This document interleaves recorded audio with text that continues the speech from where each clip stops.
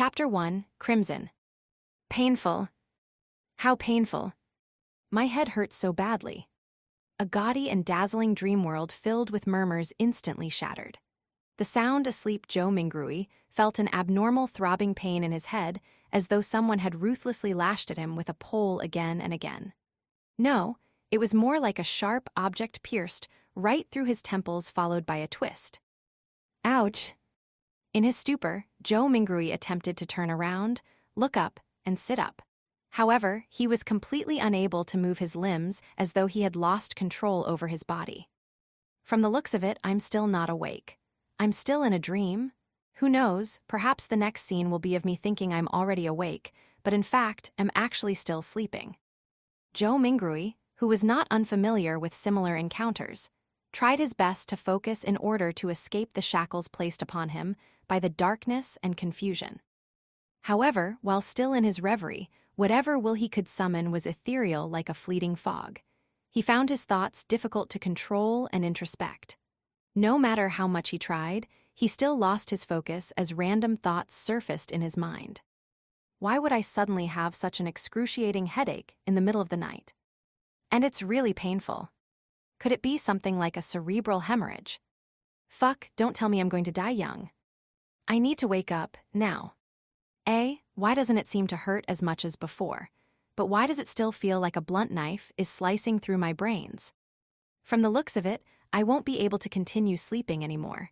How am I to show up for work tomorrow? Why am I still thinking about work? This is some authentic headache. Of course I have to take time off. I don't have to worry about my manager's grumblings. Hey, putting it that way, it doesn't seem too bad. I can end up getting some spare time for myself. Throbbing pain inundated Joe Mingrui, allowing him to slowly accumulate immaterial strength until he was finally able to move his back and open his eyes. He finally broke free from his reverie. His vision first blurred before it was screened by a faint crimson red. All he could see was a study desk made of burly wood in front of him. Right in the middle was an open notebook with coarse, yellow pages. The title was eye-catchingly written with strange, deep black lettering. To the left of the notebook was a stack of neatly arranged books, numbering about 8. The wall on their right was inset with grayish-white pipes with wall lamps connected to them. The lamp had a classical Western style to it. It was about half the size of an adult's head, with an inner layer of transparent glass and an exterior gridded with black metal. Diagonally beneath the lamp was a black ink bottle shrouded in a pale red glow. Its embossed surface formed a blurry angel pattern. In front of the ink bottle, and to the right of the notebook, sat a dark-colored pen with a fully circular body. Its tip shimmered with a faint glint, while its cap rested right beside a brass revolver. A gun, a revolver. Joe Mingrui was completely taken aback. The things laid before him were alien to him. It looked nothing like his room.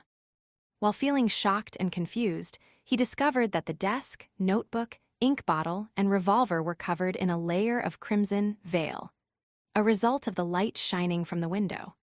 Subconsciously, he looked up and shifted his gaze up bit by bit. In midair, a crimson moon hung high above the backdrop of a black velvet curtain, glowing in silence. Joe Mingrui felt inexplicably horrified as he stood up abruptly. However, before his feet fully straightened, his brain protested with throbbing pain.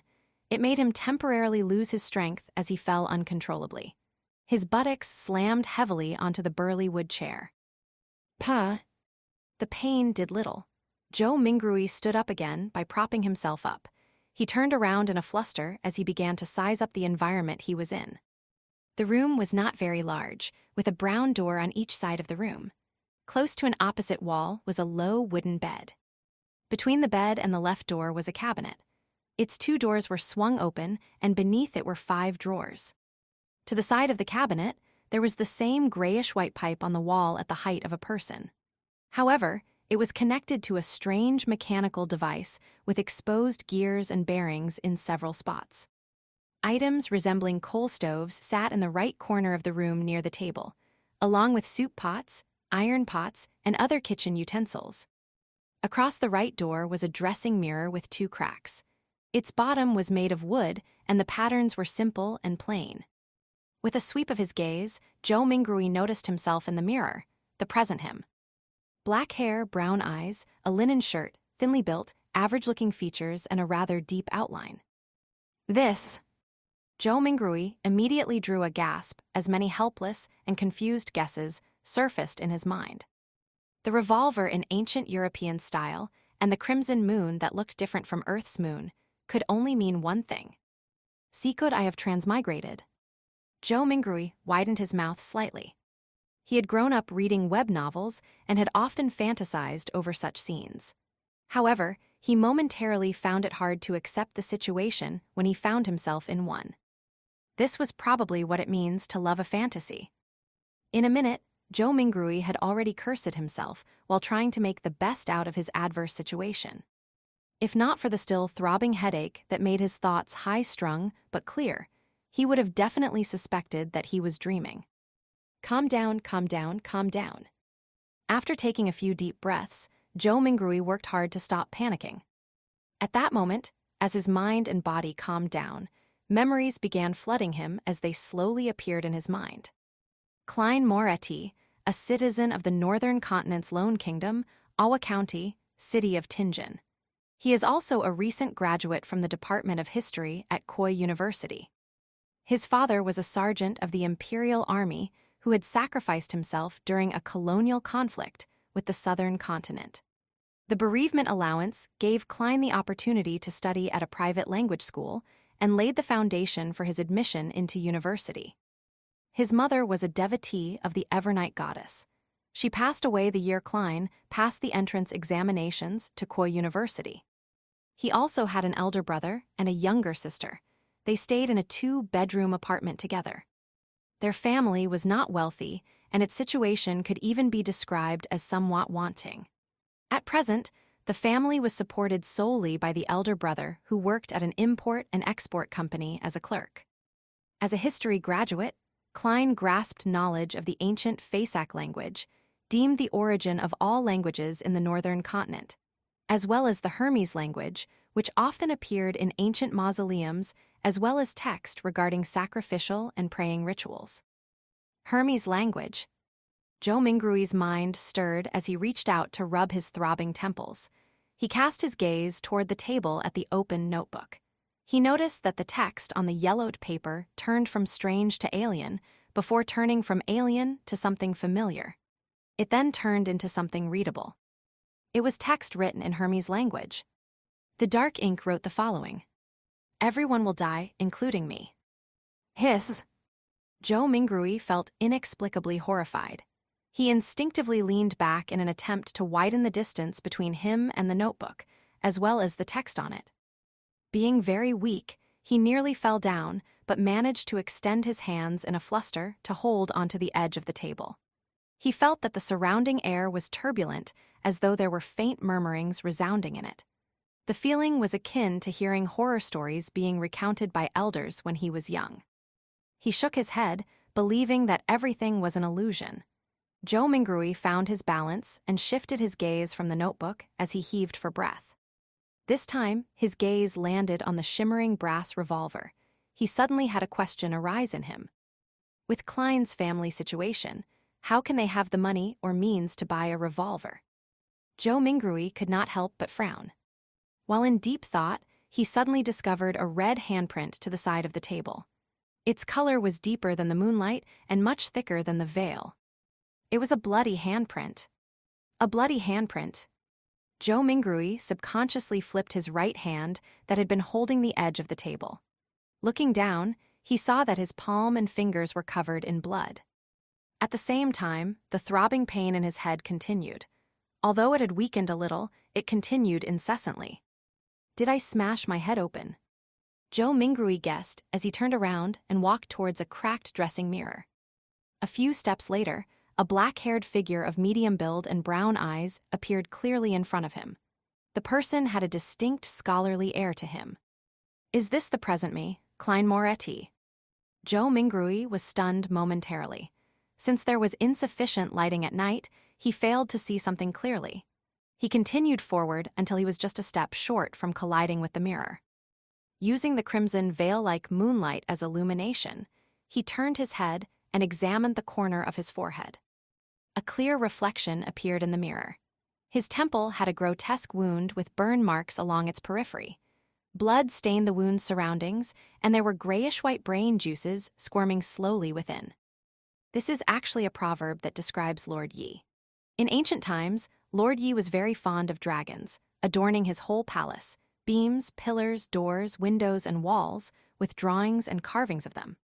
When a real dragon in heaven heard of this, it was deeply moved by his infatuation and paid him a visit.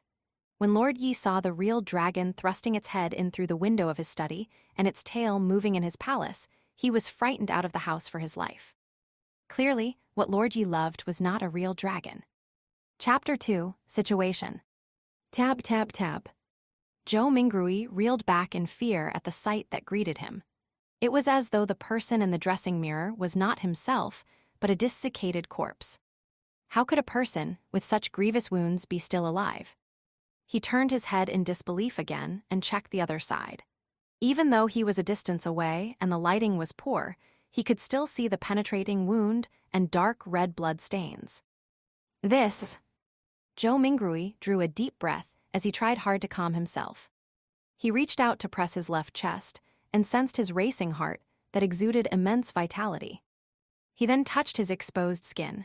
Beneath the slight coldness was flowing warmth. When he squatted down, and after verifying that his knees could bend, Zhou Mingrui stood up again and calmed down. "What's happening?" he muttered with a frown. He planned to inspect his head injury seriously once more. He took 2 steps forward and suddenly paused. The moonlight of the sanguine moon was relatively dark, so it was insufficient for his serious inspection. A memory fragment triggered as Zhou Mingrui turned his head to look at the grayish-white pipes and the metallic gridded lamp on the wall right beside the study desk. This was the most common gas lamp of the times. Its flame was stable, and its illumination capabilities were excellent. With Klein Moretti's family situation, even a kerosene lamp was a dream, much less a gas lamp. Using candles was most apt for their standing and stature. However, back when he burned the midnight oil 4 years ago to be admitted into Koi University, his elder brother, Benson, felt that it was an important matter which their family's future depended upon. Therefore, he insisted on creating conducive studying conditions for Klein even if it meant taking on debt. Of course, Benson, who was literate and had worked for several years, was not a rash person who did not think of the consequences. He had quite some tricks up his sleeve. He reasoned with the landlord to raise the apartment standards by installing gas pipes to improve the likelihood of rentals in the future. The landlord was convinced and provided the money to complete the basic modifications. Then, using the convenience of working at an import and export company, he purchased a brand new gas lamp which was nearly at cost price. In the end, all he needed was to use his savings and did not need to borrow money. After the memory fragment flashed past his mind, Zhou Mingrui came to the desk where he turned the pipe's valve and began twisting the gas lamp's switch. With a sputtering sound, a spark sounded from friction. Light did not descend upon Zhou Mingrui as he had expected. He twisted the switch a few more times, but all the gas lamp did was sputter and remain dark. Retracting his hand and pressing on his left temple, Zhou Mingrui sought for the reason by rummaging through his memory fragments. A few seconds later, he turned around and walked toward the door. He arrived at the machine installation, which was similarly inset into the wall and had grayish-white pipes connected to it. This was a gas meter. After seeing the exposed gears and bearings, Zhou Mingrui took out a coin from his trousers pocket. It was dark yellow in color and had a bronze shimmer to it. The front of the coin was engraved with a portrait of a crown-wearing man, and there was a 1 on a clump of wheat on the back. Zhou Mingrui knew that this was the most basic currency of the Lone Kingdom. It was called a copper penny. 1 penny's purchasing power was roughly 3 to 4 yuan before his transmigration. Such coins had other denominations such as the 5 pence, a half-pence, and a quarter-pence. Despite the 3 types, the denominations were not in small enough units. In everyday life, one had to buy several different things just to spend a single coin from time to time. After flipping the coin, which was only minted and circulated after King George III ascended to the throne, a few times, Joe Mingrui inserted it into the gas meter's thin vertical mouth. Clink clang. After the penny fell to the bottom of the meter, the sound of grinding gears sounded immediately, producing a short but melodious mechanical rhythm. Joe Mingrui stared at the meter for a few seconds before returning to the burly wood desk. He then reached out to twist the gas lamp's switch. After some sputtering, there was a sharp sound. A fire plume ignited and rapidly grew. Bright light first occupied the internals of the wall lamp before penetrating the transparent glass, blanketing the room with a warm glow. The darkness quickly receded as the crimson retreated out the window. Joe Mingrui felt at ease for a baffling reason as he quickly came in front of the dressing mirror. This time, he seriously inspected his temple and did not miss a single detail. After a few rounds of inspection, he realized that apart from the original blood stain, liquid was no longer flowing out of the grotesque wound. It appeared like it had received the best hemostasis and bandaging. As for the slowly squirming grayish-white brain and the discernible growth of flesh and blood around the wound, it meant that the wound might take 30 to 40 minutes, or maybe even 2 to 3 hours before it would only leave a light scar. The restorative effects that transmigration brings. Joe Mingrui curled up the right corner of his mouth as he muttered silently. Following that, he let out a long sigh. Regardless, he was still alive. After settling his mind, he pulled open a drawer and took out a tiny piece of soap. He took one of the old and tattered towels hanging by the side of the cupboard and opened the door. He then walked to the public bathroom, which was shared by the tenants on the second floor. Yes, I should clean up the blood stains on my head, or I'll keep looking like a crime scene. It's fine scaring myself, but if I were to scare my sister, Melissa, when she gets up early in the morning tomorrow, it would be quite problematic. The corridor outside was pitch black. Silhouettes were barely accentuated by the crimson moonlight from the window at the end of the corridor. They looked like a pair of monster eyes that silently observed the living late into the night. Joe Mingrui lightened his footsteps as he walked towards the communal bathroom with a shuddering fear. When he entered, there was even more moonlight, allowing him to see everything clearly. Joe Mingrui stood in front of a wash basin and turned the tap's knob. Upon hearing the gushing sound of water, he suddenly recalled his landlord, Mr. Frankie. As water was included in the rent, this short and thin gentleman who wore a top hat, a vest, and a black suit always inspected the bathroom actively to take note of any sounds of flowing water. If the water gushed too loudly, Mr. Frankie would ignore all of his gentlemanly traits by flailing his walking stick and striking the bathroom's door, shouting things like "darn thief." Wastage is a shameless matter. I'll remember you. If I see this happen another time, scram along with your filthy luggage. Mark my words, this is the most value-for-money apartment in Tingen City. You will not find a more kindly landlord anywhere else. Putting away those thoughts, Joe Mingrui used a moist towel to clean the blood stains from his face again and again. After checking himself using the rundown mirror in the bathroom and verifying that all that was left was a hideous wound and a pale face, Joe Mingrui relaxed. Then, he took off his linen shirt and used a bar of soap to wash away the bloodstains. At that moment, he knitted his brows and recalled a possible problem. The wound was too exaggerated, and there was too much blood. Apart from his body, his room likely still had signs of his injury. After Joe Mingrui was done with his linen shirt a few minutes later, he briskly returned to his apartment with a moist towel.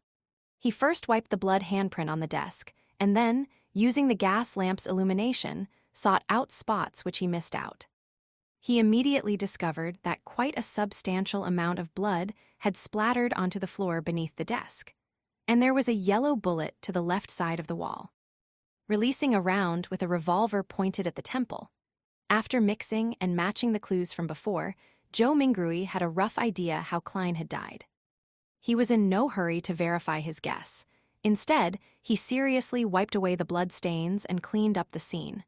Following that, he took the bullet and returned to the side of his desk. He opened the revolver cylinder and poured out the rounds inside. A total of 5 rounds and a cartridge shell all had a brass luster to them.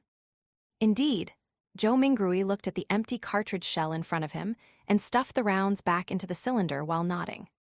He shifted his gaze to the left and it landed on the notebook's words, Everyone will die, including me.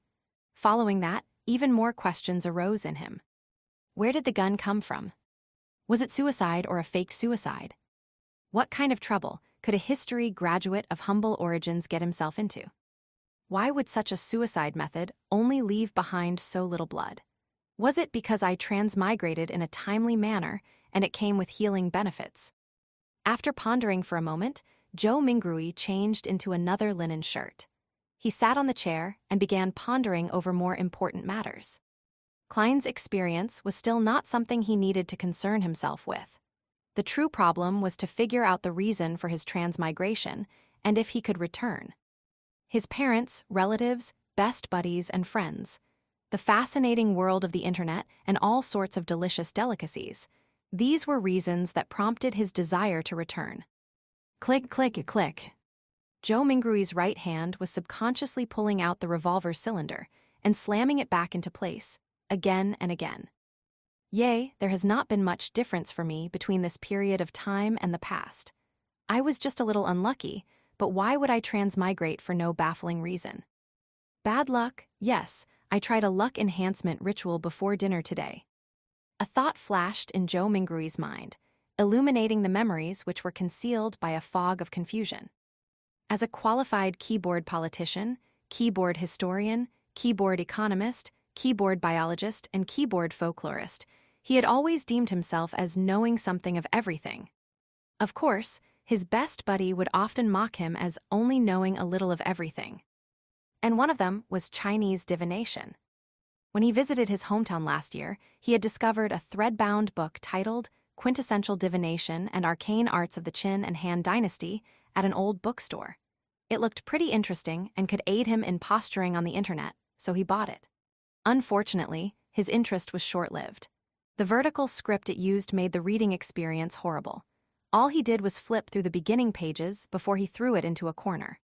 He had experienced a spate of bad luck in the past month, losing his cell phone, customers running away after cheating him, and mistakes at work. Only then did he suddenly recall the luck enhancement ritual written at the beginning of Quintessential Divination and Arcane Arts. Furthermore, the requirements were extremely simple, without any basic foundation requirements. All he needed was to get 4 portions of the staple food in his area and place them in the 4 corners of his room. They could be placed on furniture such as tables and cupboards. Then, standing in the middle of the room, he had to take 4 steps in a counterclockwise fashion to make a square. The first step required him to sincerely chant the immortal Lord of Heaven and Earth for blessings. The second step was to silently chant the Sky Lord of Heaven and Earth for blessings.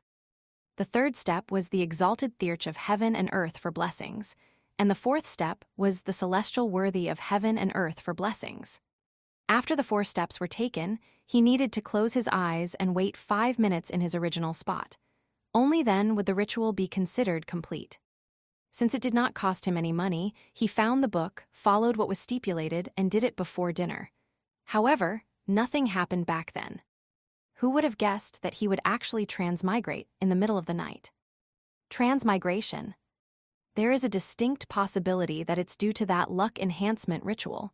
Yes, I should give it a try here tomorrow. If it's really because of that, I stand a chance of transmigrating back. Joe Mingrui stopped flicking the revolver's cylinder and suddenly sat straight up. Regardless, he had to give it a try. He had to attempt a Hail Mary. Chapter 3, Melissa. After confirming his plan, Joe Mingrui immediately felt he had a mental crutch. His fear and unease were all swept away into a corner of his mind. Only then did he have the mood to carefully study Klein's memory fragments. Joe Mingrui habitually stood up before turning off the pipe's valve. He watched the wall lamp gradually dim until its flame extinguished before sitting back down. As he subconsciously fiddled with the revolver's brass cylinder, he pressed the side of his head. He slowly recalled his memories in the crimson-dyed darkness as though he was the most attentive viewer in a movie theater. Perhaps as a result of having a bullet pass through his head, Klein's memories were like shattered glass. Not only were the memories not contiguous, there were many spots which were clearly missing. For example, memories pertaining to how the exquisite revolver appeared in his possession, whether he had committed suicide or was killed, as well as the meaning of the words, "Everyone will die, including me," on the notebook. or whether he had participated in anything odd 2 days before the incident. Not only had these particular memories become fragmented, there were also missing pieces. It was the same even for knowledge he ought to know. In light of the present situation, Joe Mingrui believed that if Klein were to return to university, it was unlikely he could graduate. This was despite him having left campus just days ago without relaxing one bit. He needs to participate in the Tianjin University's history department interview 2 days later. The university graduates of Lone Kingdom do not have the tradition of staying at their alma mater. His mentor had given him a recommendation letter for Tianjin University and Backlund University. Through the window, Joe Mingrui silently observed the red moon setting in the west. The gradual sinking of the moon continued until faint light glowed from the east, dyeing the horizon golden. At that moment, there was a commotion inside the apartment. Soon, the sound of footsteps approached his door. "Melissa is awake. She's really as punctual as always." Joe Mingrui smiled. Due to Klein's memories, seeing Melissa made him feel as though she was really his younger sister. "However, I do not have a younger sister." He immediately contradicted himself. Melissa was different from Benson and Klein. Her rudimentary education was not completed at the Sunday school classes offered by the Church of Evernight. When she reached schooling age, the Lone Kingdom had enacted the Basic Education Law. A primary and secondary education committee was established and was specially provided with funding, increasing the kingdom's investment into education. In less than 3 years, under the premise that numerous church schools would be incorporated, many public primary schools were established to strictly maintain the principle of religious neutrality. This was to prevent education from involving itself in the conflicts between the Lord of Storms, Evernight Goddess, and the god of steam and machinery. Compared to Sunday school that only cost a copper penny a week, a public primary school's cost of 3 pence a week appeared rather expensive. However, the former only provided education every Sunday, whereas the latter provided 6 days of classes a week. In conclusion, the price was so low that it was almost free. Melissa was different from most girls. From a young age, she enjoyed things like gears, springs, and bearings. Her ambition was to be a steam mechanic. Having suffered from a lack of culture, Benson, who knew the importance of education, supported his sister's dreams just like how he supported Klein's university education. After all, Tianjin Technical School was only considered secondary education. There was no need for her to attend language school or a public school for more knowledge. In July last year, 15-year-old Melissa passed her entrance examinations and fulfilled her dreams of becoming a student at the Tianjin Technical School's STEAM and Machinery department. As such, her weekly school fees raised to 9 pence. Meanwhile, Benson's company was affected by the situation in the southern continent. There was a drastic drop both in profit and business transactions. More than a third of the employees were retrenched. In order to keep his job and maintain their livelihood, Benson could only accept more arduous tasks. He had to work overtime more frequently or head to places with harsh environments. That was what he was occupied with the past few days. It was not that Klein did not think of helping share his elder brother's burden, but being born a commoner, and having been admitted into an average language school, he felt a strong sense of inadequacy when he enrolled into university. For example, as the origin of all languages in the northern continent, the ancient language of Fasak was something all the children of nobles and of the wealthy class would learn from a young age. In contrast, he only made first contact with it in university. He faced many similar aspects during his schooling career. Klein nearly gave his all and often stayed up late into the night and woke up early before barely managing to catch up to the others, eventually allowing him to graduate with average results.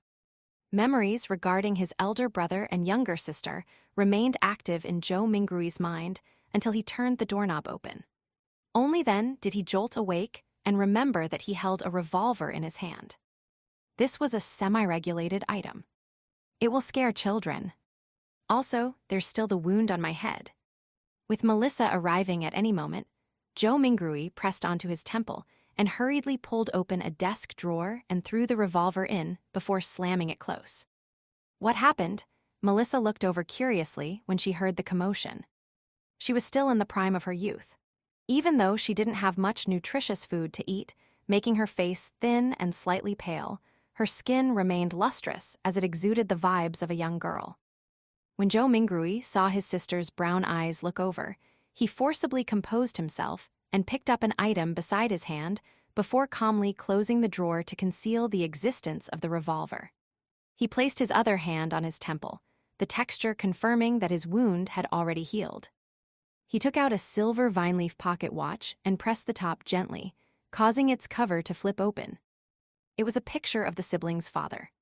It was the most valuable item the Imperial Army sergeant left behind, but being a second-hand item, it would often malfunction from time to time in recent years, even though he had gotten a watchsmith to fix it. It had embarrassed Benson, who enjoyed bringing it with him to elevate his status many a time, so it was thrown away back at home in the end. It had to be said that perhaps Melissa did have talent in machinery. After grasping the principles behind the watch, she borrowed the tools from her technical school to fiddle with the pocket watch. Recently, she even claimed to have fixed it. Zhou Mingrui looked at the watch's open cover and saw that the second hand was not moving. Subconsciously, he twisted the top dial to wind the pocket watch. However, despite winding it a few times, he did not hear the sound of taut springs. The second hand remained motionless. It looks like it's broken again. He looked at his sister while trying to find a topic of conversation. Melissa shot him an expressionless glance and briskly walked over to take the pocket watch away. She stood in her spot and pulled up the button sitting atop the pocket watch. With a few simple turns, the tick-tocking of the second hand sounded. Isn't pulling the butt up usually meant to adjust the time? Zhou Mingrui's expression immediately turned blank. At that moment, a bell chimed from a faraway cathedral. It chimed 6 times, sounding distant and ethereal. Melissa tilted her head to listen to it and pulled the button up once again. Following that, she turned it to synchronize the time.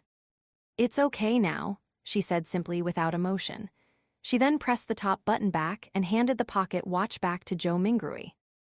Zhou Mingrui returned a smile politely in embarrassment. Melissa gave her elder brother a piercing stare before turning to walk to the cupboard. She took her toiletries and towel before opening the door to leave.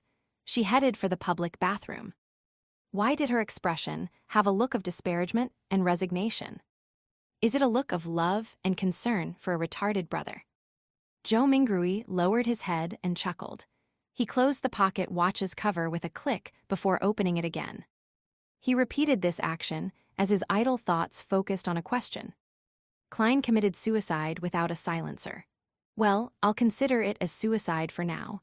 His suicide should have caused quite a commotion, yet Melissa, who was just a wall away, did not notice it at all. Was she sleeping too soundly, or is Klein's suicide shrouded in mystery to begin with? Click. The pocket watch opened. Clack. The pocket watch closed. Melissa returned from washing up and saw her brother's subconscious act of constantly opening and closing the pocket watch. Her gaze was once again glazed with exasperation as she said with a sweet voice, "Klein, take out all the remaining bread. Remember to buy fresh ones today. There's meat and peas too. Your interview is soon. I'll make you mutton stewed with peas." As she spoke, she moved a stove out from a corner. With some charcoal, she boiled a pot of hot water. Before the water boiled, she opened the cupboard's lowest drawer and took out what seemed like a treasure, a can of inferior tea leaves. She threw about 10 leaves into the pot and pretended that it was real tea. Melissa poured 2 big cups of tea, as she shared 2 pieces of rye bread with Zhou Mingrui over tea. There is no sawdust or excessive gluten mixed in, but it is unappetizing. Zhou Mingrui still felt weak and was starving. He forced himself to swallow the bread with the tea while complaining inwardly. Melissa finished eating a few minutes later. After she adjusted her black hair that reached down to her vest, she looked at Zhou Mingrui and said, "Remember to buy fresh bread. All we need is 8 pounds. The weather is hot, so the bread will easily spoil. Also, buy the mutton and peas. Remember to buy them." Indeed, she was showing concern for her dull brother. She even had to repeat to emphasize it another time. Zhou Mingrui nodded with a smile. "All right." Regarding the Lone Kingdom's pound, Zhou Mingrui matched Klein's muscle memory with his. He believed it was close to half a kilogram of what he was accustomed to. Melissa did not say anything further. She stood up and tidied the area.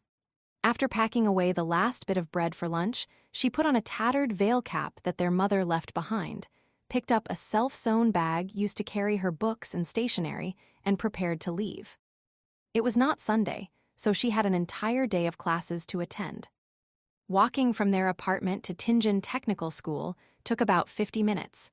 There were public horse carriages that cost a penny a kilometer with a limit of 4 pence in the city and 6 pence in the city outskirts. In order to save money, Melissa would leave ahead of time and walk to school. Moments after she opened the main door, she paused in her footsteps and turned her body halfway, saying, "Klein, don't buy too much mutton or peas. Benson might come back on Sunday. Oh, and remember we only need 8 pounds of bread." "All right, sure thing," answered Joe Mingrui exasperatedly. Simultaneously, he repeated the word Sunday a few times in his head. In the northern continent, a year was similarly split into 12 months. Every year, there were 365 or 366 days. A week was similarly split into 7 days. The splitting of months was a result of astronomical observations. It made Joe Mingrui suspect whether he was in a parallel world. As for the splitting of days, it was a result of religion. This was because the northern continent had 7 orthodox gods: the eternal blazing sun, the Lord of Storms, the god of knowledge and wisdom, the Evernight goddess, Earth Mother, the god of combat, and the god of steam and machinery. Watching his sister close the door and leave, Joe Mingrui suddenly sighed. Soon, his thoughts focused on the luck enhancement ritual. "Sorry, I really wish to return home." Chapter 4, Divination. Returning to his chair, he heard the faraway cathedral's bells chime again. It continued 7 times before Joe Mingrui slowly stood up. He went up front to the cupboard and took out his clothes. A black vest with a matching suit, trousers that clung tightly to his legs, a halved top hat, and his faint scholarly air made Joe Mingrui feel like he was watching an English drama set in the Victorian-era. He suddenly muttered softly as he shook his head with a wry smile, "I'm not going for an interview. All I'm doing is buying some ingredients to prepare for my luck enhancement ritual." Klein was so concerned about his impending interview that it became instinct. When he was not focused enough, he habitually wore his only decent set of clothing. After taking a breath, Joe Mingrui took off his suit and vest, switching to a brownish-yellow coat. He also changed to a felt hat with a rounded edge of the same color. With his outfit done, he walked to the side of the bed and lifted a square cushion. He reached his hand into an inconspicuous hole beneath and rummaged around before finding an intermediate layer. When he retracted his right hand, there was a roll of notes in his palm. There were about 8 notes with faded dark green colors. These were all the savings Benson had at the moment. It even included the living expenses for the next 3 days. 2 of them were 5 soldi notes, and the remaining were 1 soldi notes. In the Lone Kingdom's currency system, soldi was ranked second. It originated from ancient silver coins. 1 soldi was equivalent to 12 copper pence. They had denominations of 1 and 5 soldi. At the top of the currency system was the gold pound. They were also paper-based, but were guaranteed by gold and pegged directly. A gold pound was equivalent to 20 soldi. They had denominations of 1, 5, and 10 gold pounds. Joe Mingrui spread a note and caught a whiff of the faint, unique ink. This was the smell of money. Perhaps a result of Klein's memory fragments or his constant desire for money. Joe Mingrui felt like he had instantly fallen in love with these notes. Look, their designs are so beautiful. It makes the stern and old-fashioned George III and his 2 mustaches appear especially adorable. Look, the watermark that can be seen when the note is placed against sunlight is so alluring. The exquisite design for the anti-counterfeit label makes it completely different from those fake fancy schlocks. Joe Mingrui admired it for nearly a minute before pulling out 2 1 soldi notes. He then rolled up the remaining notes and stuffed them back into the cushion's concealed layer. After arranging and flattening the cloth around the hole, Joe Mingrui folded the 2 notes he had taken out neatly and placed them into the left pocket of his brownish-yellow jacket. He separated the notes from the few pence he had in his trouser pocket. With all of this done, He placed a key into his right pocket and brought a dark brownish paper bag along with him and quickly walked toward the door. His shuffling footsteps slowed down from a brisk pace until it eventually stopped. Joe Mingrui stood by the door and was unsure when he had already begun to frown. Klein's suicide was fraught with peculiarities. Would he encounter any accidents if he were to leave just like that? After some deep thought, Joe Mingrui returned to his desk and pulled open the drawer. He then took out the shimmering brass revolver. This was the only defensive weapon he could think of, and it was the only weapon with sufficient power. Although he had never practiced shooting, just pulling such a revolver out would definitely daunt anyone. He caressed the revolver's cold metal before stuffing his revolver into the pocket where his notes were. He clasped the money in his palm as his fingers pressed onto the gun's handle. It was perfectly concealed. Feeling secure, he who knew a little of everything suddenly had a worry. Would I end up misfiring? Being deluged with such a thought, Joe Mingrui quickly thought of a solution. He drew the revolver and released the cylinder. He then aligned the empty chamber, which was a result of the suicide, along the gun's hammer before closing it. This way, even if there was a misfire, he would discharge an empty round. After stuffing his revolver back into his pocket, Joe Mingrui kept his left hand in there. He pressed down on his hat with his right hand and pulled open the door before leaving. The corridor during the day remained dim as limited sunlight shone in from the window situated at the end of the corridor. Joe Mingrui quickly went down the stairs and left the apartment before taking in the brilliance and warmth of the sun. Although it was almost July, it was still considered the middle of summer. However, Tianjin was situated north of the Lone Kingdom, so it had unique climate characteristics. The highest annual temperature was not even 30 degrees C on Earth, with even cooler mornings. However, the streets were awash with filthy water and strewn junk. From Klein's memories, this was not a rare sight in low-income communities, even if there were sewers. After all, there were just too many people, and people needed to survive. Come and try our delicious roasted fish. Hot and fresh oyster soup. Drink a bowl in the morning and feel invigorated all day. Fresh fish from the port for just 5 pence apiece. Muffins and eel soup make the perfect combination.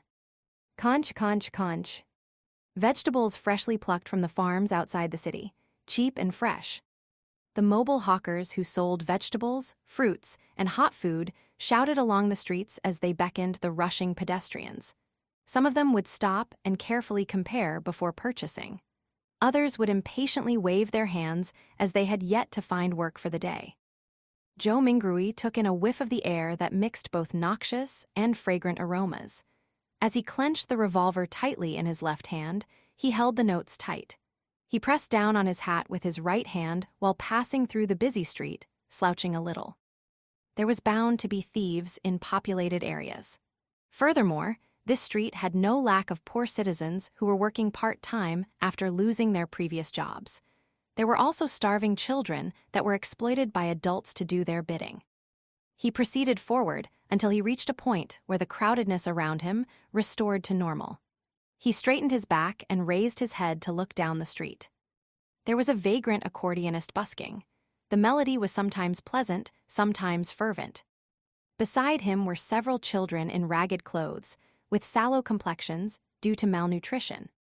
They listened to the music and moved to the beat, dancing self-made choreographies.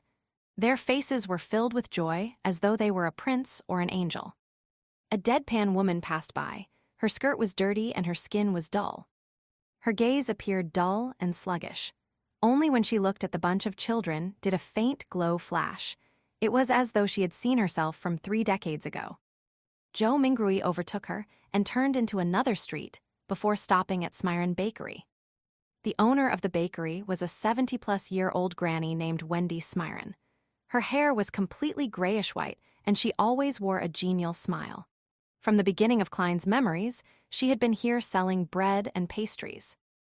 Oh, the Tianjin biscuits and lemon cakes she bakes are very delicious. Joe Mingrui gulped a mouthful of saliva and smiled. Mrs. Smiren, 8 pounds of rye bread. Oh dear, Klein, where's Benson? Is he not back? Wendy asked smilingly. In a few more days, answered Joe Mingrui vaguely. As Wendy took the rye bread, she sighed. He sure is a hard-working lad. He will have a good wife. Upon saying this, the corners of her lips curled up as she said playfully, "All is good now. You have already graduated. You are a history graduate of our Koi University ~O. You will soon be able to earn money. You should not be staying in the apartment you are currently living in. At the very least, you should have a bathroom you can call your own. Mrs. Smyron, you seem to be a young and energetic woman today." All Joe Mingrui could do was respond with a dry smile. If Klein were to successfully pass his interview and become a lecturer at Tingen University, it was true that his family would immediately be pushed up to a higher socioeconomic status. In his memory fragments, he had once fantasized about renting a bungalow in the suburbs. There would be 5 or 6 rooms, 2 bathrooms, a huge balcony upstairs, 2 rooms, a dining room, a living room, a kitchen, a bathroom, and an underground storage room on the first floor. This was not a wishful dream. Even a lecturer on probation at Tingen University would have a weekly salary of 2 gold pounds. After the probationary period, the salary would be raised to 3 gold pounds and 10 soli. One had to know that despite working for so many years, Klein's brother, Benson, only had a weekly salary of 1 pound and 10 soli. Ordinary workers at a factory did not even get a pound or, at best, a little more. And rent for a bungalow was about 19 soli to 1 pound and 18 soli. This is the difference between earning 3,000 to 4,000 yuan and earning 14,000 to 15,000 yuan a month. Joe Mingrui mumbled to himself. However, all of this was under the premise that he passed either the Tingen University or Backland University interviews. There were not many other opportunities. People without any connections were unable to get recommendations to become a public servant, and those who studied history were more limited in job opportunities. There was not much demand for private consultants from the aristocrats, banks, or industrial magnates. Taking into account that the knowledge Klein grasped was fragmented and incomplete, Joe Mingrui felt awkward and guilty towards Mrs. Smyron's expectations of him. "No, I have always been this young," answered Wendy humorously. As she spoke, she packed the 16 rye bread she had weighed into the brown paper bag that Joe Mingrui had brought. She stretched out her right hand and said, 9 pence. Every rye bread weighed about half a pound, as differences were inevitable. 9 pence, wasn't it 11 pence 2 days ago? Joe Mingrui asked subconsciously. It cost 15 pence the month before the previous month. You have to thank the people who protested on the streets for the repeal of the Grain Act, said Wendy as she shrugged. Joe Mingrui nodded in vague acknowledgement. Klein's memories regarding this were incomplete. All he remembered was that the core tenet of the Grain Act was to protect the prices of domestic agriculture products. Once the prices rose to a certain level, grain imports from southern nations like Feyenopotter, Masson, Lemberg were stopped. Why would people protest the act? Without saying much, Joe Mingrui, afraid he would end up pulling out the revolver, carefully took out his notes and handed one of them over to Mrs. Smyron. He was given 3 copper pence in change. Stuffing them into his trouser pocket, he took the paper bag containing the bread and headed for the lettuce and meat market across the street. He was working hard for the mutton stewed with peas his sister had exhorted. There was a municipal square at the intersection of Iron Cross Street and Daffodil Street. Many tents were erected there, and clowns dressed in odd and funny attires were distributing flyers. "There's a circus performance tomorrow night." Joe Mingrui glanced at the flyers in the hands of others as he read their contents under his breath. Melissa would definitely like it. However, how much is the entrance fee? With that thought, Joe Mingrui went closer. Just as he was about to ask a clown with a red and yellow painted face, a hoarse woman's voice sounded from beside him. "Would you like to try a divination?" Joe Mingrui subconsciously turned his head and saw a woman wearing a pointed hat and a long black dress standing in front of a short tent. Her face was smeared with red and yellow paint, and her eyes were a profound grayish blue. No, Joe Mingrui shook his head in response. He did not have the spare cash for divination. The woman laughed and said, "My tarot divination is very accurate." Tarot? Joe Mingrui was instantly dumbfounded. This pronunciation was almost identical to the tarot cards on Earth. And tarot cards from Earth were a set of cards used for divination. They just had graphics that represented different omens. Wait. He suddenly recalled the origins of tarot divination in this world. It did not originate from the 7 Orthodox gods, nor was it an ancient legacy. Instead, it was created by the Intes Republic's consul of that era, Rosel Gustav, more than 170 years ago. This Mr. Rosel invented the steam engine, improved the sailing boat, overthrew the Intes kingdom's imperial rule, and was recognized by the god of craftsmanship. He also became the first consul of the Intes Republic. Later, he invaded other nations and placed Lemberg and other nations under his protection. He made the Lone Kingdom, Fainapotter, Fasak Empire, and other powerful northern continent nations bow down to the Intes Republic. Following that, the Republic was then changed to an empire, and he became the self-proclaimed Emperor Caesar. It was during Rosel's rule that the Church of Craftsmanship received its first public holy revelation since the 5th epoch. Ever since, the god of craftsmanship was changed to the god of steam and machinery. Rosel also invented tarot divination. He also established the contemporary system of paper-based cards and their playstyles. There were many familiar styles that Joe Mingrui was familiar with, such as Upgrade, Fighting the Landlord, Texas Poker, and Quint. In addition, the marine fleets he sent out discovered a sea route that led to the southern continent through the stormy and turbulent seas. This also began the era of colonialism. Unfortunately, he was betrayed in his old age. In the year 1198 of the 5th epoch, he was assassinated by the combined forces of the Church of the Eternal Blazing Sun, the former Intes royal family, the Sauron family, and other aristocrats. He eventually died in the White Maple Palace. This, to recall such general knowledge, suddenly made him facepalm. Could this be a transmigration senior? With this in mind, Joe Mingrui was intrigued to see what tarot cards looked like. Therefore, he nodded at the pointy hat woman with the painted face and said, "If the, price is reasonable, I'll give it a try." The woman immediately said with a laugh, "Sir, you are the first one here today, so it's on the house." Chapter 5, Ritual. Free things cost the most. Joe Mingrui silently mumbled and decided that he would not purchase any additional services whatsoever. He would firmly refuse them all. "If you are really that capable, try divining that I transmigrated here." With this in mind, Joe Mingrui followed behind the woman whose face was painted red and yellow, stooping low to enter the low tent. The tent's interior was extremely dark, illuminated only by several beams of light that managed to seep inside. A table covered with paper cards could be made out faintly in the low illumination. The woman with the sharp, pointy hat was not affected by this at all.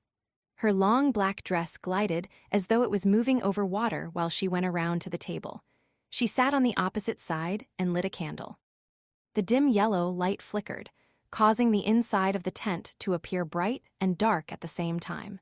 It instantly added a much more mysterious feel to the atmosphere. Joe Mingrui sat down quietly, his gaze sweeping over the tarot cards on the table where he discovered familiar cards like the Magician, the Emperor, the Hanged Man, and Temperance, etc. Could Rosel have been a senior? I wonder if he was also a fellow countryman of mine. Joe Mingrui mumbled to himself subconsciously.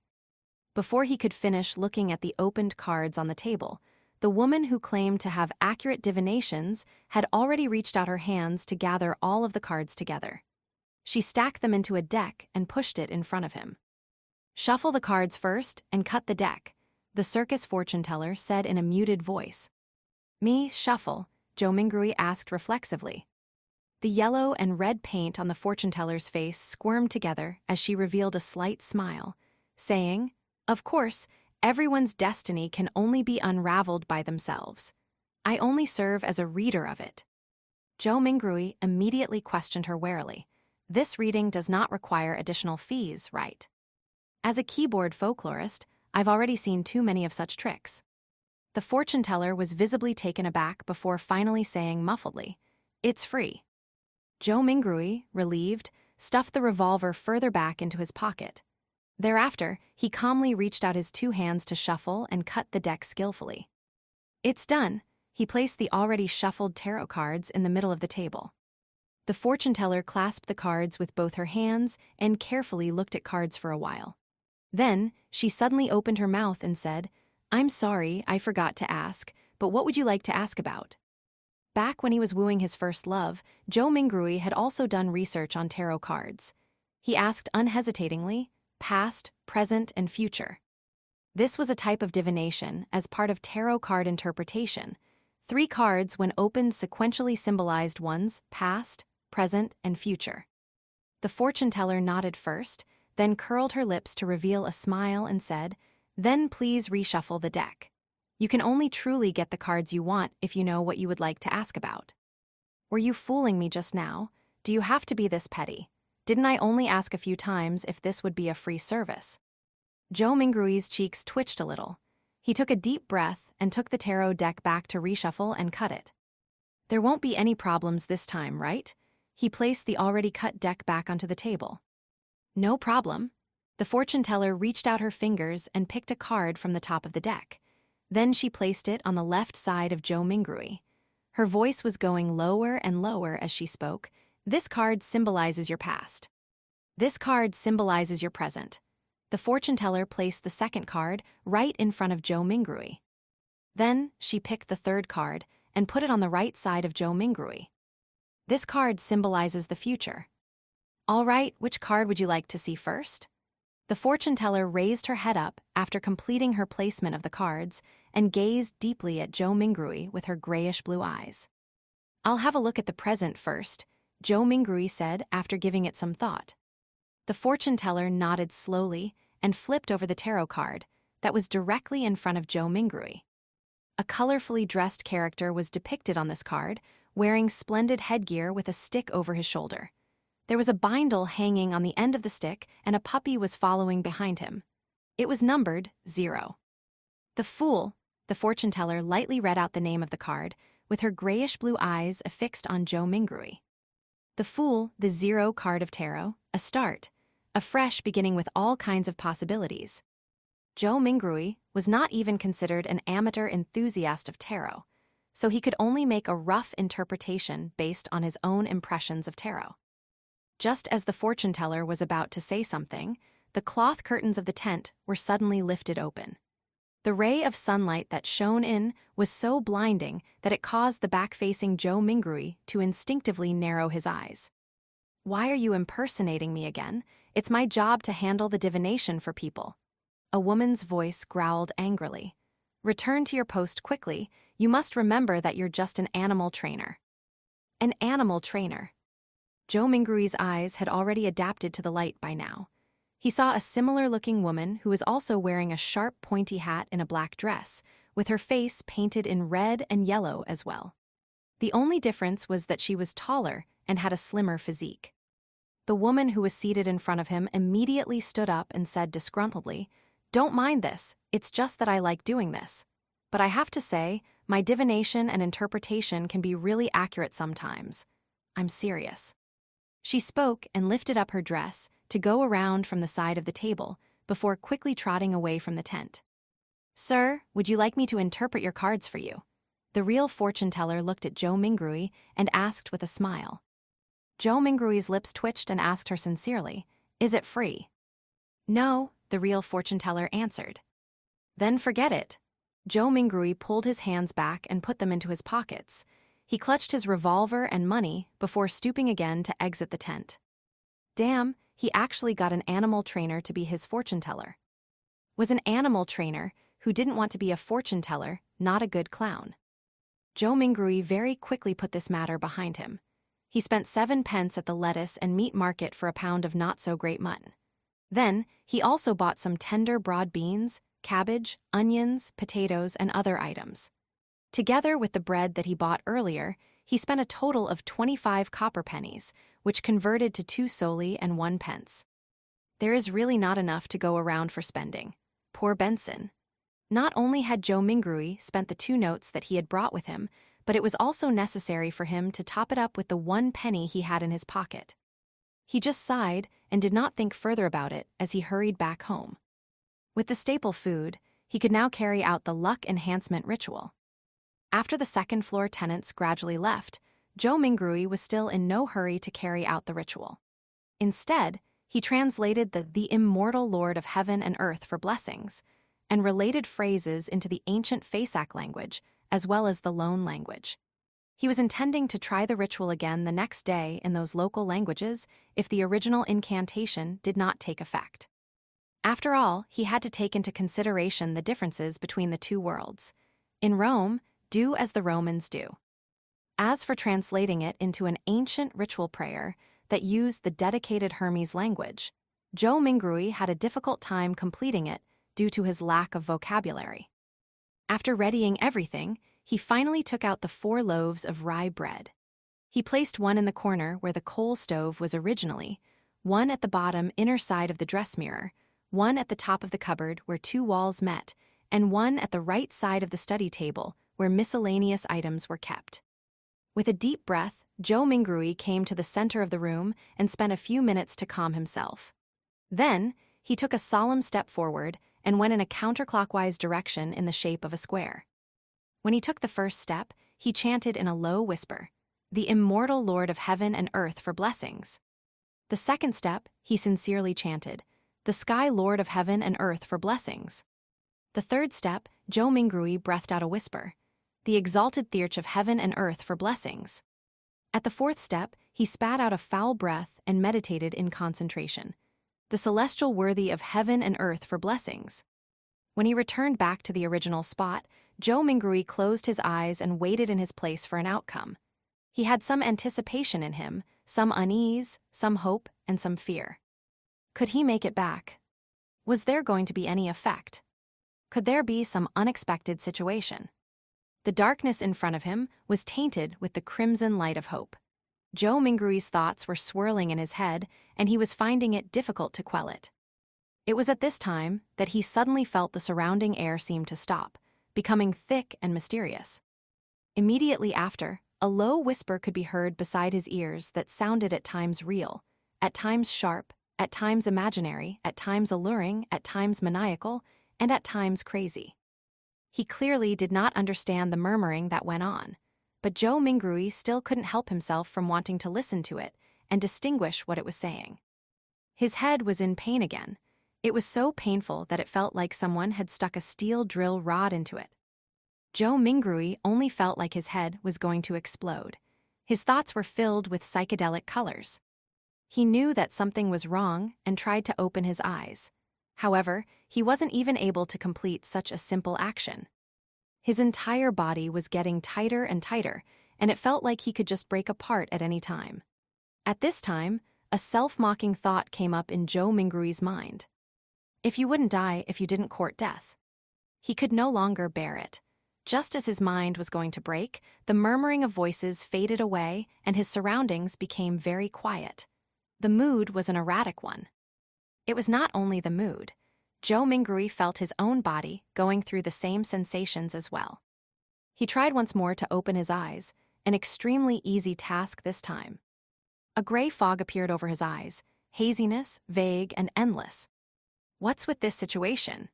Zhou Mingrui suddenly looked around him and then lowered his head down to discover that he was floating at the edge of an endless fog.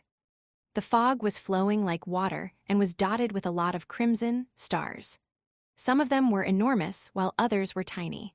There was a sense of them being hidden in the deep depths, while others floated over the surface of this water-like fog. Looking at the seemingly holographic sight, Zhou Mingrui reached out his right hand in a half-confused, half-exploring manner to try to touch the crimson star that was seemingly floating on the surface. He was trying to find a way to leave this place.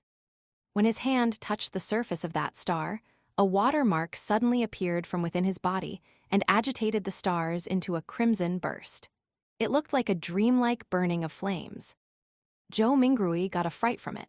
He retracted his right hand in a panic, but accidentally touched yet another crimson star. As a result, this star burst with splendid light as well. In turn, Zhou Mingrui felt his mind empty and his spirit dissipated. In the Lone Kingdom's capital, Backland, inside a luxurious-looking villa at the Royal District, Audrey Hall sat in front of a dresser. The markings on it were antiquated, and there was a cracked bronze mirror on the surface. "Mirror, mirror, awaken. In the name of the Hall family, I command you to awaken." She switched between many different sayings, but there was no reaction from the mirror at all. After more than 10 minutes, she finally chose to give up and pouted her lips in grievance. She said in a soft murmur, "Father was indeed lying to me. He always tells me that this mirror was the treasure of the Solomon Empire's Black Emperor, and that it is an extraordinary item." Her voice trailed off. The bronze mirror which rested on the dresser suddenly glowed with a crimson light that shrouded her completely. In the Sanya Sea, a 3-masted sailboat that looked like an obvious relic was navigating through a storm. Alger Wilson stood on deck, his body undulating with the currents at sea, maintaining his balance easily. He wore a robe embroidered with lightning patterns, and in his hand was a quirky-shaped glass bottle. Bubbles billowed inside the bottle at times, frost turned into snow at times, and signs of gusting wind could be seen at times. Still short on the ghost shark's blood, Alger murmured. Then, at this moment, a crimson burst appeared in the space between the glass bottle and the surface of his palm. In an instant, it enveloped the surroundings as well. In the fog of gray mist, Audrey Hall regained her sight. She started reckoning the situation in a state of horror and confusion when she noticed the blurry image of a man on the opposite side of her doing the same as well. Immediately after, the both of them discovered another mystery person, standing not far from them, who was shrouded in a gray mist.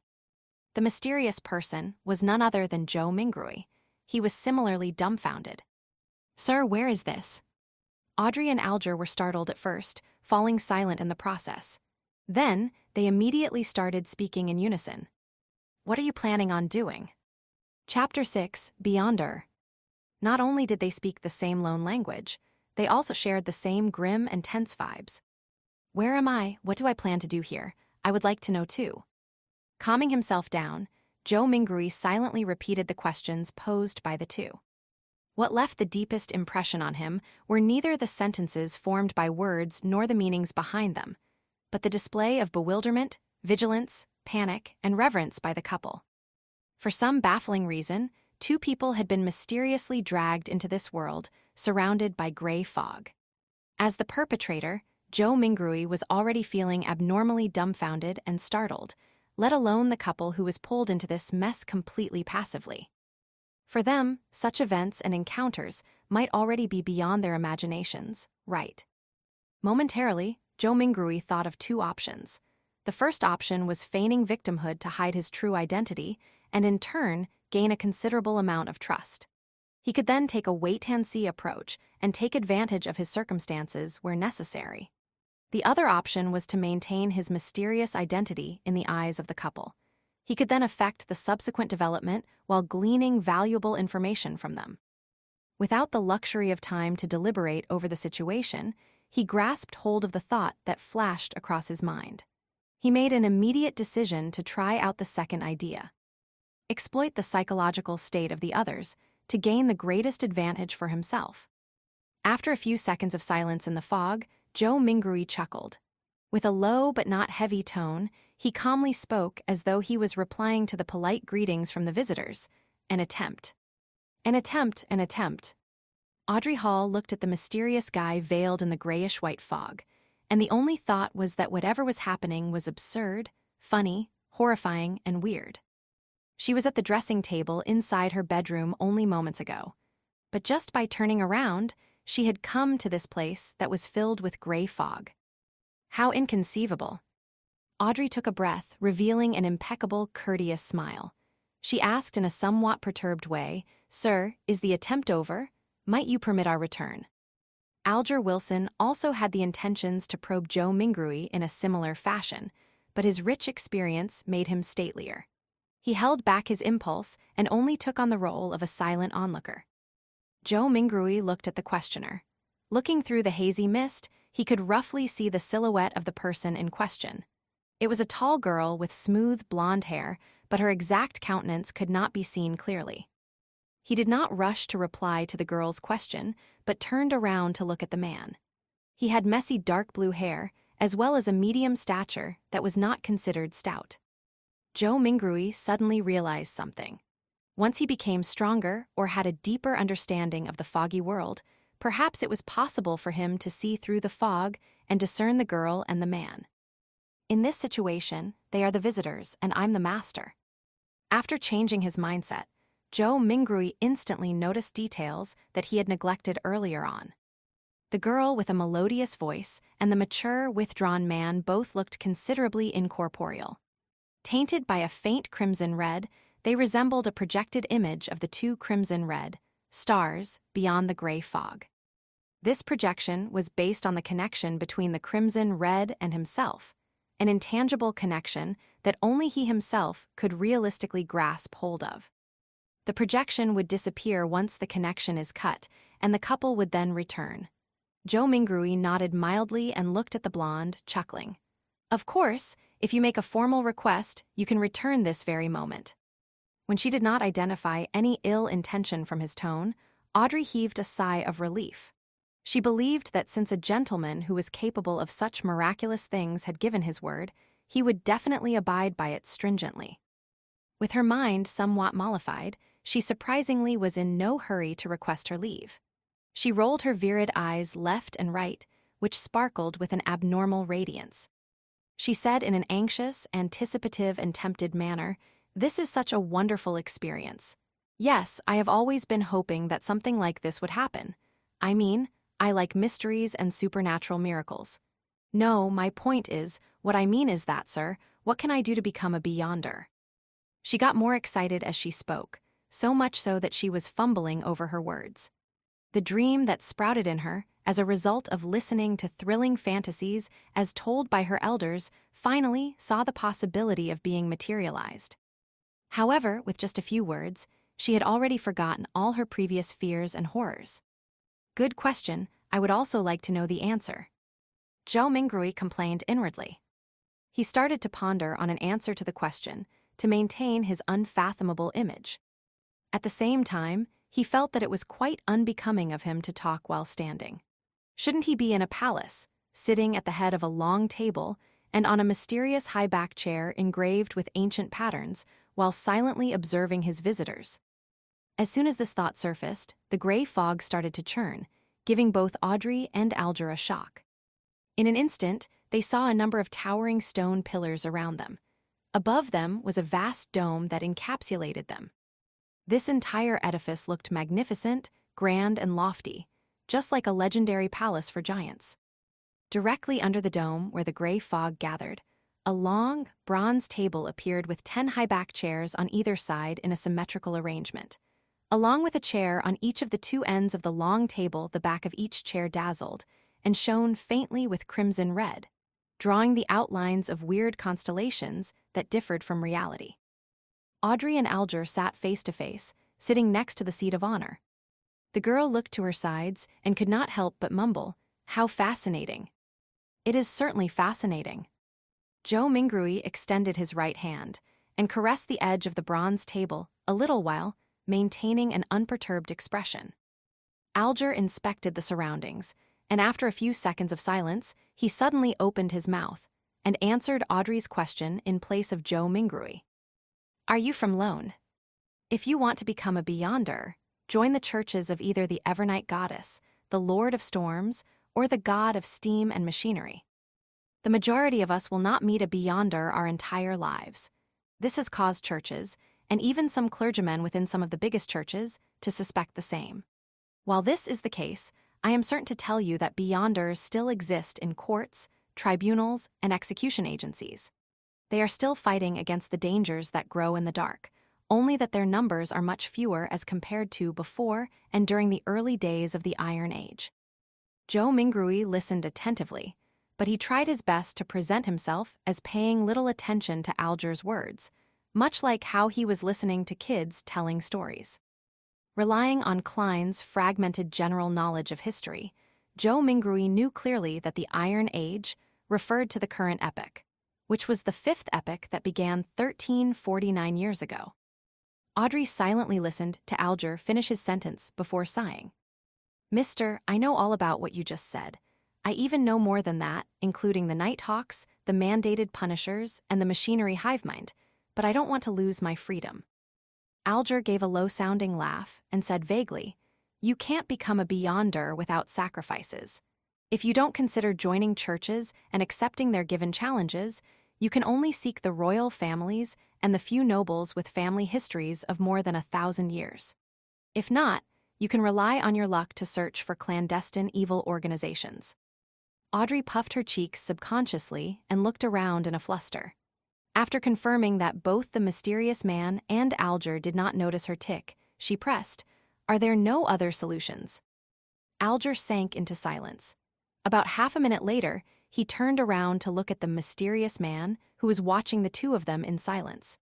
Realizing that Joe Mingrui had no plans to make any comment, he looked back at Audrey and said with deliberation, "I have 2 sets of Sequence 9 potion formulas." "Sequence 9. Joe Mingrui muttered to himself.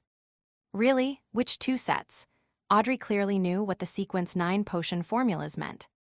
Alger leaned back slightly and replied unhurriedly, "As you know, humanity can only depend on potions to become real beyonders, while the names of potions come from the blasphemy slate, after constant translations into Jotun. Elvish, ancient and modern Hermes and ancient Fasak, they have undergone changes to match the day and age of that era. The essence is not in their names, but whether they portray the core characteristics of the potions. I have a Sequence 9 potion named Sailor. It enables you to have excellent balancing capabilities. Even if you were on a boat in a rainstorm, you will be able to walk about freely as though you were on land. You will also gain immense strength and illusory scales under your skin. They will enable you to swim like a fish and be difficult to catch. You will move agilely underwater just like marine animals. Even without any equipment, you will be able to easily submerge underwater for at least 10 minutes. Sounds great, the Keepers of the Seas from the Lord of Storms. It was called by that name in the past. Alger did not pause and continued. The second Sequence 9 potion is called Spectator. Although I am not sure what it was called in the past, this set of potions enables you to have an exceptionally sharp mind with acute observational abilities. I believe you can understand what spectator means from watching operas and plays. Just like an audience, spectators judge the actors in the secular world, catching a glimpse of the real thoughts of them through their emotions, conduct, and mantras. At this point, Alger emphasized, "You must remember, regardless of whether you are at an extravagant banquet or a crowded street, spectators can only be spectators forever." Audrey's eyes shone as she listened and spoke after a long while, "Why? All right, this is a follow-up question. I think I have fallen in love with this feeling of being a spectator. How can I get this potion's formula? What can I use to trade with you for it?" Alger looked like he was already prepared as he said in a deep voice, "The blood of ghost sharks, at least 100 milliliters of it." Audrey nodded her head excitedly, but subsequently asked worriedly, "If I can get it, and I'm saying if, how do I hand it to you? How can you promise me that you can give the potion's formula to me in return for the ghost shark's blood, as well as the authenticity of the formula?" Alger said calmly, "I'll give you an address. I'll mail the formula to you or tell you directly here once I receive the blood of the ghost shark. As for promises, I think that both you and I can feel assured under the witness of the mysterious sir." As he said this, he swept his eyes towards Joe Mingrui, who was sitting up straight at the seat of honor. "Sir, the fact that you brought us here shows that you have tremendous strength unimaginable to us. Neither one of us would dare violate a promise with you as a witness." "That's right," Audrey's eyes sparkled and agreed with excitement. From her perspective, the mysterious gentleman who had unimaginable abilities was definitely an authoritative witness. How could I or the guy opposite me dare trick him? Audrey half-turned her body and looked at Joe Mingrui earnestly. "Sir, please be the witness of our trade." At that moment, she then realized that she was all too impolite, having forgotten all along to ask a particular question. She asked hurriedly, "Sir, how should we address you?" Alger nodded slightly and echoed the same question in a serious manner. "Sir, how should we address you?" Joe Mingrui was taken aback. He gently rapped his fingers on the bronze table. The contents of the earlier divination flashed across his mind suddenly. He leaned back, withdrew his right hand, and crossed his 10 fingers, placing them below his chin. He gave the duo a faint smile. "You can address me as..." Upon saying this, he paused for a moment. He said amiably and calmly, "The Fool." Language of Giants. Chapter 7, Code Names. "You can address me as the Fool." The simple answer soon emanated through the grand hall and dissipated into the fog. However, the voice kept resonating in Audrey's and Alger's hearts, stirring up one ripple after another. They never expected such a designation, but they felt that he was deserving of it. The designation perfectly embodied his image as someone mysterious, powerful, and bizarre. After a few seconds of silence, Audrey stood up, held up her skirt slightly and bent her knees, curtsying to Joe Mingrui. "Honorable Mr. Fool, would you please permit me to take the liberty of requesting you to be the witness of our trade?" "It's nothing." Joe Mingrui's mind whirred as he answered in a way that matched his status. "It's our honor, Mr. Fool." Alger stood up as well. He bent his back slightly with his right palm over his chest. Joe Mingrui lowered his right palm and smiled. "Continue, the both of you." Alger nodded and sat back down before looking at Audrey. "If you can obtain the ghost shark's blood, get someone to send it to the Warrior and Sea Bar at Pelican Street in the White Rose Borough of Pritz Harbor. Tell the boss, Williams, that it's what the captain wants. Once I acknowledge receipt, will you be giving me an address to mail the potion formula to, or do you want me to tell it to you here directly?" Audrey thought for a moment before saying with a smile, "I will choose the more secure method. Let's do it here, although it's a test of my memory." Since Mr. Fool had agreed to bear witness for the trade, it also represented that there would be a similar gathering the next time. With this in mind, she suddenly turned her head as she looked at Joe Mingrui with sparkling eyes. With a tone of interest, she suggested, "Mr. Fool, would you mind making a few more attempts like this?" Alger listened to her suggestion calmly. He was tempted by the suggestion as well. He hurriedly echoed, "Mr. Fool, don't you find such gatherings interesting? Although your powers exceed our imaginations, there has to be certain domains that you don't understand or excel in. The person across me is obviously a young lady of lofty stature. I also have my unique set of experiences, insights, mediums, and resources. Perhaps there will come a day when both of us can help you complete something trivial that might be inconvenient for you." From his point of view, the fact that he had been pulled into this space without any warning or any means to resist meant that the mysterious Mr. Fool was in control. Participating in the gatherings was not necessarily something he could refuse. Therefore, it was better to reap the benefits of this encounter as much as he could to make up for his passive and disadvantaged state.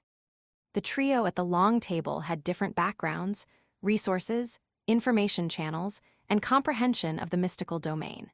If they interacted and enjoyed some limited cooperation, they could produce unpredictable and immeasurable effects. The resource trade that had just been negotiated was one example. Another example would be if he wished to kill someone. He could easily request the gathering's members who did not appear to be related to him, both on the surface and in reality, for help. He could perfectly misdirect any investigators. A young lady of lofty stature. Was my behavior and accent that obvious? Audrey stared blankly, mouth slightly agape, but she soon jolted back to her senses and nodded her head without any hesitation. "Mr. Fool, I think it's a very good suggestion. As long as this gathering becomes regular, you can totally leave certain things that are inconvenient for you to us. Of course, it has to be something within our capacities." From the moment he heard the suggestion, Joe Mingrui was already weighing the pros and cons. More gatherings definitely allowed him to gain more knowledge of the secrets of the Beyonders or other mysteries, a boon for his transmigration back. For example, it was likely that the potion formula would appear at the next gathering because of the spectators. Similarly, the information he gained was bound to be helpful for his present life. However, more gatherings meant it was easier to expose himself.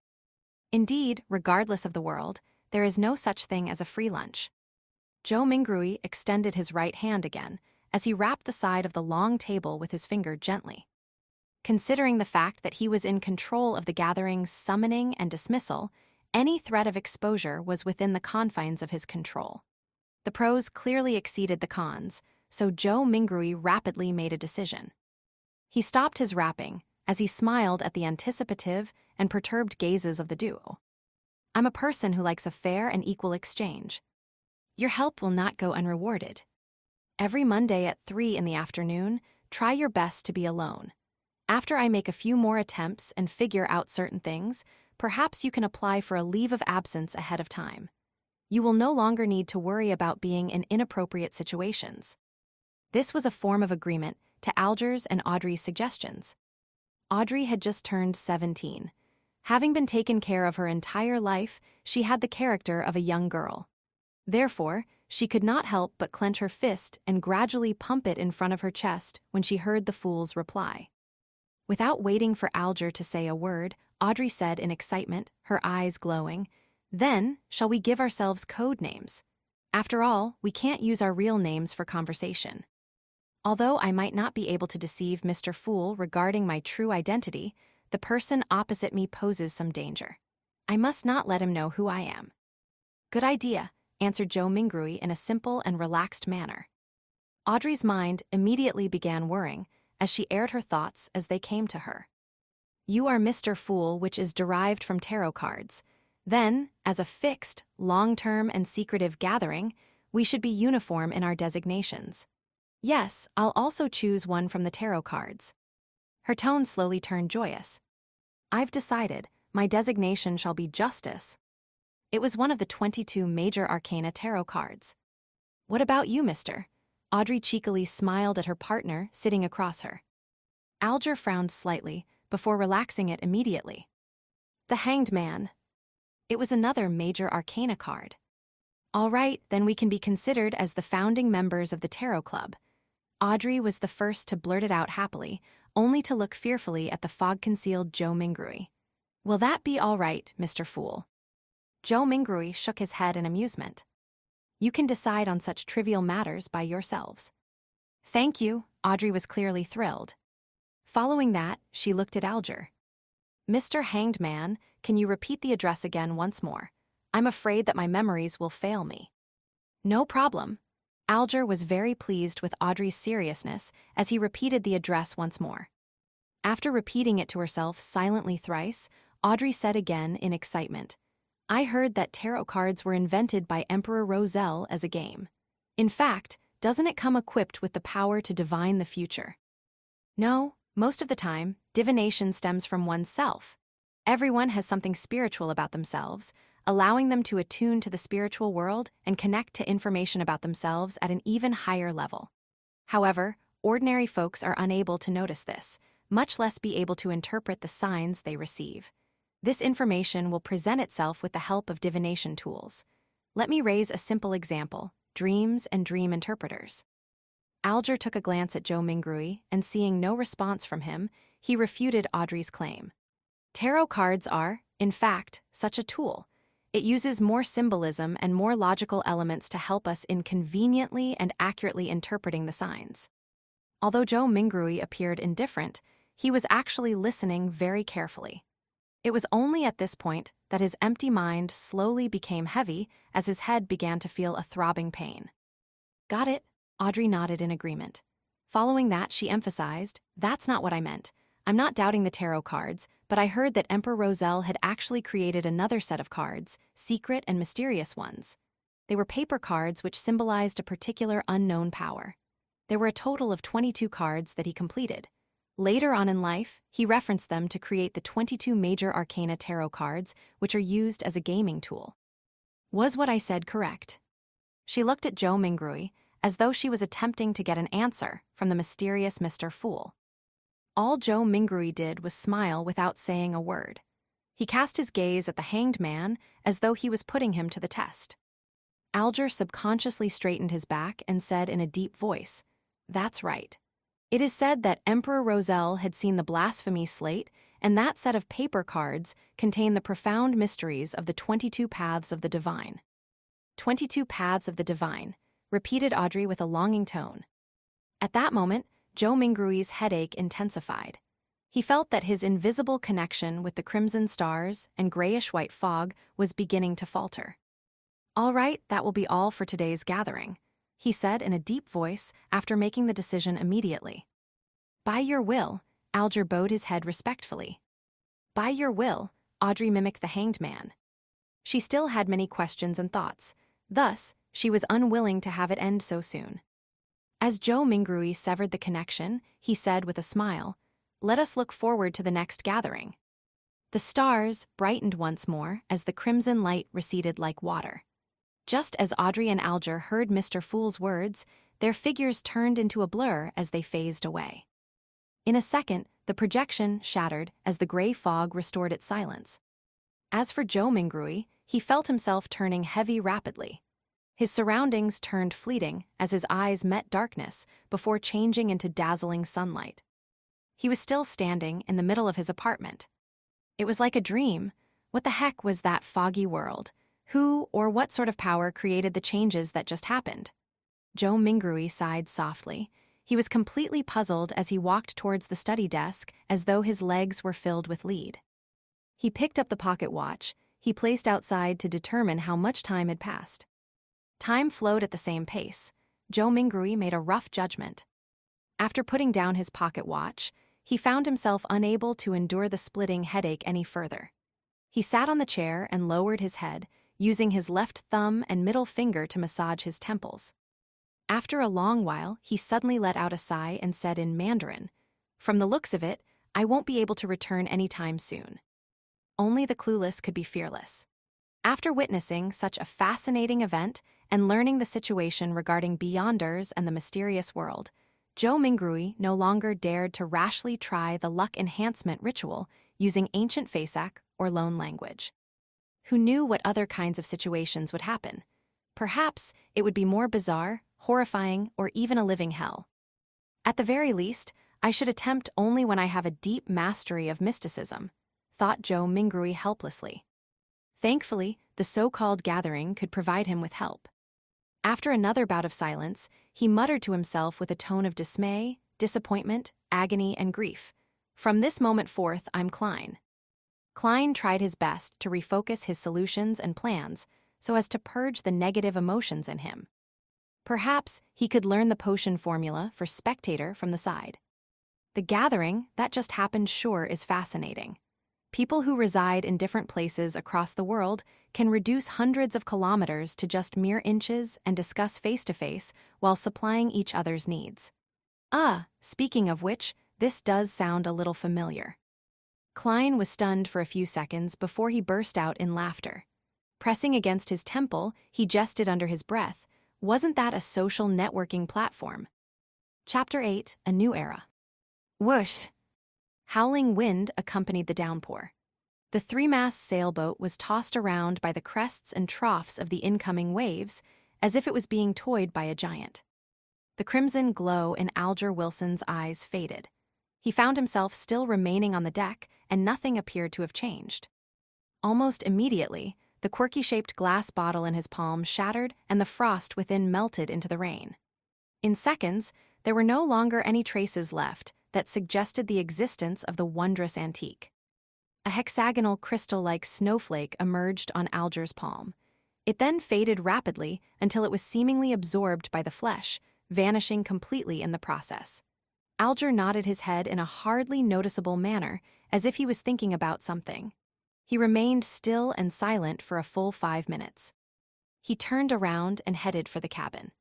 As he was about to enter, a man who wore a similar robe embroidered with lightning patterns emerged from inside.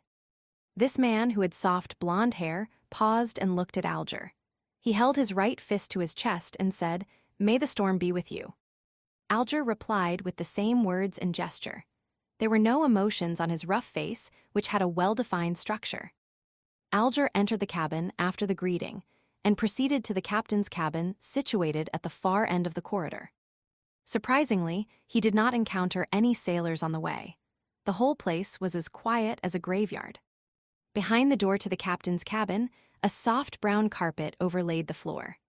A bookshelf and a wine rack took the opposite side walls of the room.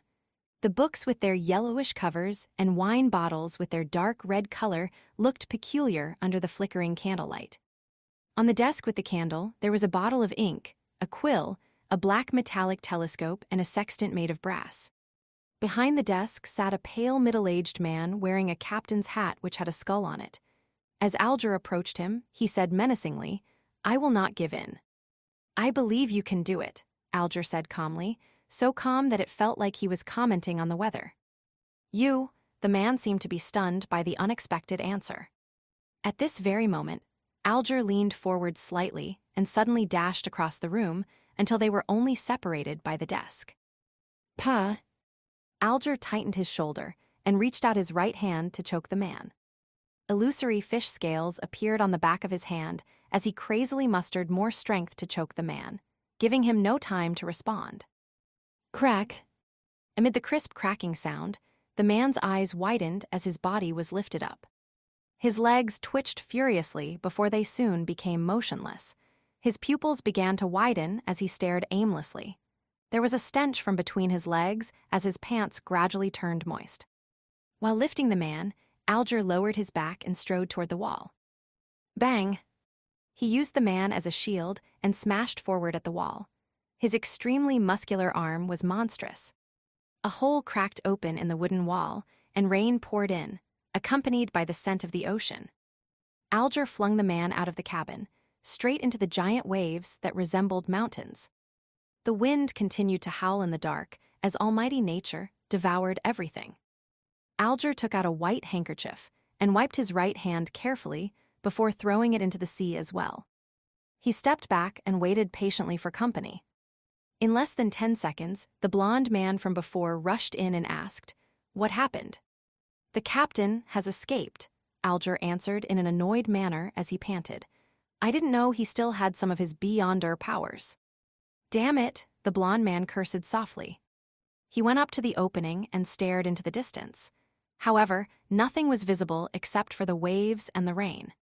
"Forget it, he was just extra loot," the blond man said, waving his arm. "We will still be rewarded for finding this ghost ship from the Tudor era." Even if he was a keeper of the sea, he would not have hastily dived into the sea under this weather condition. "The captain will not be able to survive much longer if the storm continues," Alger said, as he nodded in approval. The wooden wall was repairing itself at a discernible rate. He gazed at the wall and turned his head subconsciously towards the rudder and the sail. He was perfectly aware of what was going on behind all the wooden planks. The chief mate, the second mate, the crew, and the sailors were not present. There was no living person on board. Amidst all the emptiness, the rudder and the sail moved eerily by themselves. Alger again pictured the fool, who was covered in grayish-white fog and sighed. He turned back and looked outside at the mighty waves and spoke as though in a reverie while filled with anticipation and awe. "A new era has begun. Empress Borough, Backland, capital of the Lone Kingdom." Audrey Hall pinched her cheeks in disbelief of her encounter a while ago. On the dressing table in front of her, the old bronze mirror had shattered into pieces. Audrey cast her gaze downwards and saw the swirling crimson on the back of her hand. It was like a tattoo depicting a star. The crimson gradually faded and disappeared into her skin. Only at this point in time was Audrey certain that it was not a dream. Her eyes twinkled as she grinned. She could not help but stand up before bending down to lift up the hem of her dress.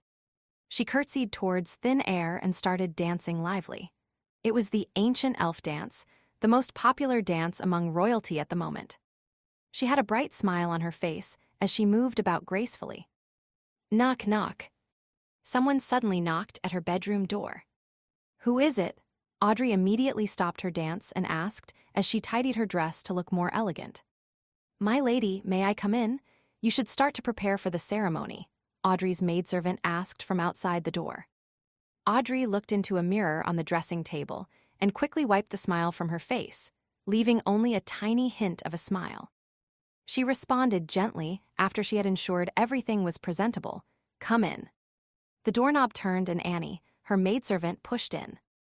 "Oh, it cracked," Annie said as she instantly saw the outcome of the old bronze mirror. Audrey blinked and said slowly, Yes, Susie was here just now. I am sure you know she likes to wreak havoc." Susie was a golden retriever that was not so much of a purebred. It was a gift given to her father, Earl Hall, when he bought a foxhound. Nevertheless, Audrey adored it. "You should train it well," Annie said, as she picked up the pieces of the bronze mirror adeptly and with care, lest it hurt her mistress. As she finished tidying up, she asked Audrey with a smile, "Which dress do you want to put on?" Audrey thought for a while and answered, "I like the dress designed by Mrs. Guinea for my 17th birthday." "No, you can't wear the same dress twice to a formal ceremony or others will gossip about and question the Hall family's financial ability," Annie said, shaking her head in disagreement. "But I really like it," Audrey insisted in a gentle manner. "You can wear it at home or when you attend an event that isn't so formal," Annie said firmly, suggesting that it was not negotiable. "Then it will have to be the one with the frilly designs along the sleeves given by Mr. Sads 2 days ago," Audrey said as she drew in a gasp inconspicuously, maintaining her sweet smile. "You always have such a good taste," Annie said as she stepped back and shouted towards the door. "The 6th dressing room? Ah, forget it, I shall fetch it myself." Maidservants began to work. The dress, accessories, footwear, hat, makeup, and hairstyle, everything had to be taken care of. When it was almost ready, Earl Hall appeared at the door wearing a dark brown waistcoat. He had a hat sharing the same color as his clothes and a nice mustache. His blue eyes were filled with joy, but his loosening muscles, widening waist, and wrinkles were obviously destroying his handsome youth. "The most dazzling jewel of Backland, it is time for our departure," Earl Hall said, knocking at the door twice. "Father, stop calling me that," Audrey protested as she got up with the help of the maidservants. "Well then, it's time to set off, my beautiful little princess," Earl Hall said as he bent his left arm, signaling Audrey to hold his arm. Audrey shook her head slightly and said, "That is for my mother, Mrs. Hall, the Countess." Then this side, Earl Hall bent his right arm with a smile and said, "This is for you, my greatest pride." The Imperial Naval Base, Pritz Harbor, Oak Island. When Audrey took her father's arm and walked down the carriage, she was suddenly shocked by the juggernaut in front of her. In the military port not far away, there was a huge ship shimmering with metallic reflections. It did not have a sail, leaving only an observatory deck, 2 towering chimneys, and 2 turrets at the ends of the ship. It was so majestic and large that the fleet of sails nearby were like newborn dwarfs clustering around a giant. "Holy Lord of Storms. O M-Lord. An ironclad warship." Amidst the furore, Audrey was also shocked by this unprecedented miracle created by mankind. It was an ocean miracle that had never been seen before. It took a while for the aristocrats, ministers, and members of parliament to compose themselves. Then, a black spot on the sky started to grow in size until it occupied a third of the sky and entered everyone's view. The atmosphere suddenly became solemn. It was a gigantic flying machine with a beautiful streamlined design hovering in midair. The deep blue machine had airbags made of cotton, which were supported by alloy structures that were strong but light. The alloy structure's bottom had openings mounted with machine guns, projectile launchers, and muzzles. The exaggerated humming noise from the ignition steam engine and the tail blades produced a symphony that left everyone amazed. The king's family arrived on their airship, exuding a lofty and indisputable authority. 2 swords, each with a ruby crown at the handle, were pointing vertically down and reflected the sunlight on both sides of the cabin. They were the Sword of Judgment emblem, which symbolized the Augustus family and has been passed down from the previous epoch. Audrey was not yet 18, so she had not attended the introductory ceremony, which was an event led by the Queen that marked one's debut into the Backland social scene to announce her adult status. Therefore, she could not be nearer to the airship and had to remain silent at the back to watch the entire event. Nevertheless, it did not matter to her. In fact, she was relieved that she did not need to deal with the princes. The miracle that mankind used to conquer the sky touched down gently. The first ones to step down the stairs were the handsome young guards who wore red ceremonial uniforms with white trousers. Decorated with medals, they formed 2 lines with rifles in hand. They were awaiting the appearances of King George III, his queen, and the prince and princess. Audrey was not new to meeting important people, so she showed no interest at all. Instead, she had her attention on the two statue-like black-armored cavalry flanking the king. In this era of iron, steam, and cannons, it was surprising that there was still someone who could bear wearing full armor. The cold metallic luster and the dull black helmet conveyed solemnity and authority. Could they be the higher-order disciplinary paladins? Audrey recalled snippets of a casual conversation among adults. She was curious, but did not dare go close. The ceremony commenced with the arrival of the king's family. The incumbent prime minister, Lord Aegsid Negan, went up to the front. He was a member of the Conservative Party and the second non-aristocrat to become the prime minister till this very day. He was given the title of a lord for his great contributions. Of course, Audrey knew more. The main supporter of the Conservative Party was the present Duke of Negan, Pallas Negan, who was the brother of Aegsid. Aegsid was a slender and almost bald 50-plus-year-old man with a sharp gaze. He surveyed the area before speaking. "Ladies and gentlemen, I believe you have witnessed this history-making ironclad warship. It has dimensions of 101 by 21 meters. It has an amazing port and starboard design. The armor belt is 457 millimeters thick. The displacement is 10,060 tons. There are 4 305mm main cannons, 6 rapid-fire cannons, 12 six-pound cannons, 18 six-barrel machine guns, and 4 torpedo launchers. It can reach a speed of 16 knots. It will be the real hegemon. It will conquer the seas." The crowd was roused. The mere descriptions were enough to instill fearful images in them, let alone the fact that the actual thing was right in front of them. Aegsid smiled and spoke a few more lines before saluting the king and requested, "Your Majesty, please give it a name." "Since it will set sail from Pritz Harbor, it should be named the Pritz," George III responded. His expression showed his delight. "The Pritz. The Pritz." The words spread from the Navy Minister and the Admiral of the Imperial Navy to all the soldiers and officers on the deck. They all exclaimed in unison, "The Pritz." George III ordered the Pritz to set sail for a trial in the midst of the gun salutes and the celebratory atmosphere. Honk! Thick smoke spewed out from the chimneys. The sound from the machinery could be heard faintly beneath the sound of the ship horn. The juggernaut departed from the harbor. Everyone was shocked when the 2 main cannons at the ship's bow fired at an uninhabited island in its path. Boom, booms, boom. The ground shook as dust shot up into the sky. Shock waves spread out, producing waves in the sea. Satisfied, Aegsid turned back to the crowd and announced, "From this day on, doomsday will fall on the 7 pirates who call themselves admirals and the 4 who call themselves kings.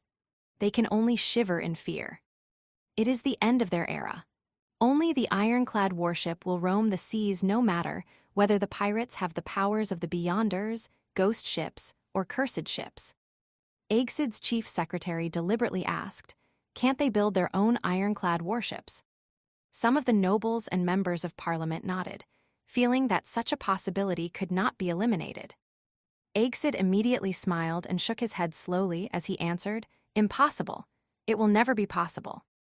Building our ironclad warship required 3 big coal and steel amalgamators, a scale of more than 20 steel factories, 60 scientists and senior engineers from the Backland Cannon Academy and Pritz Nautical Academy, 2 royal shipyards, almost 100 factories for spare parts, an admiralty, a shipbuilding committee, a cabinet, a determined king with excellent foresight, and a great country with an annual steel production of 12 million tons.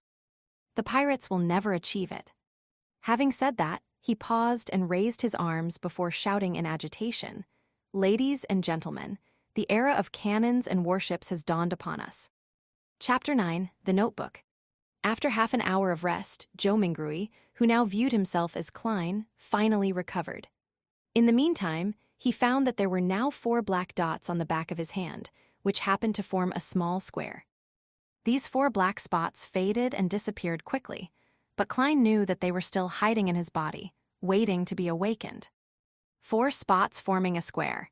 Is it in correspondence with the 4 pieces of staple food at the 4 corners of the room? Does this mean that in the future, I don't need to prepare the food and can do the ritual and chants immediately? Klein made a guess. This might seem good, but the emergence of the spots was ominous, and things that one lacked understanding of were always scary. The fact that those inexplicable Chinese divinations from Earth could produce effects here, the strange transmigration in his sleep, the mysterious murmurings that almost drove him crazy during the ritual, and the mysterious and trippy gray world whose significance he had no idea of made Klein shiver in the hot weather of June.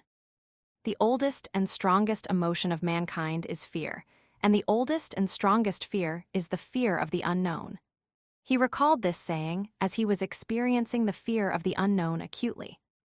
There was in him an unprecedented and irresistible urge to make contact with the mysterious domain, to learn more, and to explore the unknown. There was also a contradicting escape mentality within him, compelling him to pretend nothing had happened. Intense sunlight shone through the window onto the desk, making it appear as if grains of gold were sprinkled on it. Klein gazed at the desk, feeling as though he had come into contact with warmth and hope. He relaxed slightly, and a strong sense of fatigue washed over him. His eyelids were as heavy as lead as they kept closing themselves. It must have been the combined effect of the sleepless night and the tiring encounter.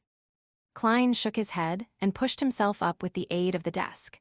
He stumbled towards the double-decked bed, completely disregarding the rye bread placed at the four corners of the room. He fell asleep immediately after he lay down. Groan. Klein was woken up by hunger pangs. When he opened his eyes, he felt rejuvenated. There's still a slight headache. He rubbed his temples and sat up. He was so hungry that he could eat a horse. He returned to the desk while straightening his shirt. He picked up the silver vine-leaf pocket watch. The pocket watch's lid sprang open, and the second hand was ticking. 12:30. I slept for 3 hours. Klein put the pocket watch back into his linen shirt pocket while swallowing. In the northern continent, there were 24 hours in a day, 60 minutes in an hour, and 60 seconds in a minute. Whether each second passed at the same rate here compared to Earth was unknown to Klein. At this moment, he could not even think of terms such as mysticism, rituals, or the grayish world. His mind was occupied by one thing: food. He would leave thinking after his meals. Only then could he work. Klein picked up the loaves of rye bread from the four corners and wiped off the minute specks of dust on it without any hesitation. He planned on making one of them his lunch. He decided to dig into the offerings because he only had 5 pence with him, and there was a tradition of eating the offerings back in his hometown. After all, there was not any observable change to the bread. It was better to be frugal. Of course, the memory and habits left behind by the original Klein had also played a role. It was a huge waste to use the expensive gas only to light up the room. So, Klein took out a furnace and boiled water with it after adding some coal. He paced around as he waited. Anyone would choke eating those loaves of rye bread without water. Yikes, life with meat only for dinner is going to be dreadful. No, wait, this is already an exception. Melissa would only allow our meals to have meat twice a week if not for my upcoming interview. Klein thought as he looked around, hungry. He had nothing better to do. His eyes seemed to turn avaricious when he set his eyes on the pound of mutton in the cupboard. No, I need to wait for Melissa to eat it together. Klein thought as he shook his head and rejected the idea of cooking half of it right now. Although he often ate outside, he had still developed some basic culinary skills, owing to his living in a big city alone. His dishes were not delicious, but they were at least edible. Klein turned his body around so that the mutton would not seduce him. Then, he suddenly realized that he had also bought peas and potatoes in the morning. Potatoes? Klein immediately had an idea. He quickly turned back to the cupboard and took out 2 potatoes from a tiny pile of them. He first cleaned the potatoes in the public bathroom and then added them into a pot so they were boiled together with the water. After a while, he sprinkled into the water some yellow coarse salt from the spices container he found inside the cupboard. He waited patiently for a few minutes before lifting the pot and pouring the soup into a few cups and a bowl. He took out the potatoes with a fork and placed them on the desk at the end. He blew at the potato as he peeled it bit by bit. The fragrance of boiled potato diffused through the air. It smelled very appetizing. He salivated crazily. The heat could not deter him any longer. Klein took a bite despite having the potato only half peeled. How fragrant! It had a powdery texture and tasted sweet as he chewed. He was instantly filled with emotions, and he wolfed down the 2 potatoes. He even ate some of the skin. Then he held up the bowl and enjoyed the soup. The pinch of salt in water proved to be thirst-quenching. I really enjoyed eating potatoes this way when I was young. A filled Klein exclaimed in his head. Meanwhile, he tore off a small piece of bread and dipped it into the soup to soften it before eating. Perhaps the ritual was too tiring. Klein ate 2 loaves of bread, which amounted to a whole pound. Klein felt he was finally rejuvenated. He enjoyed the joy of life after he drank the soup before tidying up. Then, he took in the lustrous sunshine happily. He sat back at the desk and began planning. I can't escape. I must think of a way to come into contact with mysticism and become a beyonder as mentioned by Justice and the Hanged Man. I need to overcome the fear of the unknown. The only way now is to wait for the next gathering. I need to see if I can learn the formula of the spectator, potion, or other things related to mysticism. There are 4 more days before Monday. Before that, I need to first figure out the problem with Klein. Why did he commit suicide? What happened to him? Unable to transmigrate back and wash his hands of everything, Klein picked up the notebook that lay on the table. He wanted to find hints that could help him regain his lost memory fragments. The original Klein obviously had the habit of taking notes. He also liked to write diaries. Klein was fully aware that the cabinet that supported the desk on the right stored a whole stack of completed notebooks. The book he had began on the 10th of May. Matters regarding his school and mentor, as well as content pertaining to knowledge, were at the beginning. 12th May, Mr. Azek mentioned that the common language used by the Balam Empire in the southern continent also developed from ancient Fasak, a branch of Jotun. Why is this so? Does this mean that every sentient living being once spoke the same language? No, there has to be a mistake. According to the Revelation of Evernight and the Book of Storms, giants were not the only hegemons of the world in primordial times. There were also elves, mutants, and dragons. Anyways, these are just myths and fantasies. 16th May. Senior Associate Professor Cohen and Mr. Azek discussed the inevitability of the Age of Steam.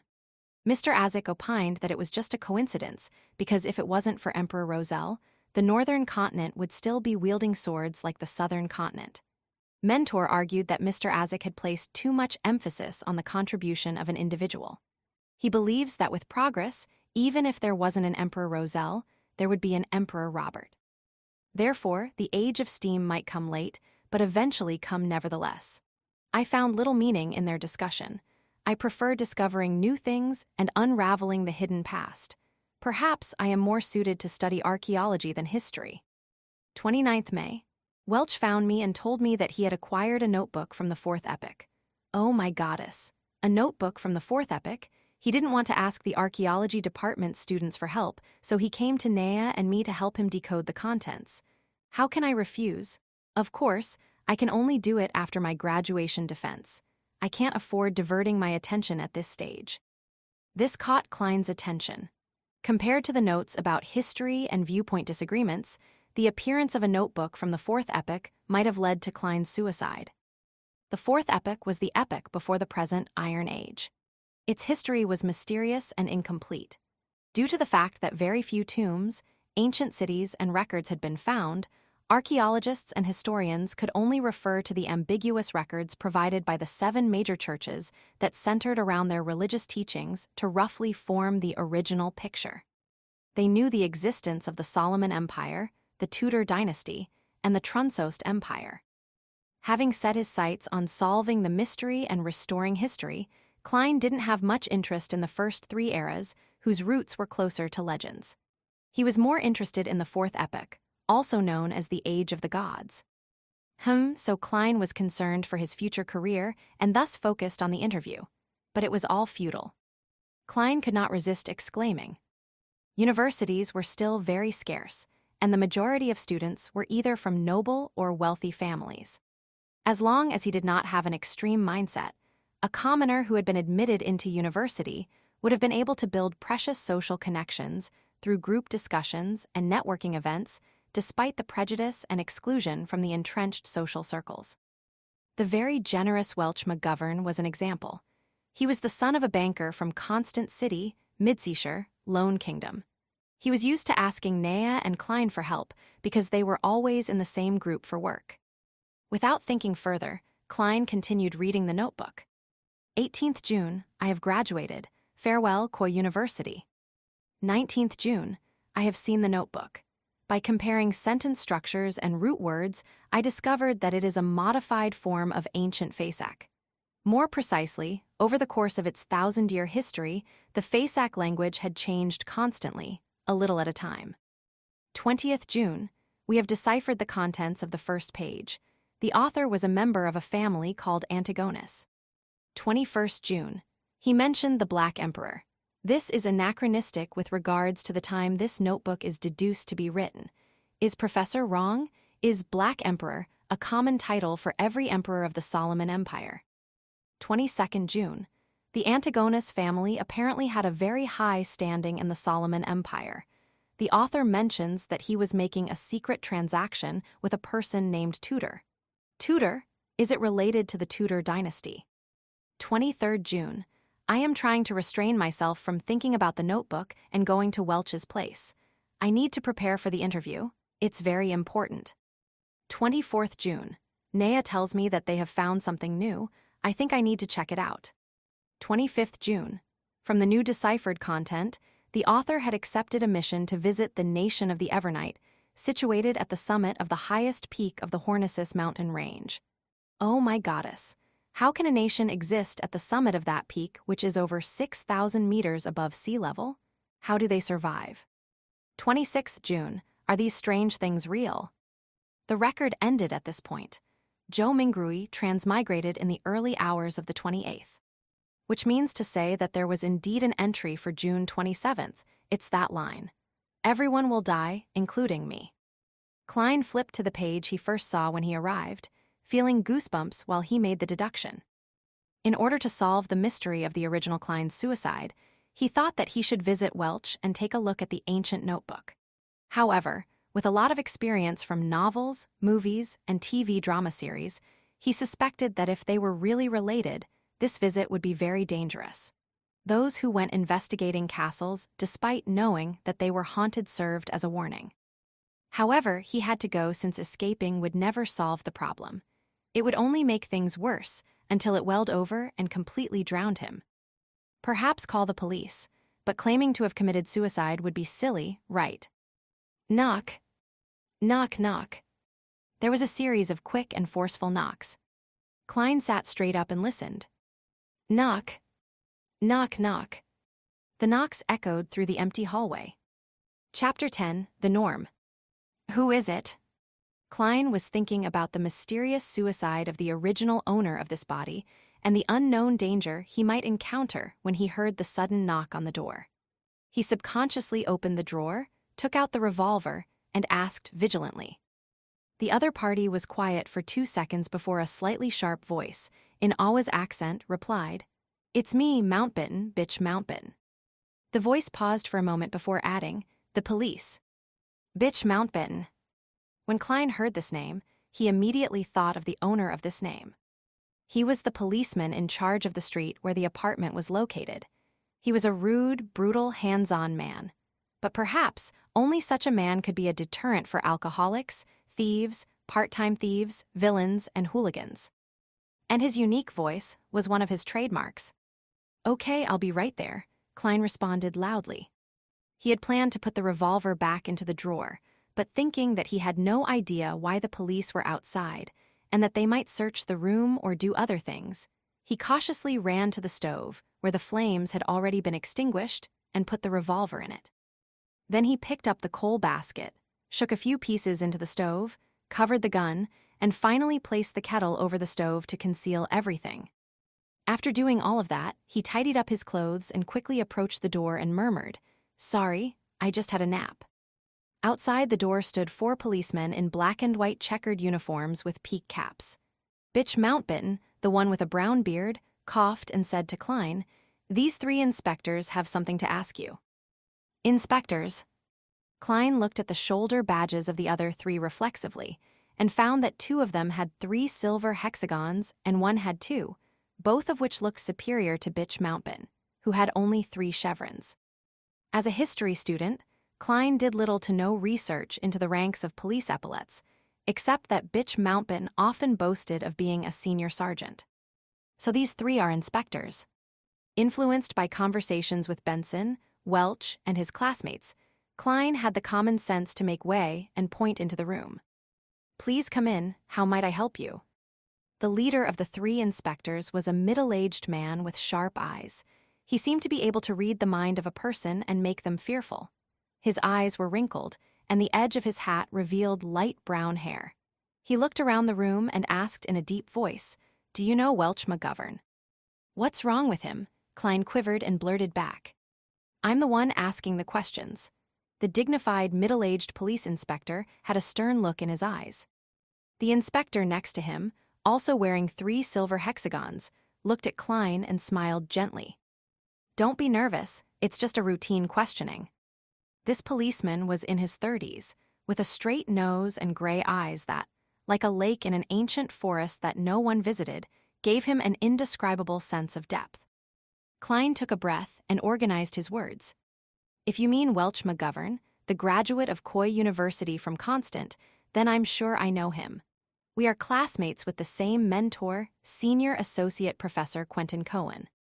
In the Lone Kingdom, professor was not only a professional title, but also a position, just like the combination of professors and department deans on Earth. That meant there could only be one professor in a university's department. If an associate professor wanted to become professor, they had to wait for their superior to retire or force out their superior with their abilities. As talents needed to be retained, the kingdom's Higher Education Commission had added senior associate professors in the 3-level system of lecturers, associate professors, and professors after years of observation. This title was given to anyone with high academic achievements or with enough seniority, but did not make it to the position of professor. At this point, Klein looked into the eyes of the middle-aged police inspector and thought for a second. "To be honest, our relationship is quite good. During this period, I met with him and Nea frequently to interpret and discuss the 4th epic notebook that belonged to him. Inspectors, did something happen to him?"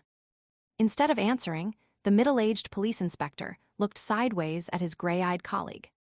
The inspector with the peaked cap and ordinary looks replied mildly, "I'm sorry, Mr. Welch has passed away." "What?" Despite having some hunches, Klein could not help but shout out in astonishment. "Welch died, just like the original owner of this body." "That is a little scary." "What about Nea?" Klein questioned hurriedly. "Ms. Nea passed away too," the gray-eyed police inspector said quite calmly. "Both of them died in Mr. Welch's house." "Killed?" Klein had a vague guess. "Perhaps it was suicide." The gray-eyed inspector shook his head. "No, the scene suggests that they committed suicide. Mr. Welch hit the wall with his head many times, covering the wall with blood. Ms. Nea drowned herself in a basin. Yes, the kind used to wash your face." "That's impossible." Klein's hairs stood on their ends as he seemed capable of imagining the strange scene. A girl kneeling on a chair and burying her face into a basin filled with water. Her soft brown hair swaying in the wind, but her entire person remaining motionless. Welch falling to the ground and staring at the ceiling intently. His forehead in a complete blood-mangled mess, while the traces of the impact on the wall were evident with the streaks of blood. The gray-eyed inspector continued, "We believe so too, but the autopsy results and the situation at the scene exclude factors such as drugs and external forces. They, being Mr. Welch and Ms. Nea, showed no signs of struggling." Before Klein could speak again, he stepped into the room and asked, pretending to be casual, "When was the last time you saw Mr. Welch or Ms. Nea?" As he spoke, he gestured with his eyes to his colleague, with 2 silver hexagons. He was a young police inspector and looked about the same age as Klein. With black sideburns and green pupils, he was good-looking and had a poet's romantic temperament. When he heard the question, Klein thought about it and answered it thoughtfully. "It should be June 26th. We were reading a new chapter in the notes. Then, I went home to prepare for my interview on June 30th. The interview was for the history department of Tianjin University. Tianjin was known as the city of universities. There were 2 universities, Tianjin and Koi, as well as technical schools, law colleges, and business colleges. It was second only to Backland, the capital. As soon as he finished, he saw the young police inspector walk towards his desk in the corner of his eye and pick up the notes which resembled more of a diary. "Damn, I forgot to hide it." "Hey," Klein cried out. The young inspector smiled back at him, but did not stop flipping through his notes, while the gray-eyed inspector explained, "This is a necessary procedure." At this time, Bitch Mountbatten and the dignified middle-aged police inspectors were just watching without interrupting or assisting in the search. "Where are your search warrants?" Klein had intended to question them, but on second thought, the judicial system of the Lone Kingdom did not seem to have such a thing as search warrants. At least he did not know if there was one. After all, the police force had only been established for 15 or 16 years. When the original owner of this body was still a child, they were still called public security officers. Klein couldn't stop it. He watched the young inspector flip through his notes, but the gray-eyed inspector did not ask any questions. "What is this strange thing?" The young police inspector turned to the end of the notes and suddenly asked, "And what does this mean?" "Everyone will die, including me." Isn't it common sense that everyone dies except for deities? Klein was prepared to quibble, but it suddenly occurred to him that he had planned to connect with the police in case of possible danger, but he had no reasons or excuses. He made a decision in less than a second. Putting his hand over his forehead, he answered painfully, "I have no idea. I really have no idea. When I woke up this morning, I felt I wasn't quite right, as if I had forgotten something. It's especially true for whatever happened recently. I don't even know why I had written such a sentence." Sometimes, being frank was the best way to solve a problem. Of course, it required skills. There were things that could be said and could not be said, and the order of what was said first mattered. As an expert keyboard warrior, Klein was also good at sophistry. "That is ridiculous. Do you think we are fools?" Bitch Mountbatten could not help but interject angrily. "This is such a bad lie that it insults the intelligence of his and his colleagues. It's better for you to pretend to be mentally ill than to pretend to be an amnesiac." "I'm speaking the truth," Klein responded frankly, looking into the eyes of Mountbatten and middle-aged police inspectors. "It really could not be more true." "Maybe it is," the gray-eyed police inspector said slowly. What, he really believed it? Klein was surprised himself. The gray-eyed inspector smiled at him and said, "An expert will come in 2 days, and believe me, she should be able to help you to recall your lost memories." "Expert, help me remember my memories, in the field of psychology." Klein frowned. Hey, what if his memories of Earth were exposed? He suddenly felt like face-palming himself. The young police inspector put down his notes and searched his desk and room. Fortunately, he focused on books instead of lifting the kettle. "Well, Mr. Klein, thank you for your cooperation. We advise that you'd better not leave Tianjin for the coming days. If you have to, please notify Inspector Mountbatten or you'll become a fugitive," the gray-eyed police inspector warned. That's it for today. No other questions with deeper investigations, or taking me back to the police station to torture me for information." Klein was at a loss. Nevertheless, he wanted to solve the odd turn of events brought about by Welch too, so he nodded. That wouldn't be an issue. The inspectors exited the room one by one, and the young man at the end suddenly patted Klein on the shoulder. "It's really nice, very lucky." "What?" Klein's face was puzzled. The green-eyed police inspector, with a poet's temperament, smiled and said, "Generally speaking, the norm is for all the involved parties to die in such an event. We are very glad and fortunate to see you still alive." After that, he exited the room and closed the door behind him politely. "The norm is for everyone to die together.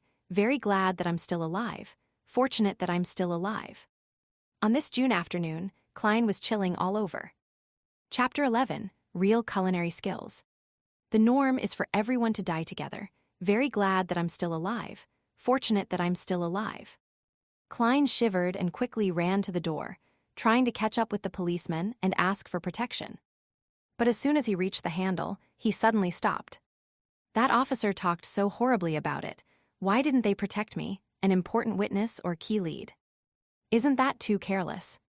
Were they just probing me, or maybe it's a bait? All kinds of thoughts rushed into Klein's mind. He suspected that the police were still secretly watching him, observing his reaction. He felt much calmer after thinking of this and was no longer so panicked. He slowly opened the door, deliberately shouting with a trembling voice at the staircase, "You guys will protect me, right?" Tap, tap, tap. There was no response from the police officers, and there was no change in the rhythm of the contact between the leather shoes and the wooden stairs. "I know, you'll do that," Klein shouted again in a tone of feigned conviction, trying to act like a normal person that was in danger. The sound of footsteps gradually weakened and disappeared into the bottom floor of the apartment. Klein snorted and laughed. Isn't that response too fake? Their acting skills are not up to standard. He did not run after them. Instead, he turned back to the room and closed the door behind him. In the next few hours, Klein fully expressed what they called back in Foodaholic Empire: China, restlessness, nervousness, agitation, inadvertence, and murmuring words that he did not understand. He did not slack just because there was no one around. This is called the self-cultivation of an actor. He laughed at himself in his heart. When the sun moved to the west, the clouds on the horizon appeared to be reddish-orange. Tenants in the apartment came home one after another. Klein shifted his focus elsewhere. Melissa is almost done with school. He looked at the stove, lifted the kettle, peeled off the coal, and took out the revolver. Without pause or delay, he reached to the back of the board under the double-decked bed, where more than 10 wooden strips were staggered out. After clipping the left wheel between a piece of wooden strip and board, Klein straightened up and waited uneasily, fearing that the police would burst open the door and rush into the room with guns in their hands. If it was an age of steam, he was certain he would not be seen by anyone when he did that. However, there were extraordinary powers here, ones that he had proven through his own experiences. After waiting for a few minutes, there was no movement at the door. There was only the chatter between two tenants who were heading for the heart of the Wild Bar on Iron Cross Street. Phew, Klein exhaled, feeling assured. All he needed to do was wait for Melissa's return and cook the stewed mutton with tender peas. When the idea came to Klein's mind, his mouth seemed to taste the rich flavor of the gravy. He remembered how Melissa cooked stewed mutton with tender peas. First, she boiled the water and stir-fried the meat. Then, she added onions, salt, a little pepper, and water. After a specific period of time, the peas and potatoes were added, and the stew was to be cooked for an additional 40 or 50 minutes with the lid on. It's indeed a simple and crude way to do it, supported purely by the flavors of the meat itself. Klein shook his head. But there was no other way about it. It was hard for commoners to have many kinds of condiments and various cooking methods. They could only pursue simple, practical, and economical methods. As long as the meat was not burnt or spoiled, anything was good for people who could only eat meat once or twice a week. Klein was not a very good cook himself and ordered takeout food most of the time. But by cooking 3 or 4 times a week, after many weeks of accumulated practice, he had a passing standard and felt that he would not let the pound of mutton down. When Melissa comes back to cook it, it will be done after 7:30 p.m. She would be starving by then. It's time for her to see what real cooking is. Klein made an excuse for himself. First, he started the fire again, went to the bathroom to collect water and wash the mutton. Then he took out the kitchen boards and knives before chopping the mutton into tiny chunks. As for the explanation for his sudden culinary skills, he decided to blame it on the dead Welch McGovern, who had not only hired a chef who was good at the mid-seashore flavor, but also often created his own delicacies and invited people to try them. Well, the dead cannot refute me. Nevertheless, Tusk, this is a world with beyonders. The dead are not necessarily unable to speak. With that in mind, Klein felt a little guilty conscience. He threw aside his confused thoughts and put the meat into the soup bowl. Then he took out the condiment box and added in a spoonful of the crude salt, half of which had begun yellowing. In addition, he cautiously took some black pepper grains from a special small bottle, mixing and marinating them together. He placed the saucepan on the stove and while waiting for it to heat up, Klein rummaged for the carrots from yesterday and cut them into pieces with the onions he bought today. When he was done with his preparations, he took out a small can from the cupboard and opened it. There was not much lard left in it. Klein took a spoonful, put it in the pan, and melted it. He added in the carrots and onions and stirred it for a while. As the fragrance began to pervade, Klein poured all the mutton into the pot and fried it with care for a while. He should have added cooking wine in the process, or red wine at least. However, the Moretti family did not have these luxuries and could only drink a glass of beer a week. Klein had to make do with whatever was available and poured in some boiled water. After stewing for about 20 minutes, he opened the lid, put the tender peas and cut potatoes in it, and added a cup of hot water and 2 spoons of salt. He closed the lid, lowered the fire, and exhaled satisfactorily, waiting for his sister to reach home. As seconds turned into minutes, the fragrance in the room intensified. There was the allure from the meat, the rich smell of potatoes, and the refreshing scent of onions. The smell gradually mixed up, and Klein swallowed his saliva from time to time, keeping track of the time with his pocket watch. After more than 40 minutes, some not-so-brisk but rhythmic footsteps approached. A key was inserted, the handle was turned, and the door opened. Before Melissa came in, she whispered doubtfully, "Smells good." With her bag still in her hand, she stepped in and glanced over at the stove. "You made this." Melissa took off her veil hat and her hand paused midair, looking at Klein in astonishment. She twitched her nose and inhaled more of the fragrance. Her eyes quickly softened, and she seemed to find some confidence. "You made this?" she asked again. "Are you afraid I'd waste the mutton?" Klein smiled and returned with a question. Without waiting for an answer, he said to himself, "Don't worry, I specifically asked Welch to teach me how to cook this dish. You know, he has a good cook." "First time," Melissa's eyebrows creased subconsciously, but they were smoothed by the fragrance.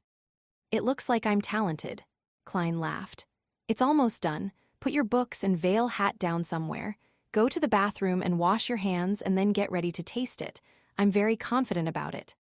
When she heard her brother's orderly arrangements and saw his gentle and calm smile, Melissa stood rooted at the door and failed to respond in her daze. "Do you prefer the mutton to be cooked longer?" Klein urged with a laugh. "Ah, okay. Melissa jolted back to her senses.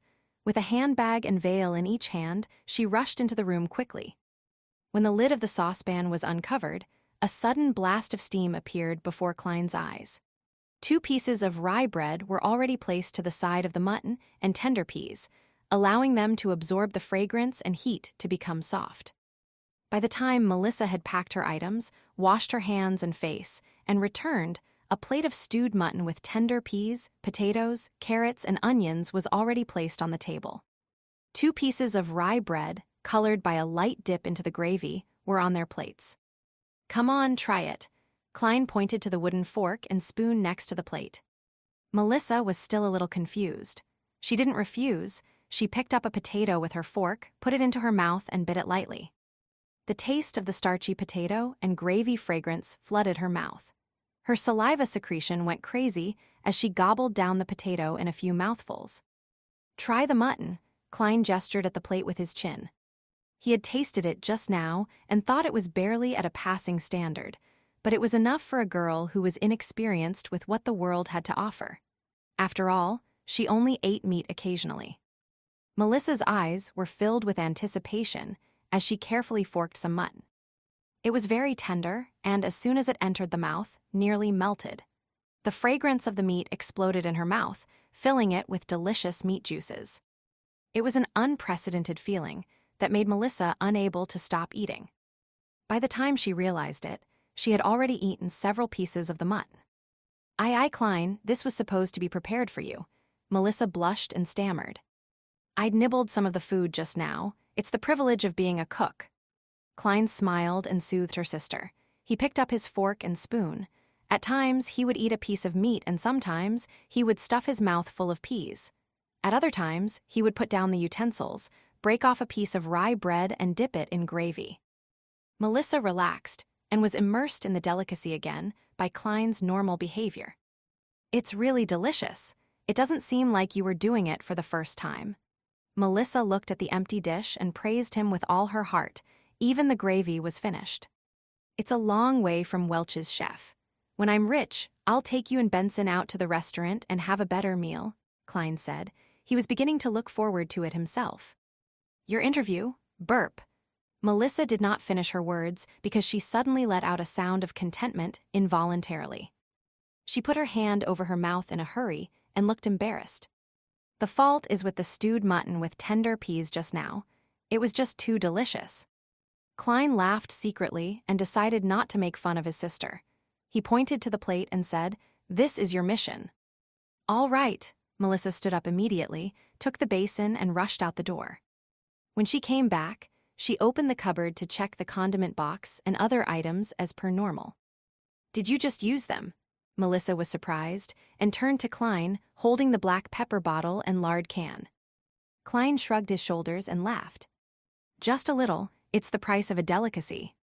Melissa's eyes twinkled, her expression changing for a few moments before she finally said, "Let me cook in the future." You have to hurry up and prepare for the interview. You have to think about your job." Chapter 12, here again. "Melissa, can you not rub in it?" Klein muttered inwardly. He felt a throbbing pain in his head. The amount of content Klein had forgotten wasn't considered a lot, but neither was it negligible. The interview was in 2 days, so how could he find the time to make up for it? Furthermore, he was involved in such strange paranormal activity, so how would it be possible that he would be in the mood to revise? Klein gave his sister a perfunctory response and began putting on the appearance of studying.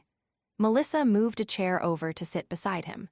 With light shining from the gas lamp, she began working on her assignments. The atmosphere was serene. When it was almost 11 o'clock, the siblings bade each other good night and went to bed. Knock. Knock, knock. Poundings on the door roused Klein from his dreams. He peered out of the window to see the first glimmer of dawn. In a daze, he flipped over and sat up. "Who is it?"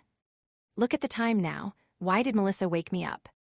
"It's me, Dunn Smith," a man with a deep voice outside the door replied. "Dunn Smith, don't know him." Klein got off his bed and shook his head as he walked towards the door. He opened the door to see the gray-eyed police inspector, whom he had met the day before standing in front of him. Alarmed, Klein asked, "Is there something wrong?" The policeman replied with a stern look, "We found a carriage driver.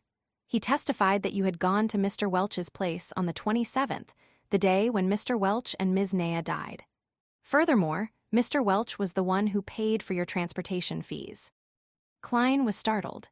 He did not feel a tinge of fear or guilt that one would expect from having his lies exposed. It was because he was not even lying. In fact, he was surprised by the evidence provided by Dunn Smith. On the 27th of June, the former Klein had indeed gone to Mr. Welch's place. On the night that he returned, he killed himself, the exact same way as Welch and Naya did. Klein gave a forced smile and said, "This is insufficient evidence. It does not directly prove that I am associated with the death of Welch and Naya. Honestly speaking, I'm also very curious about the whole incident. I want to know what exactly happened to my 2 poor friends. But, I really can't remember. In fact, I have almost completely forgotten what I had done on the 27th. You may find it hard to believe, but I fully relied on the diaries I had written to roughly make a guess that I had gone to Welch's place on the 27th. You sure have great mental fortitude, Dunn Smith said while nodding. He showed not a trace of anger, nor was he smiling. You should be able to hear my sincerity. Klein looked him straight in the eye and said, I'm telling the truth, of course only part of it. Dunn Smith did not give an immediate response. He swept his glance across the room before saying slowly, Mr. Welch lost a revolver. I guess I should be able to find it here. Right, Mr. Klein? Indeed. Klein finally understood where the revolver had come from. A thought flashed in his mind, and he came to the final verdict in an instant. He raised his hands halfway and retreated, leaving a path open. Then he signaled at the bunk bed with his chin. Behind the bedboard.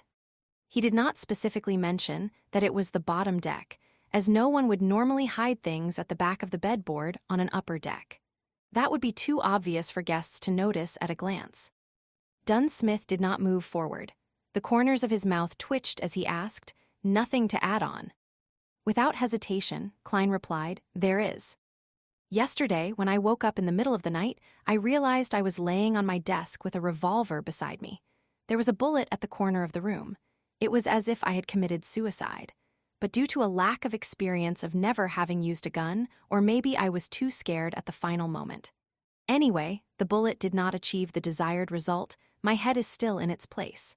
I am still alive now. And since then, I have lost some memories, including what I saw and did at Welch's place on the 27th. I'm not lying. I really can't remember. For the sake of being eliminated as a suspect. For the sake of getting rid of all these strange events surrounding him, Klein explained almost everything that had happened, except the transmigration and gathering. Also, Klein was careful with his words, allowing every sentence to be amenable, such as not revealing the fact that the bullet had hit his brains, but only mentioning that it did not achieve the desired result and that his head was still in its place. To others, these two statements might seem to convey the exact same ideas, but in reality they were like chalk and cheese. Dunsmith listened quietly, then said, "This corresponds with what I had surmised. It also corresponds with the hidden logic of similar incidents in the past. Of course, I have no idea how you managed to survive. I'm glad you believe in me. I don't know how I survived either." Klein heaved a small sigh of relief. But Dunn threw out a conjunction. "There is no use in me believing you. You are currently the prime suspect. You have to be confirmed by an expert that you have indeed forgotten what you went through, or that you indeed have nothing to do with the deaths of Mr. Welch and Miss Naya." He coughed, his expression becoming serious. "Mr. Klein, I seek your cooperation on coming with me to the police station for the investigation. This should take roughly 2 to 3 days if it is confirmed that there are no issues with you." "The expert is here," Klein asked blankly in return. "Didn't they say it would take another 2 days?" "She came earlier than expected." Dunn turned sideways, signaling for Klein to leave. "Allow me to leave a note," Klein requested. Benson was still away, and Melissa had gone to school. He could only leave a note to inform them that he was involved in an incident associated with Welch so that they would not worry about him. Dunn nodded, barely minding. "All right." Klein returned to the desk. As he searched for paper, he began thinking about what was about to occur. Honestly speaking, he did not wish to meet the expert. After all, he had a bigger secret.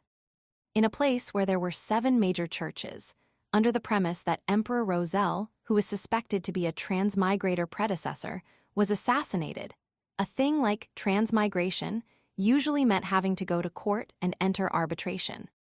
But without weapons, combat skills, or superpowers, he was no match for a professional policeman. What's more, a few of Dunn's subordinates were standing in the dark outside. Once they draw their guns and shoot at me, I'd be finished. I'll take one step at a time." Klein left the note, grabbed his keys, and followed Dunn out the room. Along the dark aisle, 4 policemen in black and white checkered uniforms split into pairs and guarded them on both sides. They were very alert. Tap, tap, tap. Klein followed alongside Dunn as they went down the wooden stairs, which occasionally creaked in protest. Outside the apartment, there was a 4-wheeled carriage. On the side of the carriage, there was the 2 crossed swords and a crown police emblem. Their surroundings were crowded and bustling with noise as usual. "Go on up," Dunn signaled for Klein to go first. Klein was just about to step forward when an oyster seller suddenly grabbed a customer and claimed that he was a thief. Both parties wrestled and triggered a response from the horses, causing great chaos. An opportunity. There wasn't much time for Klein to think any further. He bent forward and dashed towards the crowd. Either shoving or dodging, he escaped frantically towards the other end of the street.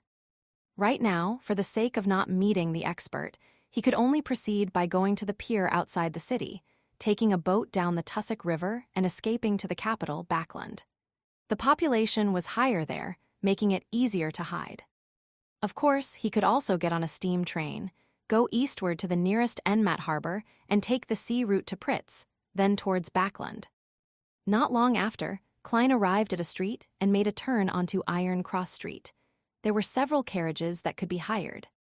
To the pier outside the city, Klein reached out his hand and hopped onto one of the carriages.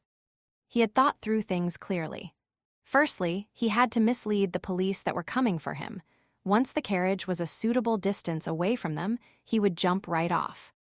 Alrighty, the carriage driver tugged at the reins. Clap, clap, clap. The carriage left Iron Cross Street. Just as Klein was about to jump off the carriage, he noticed that it had turned into another road. It wasn't leading out of the city. "Where are you going?" Klein blurted in his momentary daze. "To Welch's place," the carriage driver answered monotonously. "What?" Klein was at a loss for words. The carriage driver turned around, exposing his cold gray eyes. It was Dunn Smith, the gray-eyed policeman. "You," Klein was flustered. Everything suddenly became a blur, as though the world spun around him when he instantly sat up. Sat up, Klein looked around, confused. He noticed the crimson moon outside the window and the room being covered in a crimson veil. He reached out with his hand to feel his forehead.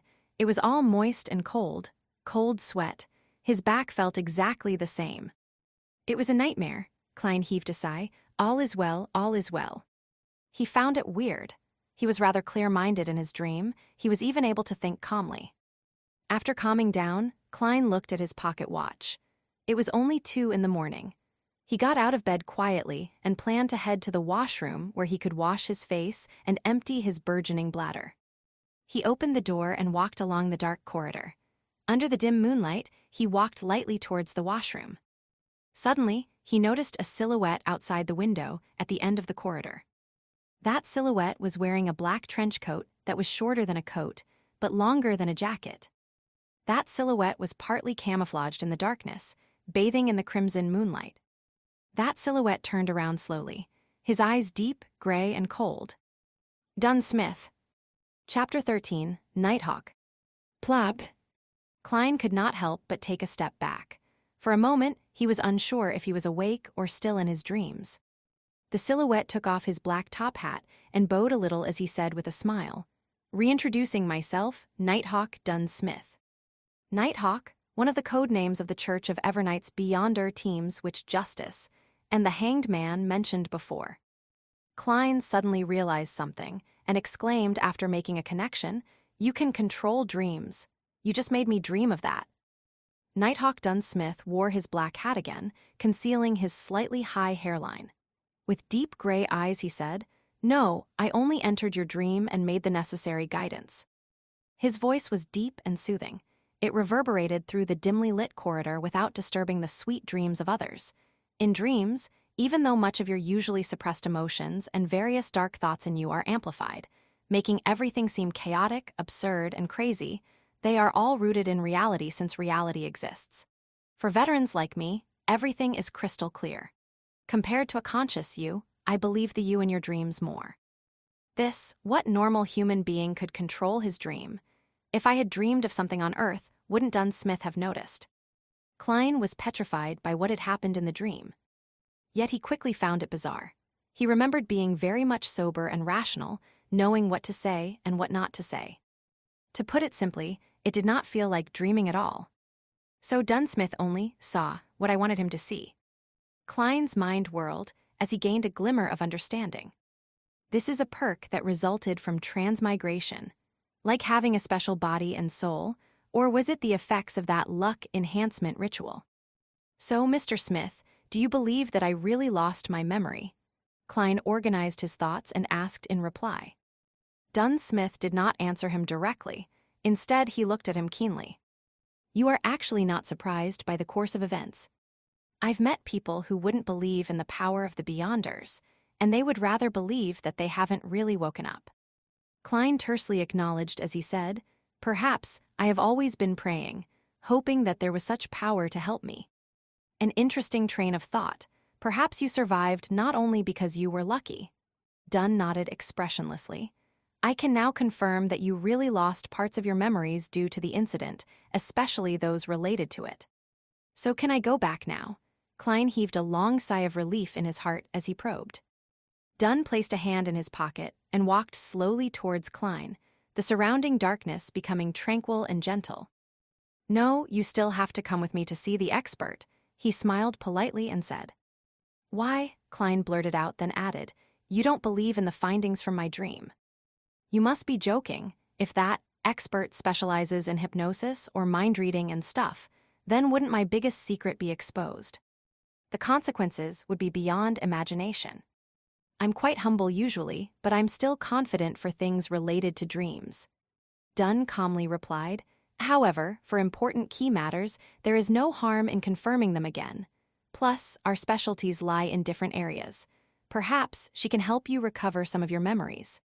Not waiting for Klein to reply, his voice turned deeper.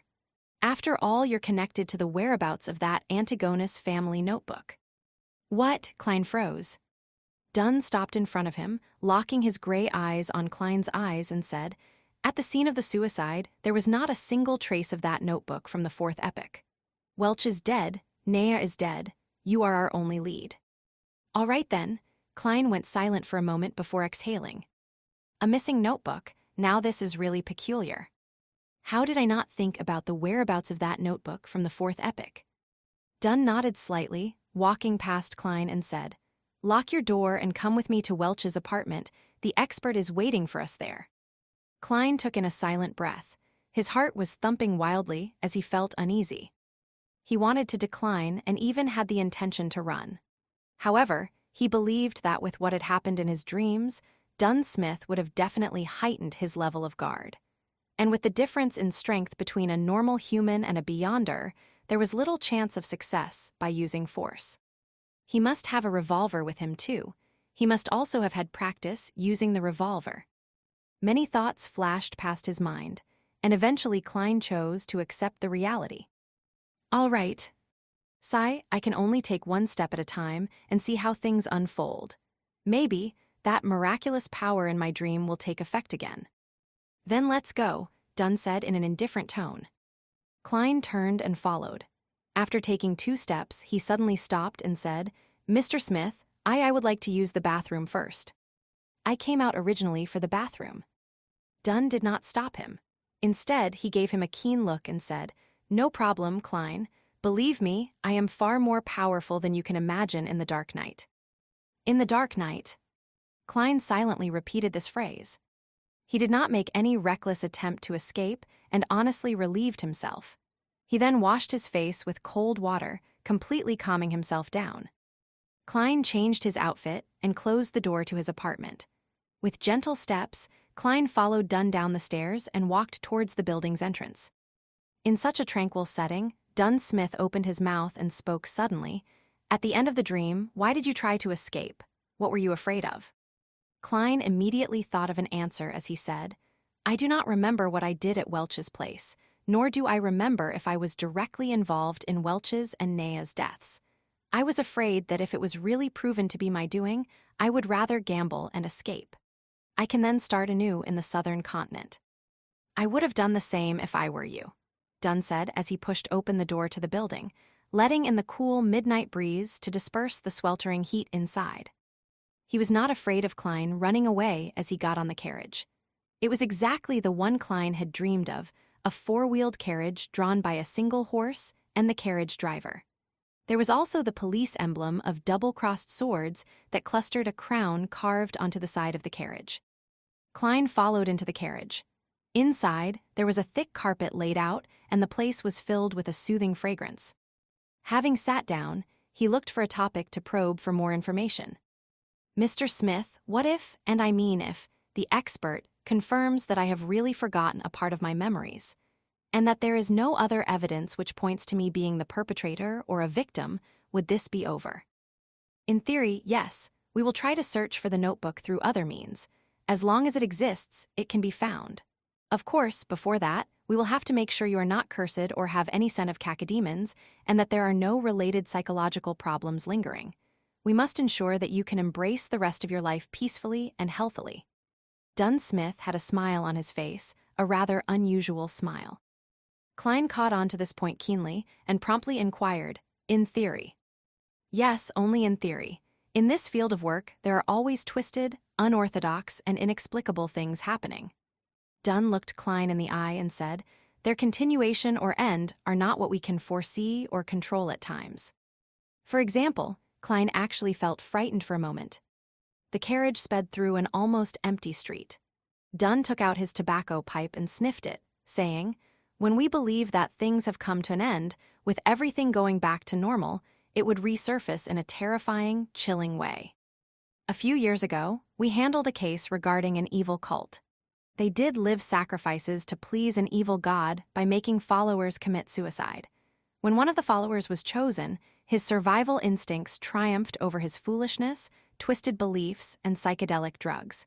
He secretly escaped and reported to the police. The case was handed over to us. It was a very small mission, since there were no beyonders in that cult. The deity they worshipped was actually randomly thought up by their leader merely for the sake of money and satisfaction. Humanity was lost there. We only used 2 members, coupled with the support from the police, to suppress this cult. No one was off the hook. For that whistleblower, we also confirmed that he had no lingering demonic scent left on him. He was not cursed and did not suffer any mental disorders. He didn't have any personality problems or any other irregularities, nothing. Later, he got a decent advancement in his career, got married to a very good wife, had a son and a daughter. His dark past seemed far away from him. The horror and bloodshed seemed to have completely vanished. At this point, Dunn Smith gave out a laugh and said, "Yet in March this year, despite being in good financial health and having a loving wife and adorable kids, he strangled himself to death in his own office." The crimson moonlight outside the carriage window shone upon Dunn Smith. At that instant, his seemingly self-derisive smile made Klein feel unspeakably horrified. Strangled himself to death. Klein drew in a gasp of cool air silently, as if seeing his own tragic end. "Even if I escaped at once, it might just be temporary. Is there any way to resolve this completely? Become a beyonder to fight it?" The carriage returned to silence. Countless thoughts welled in Klein's mind. Under an awkward silence, the carriage traveled for a long time at high speeds. Just as Klein made up his mind to consult Dunn Smith for any solutions, the carriage came to a halt. "Mr. Smith, we have reached Welch's apartment." The carriage driver's voice was heard. "Let's get down." Dunn straightened out his black trench coat that reached his knees. "Oh, let me introduce beforehand, the official disguise of the expert is the most renowned spirit medium of Awa County." Klein suppressed his other thoughts and asked curiously, "Then what is her actual identity?" Dunn half-turned his body and turned his head back. With his abstruse gray eyes, he said, "A true spirit medium." Chapter 14, The Medium. A true medium. Klein repeated this description inwardly and did not speak again. He followed Dunn Smith down the carriage. Welch's place in Tingen was a detached house with a garden. The road outside the hollowed metal gates allowed 4 carriages to pass through at once. Street lamps lined the sides of the road every 50 meters. They looked different from the ones Klein had seen in his previous life. They were gas lamps, and the height of every lamp was about that of an adult male, so that it was convenient to light the lamps. The black metal was closely pressed to the glass, forming a checkered pattern, casting out classical paper lantern-like artworks. Coldness and warmth were intertwined while darkness and light coexisted. Walking along the pathway blanketed by rays from the sunset, Klein and Dunn Smith entered Welch's rented place through the ajar metal gate. Facing the main entrance was a cemented road that led straight to a 2-floored bungalow. 2 carriages could go at once. There was a garden on the left and a lawn to the right. The pleasantly faint fragrance from the flowers mixed with the cool scent of the fresh grass made one feel happy and relaxed. As soon as he stepped in, Klein shivered and peered around. He felt that in the garden, somewhere in the lawn, on the roof, behind the swing, somewhere in a dark corner, pairs of eyes were observing him. There was clearly no one here, yet Klein felt as if he was on a crowded street. This strange contrast, this peculiar feeling, tensed him up. A chill ran up his spine. "Something's wrong," he couldn't help but exclaim to Dunn. Dunn's expression remained unchanged as he walked beside him and replied calmly, "Just ignore them." Since the Nighthawk had said so, Klein tolerated the chilling feeling of not being able to notice the perpetrator despite being followed, spied, and observed. Step by step, he arrived at the main entrance of the bungalow. If this goes on any longer, I will go crazy. As Dunn reached out his hand to knock on the door, Klein quickly turned around. Flowers swayed in the wind without a person in sight. "Come in, gentlemen." A seemingly ethereal voice came from inside the house. Dunn turned the doorknob, pushed the door open, and said to a woman on the sofa, "Dolly, any results?" The chandelier in the living room was unlit. A set of 2 leather couches surrounded a marble coffee table. On the table was a lit candle, but the light emitted a cobalt blue glow. It covered the half-enclosed living room, dining room, and kitchen in a strange, eerie hue. On the middle of the sofa sat a lady in a hooded black robe who wore blue eyeshadow and blush. An exposed silver bracelet with a hanging white crystal pendant was worn around her wrist. At the first sight of her, Klein had an inexplicable feeling. She was dressed just like a real medium. Was she stereotyping herself? Dolly, the medium with uncanny beauty, took a quick glance at Klein with her twinkling emerald eyes. She looked at Dunn Smith and said, "The original spirits have all disappeared, including that of Welch's and Nea S. Right now, all these little rascals know nothing at all. Spirits, spirit medium. All the invisible things that were spying on him previously were spirits. There were so many of them." Klein removed his hat and placed it across his chest, bowing slightly as he said, "Good evening, madam." Dunn Smith sighed, "That's tricky. Dolly, this is Klein Moretti. See if you can get anything out of him." The medium, Dolly, shifted her gaze onto Klein immediately. She pointed at a single armchair and said, "Please take a seat." "Thank you," Klein nodded, took a few steps over, and sat down obediently. His heart raced uncontrollably. Whether I survive, whether I get through this successfully, or have my secrets exposed will all depend on whatever happens next. And the thing that made him feel the most helpless was that he had nothing to rely on. He could only place his hopes on his inherent specialness. This feeling really sucks. Klein thought bitterly. Next, Dunn sat on the 2-seater sofa opposite of Klein. Dolly took out 2 thumb-sized glass bottles from her waist pouch. Her emerald eyes smiled at Klein as she said, "I need a bit of help here. After all, you are not an enemy. I can't treat you harshly. That might make you uncomfortable or put you in pain. It might even leave some serious after-effects on you.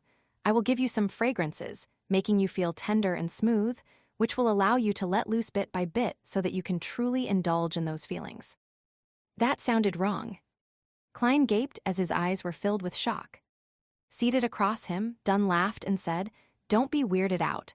We are different from the fellows from the Church of Storms. Here, the ladies can also verbally tease men. In this regard, you should be able to understand. Your mother was a devout believer of the goddess. You and your brother used to attend Sunday school at church." "I understand. It's just that I never thought that she would be such a," Klein gestured, as he could not find the right words. He almost blurted out the direct translation for veteran driver. Dunn curved the corners of his mouth up and said, "Don't worry. Actually, Dolly seldom does this. She just wants to use these methods to calm you down. She prefers corpses over men." "You make me sound perverted," Dolly interjected with a smile. She opened one of the little bottles and dripped a few drops onto the bright blue candle flame. Night vanilla, slumber flower, and chamomile all distilled and extracted to form this aromatic floral essence. I call it amantha. It means tranquility in the Hermes language. It smells really amazing. As they chatted, the candle flame flickered, evaporating the floral essence and filling the room with its aroma. A beautifully enchanting aroma found its way into Klein's nostrils. He no longer felt tensed up. He was instantly calm, as if he was gazing into the darkness of the silent night. This bottle is called the Eye of the Spirit. Barks and leaves of drago and poplar trees are sun-dried for 7 days and decocted thrice. Then, they are immersed in Lanty wine. Of course, there would be several incantations while we're at it. As Dolly described the liquid, the amber substance dripped onto the cobalt blue candle flame. Upon smelling the ethereal scent of the aromatic wine, Klein noticed that the candle flame was dancing wildly. The luster of Dolly's blue eyeshadow and blush shone oddly, to the extent of him seeing double. It is a great helping hand for mediumship. It is also a floral essence that is sufficiently enchanting.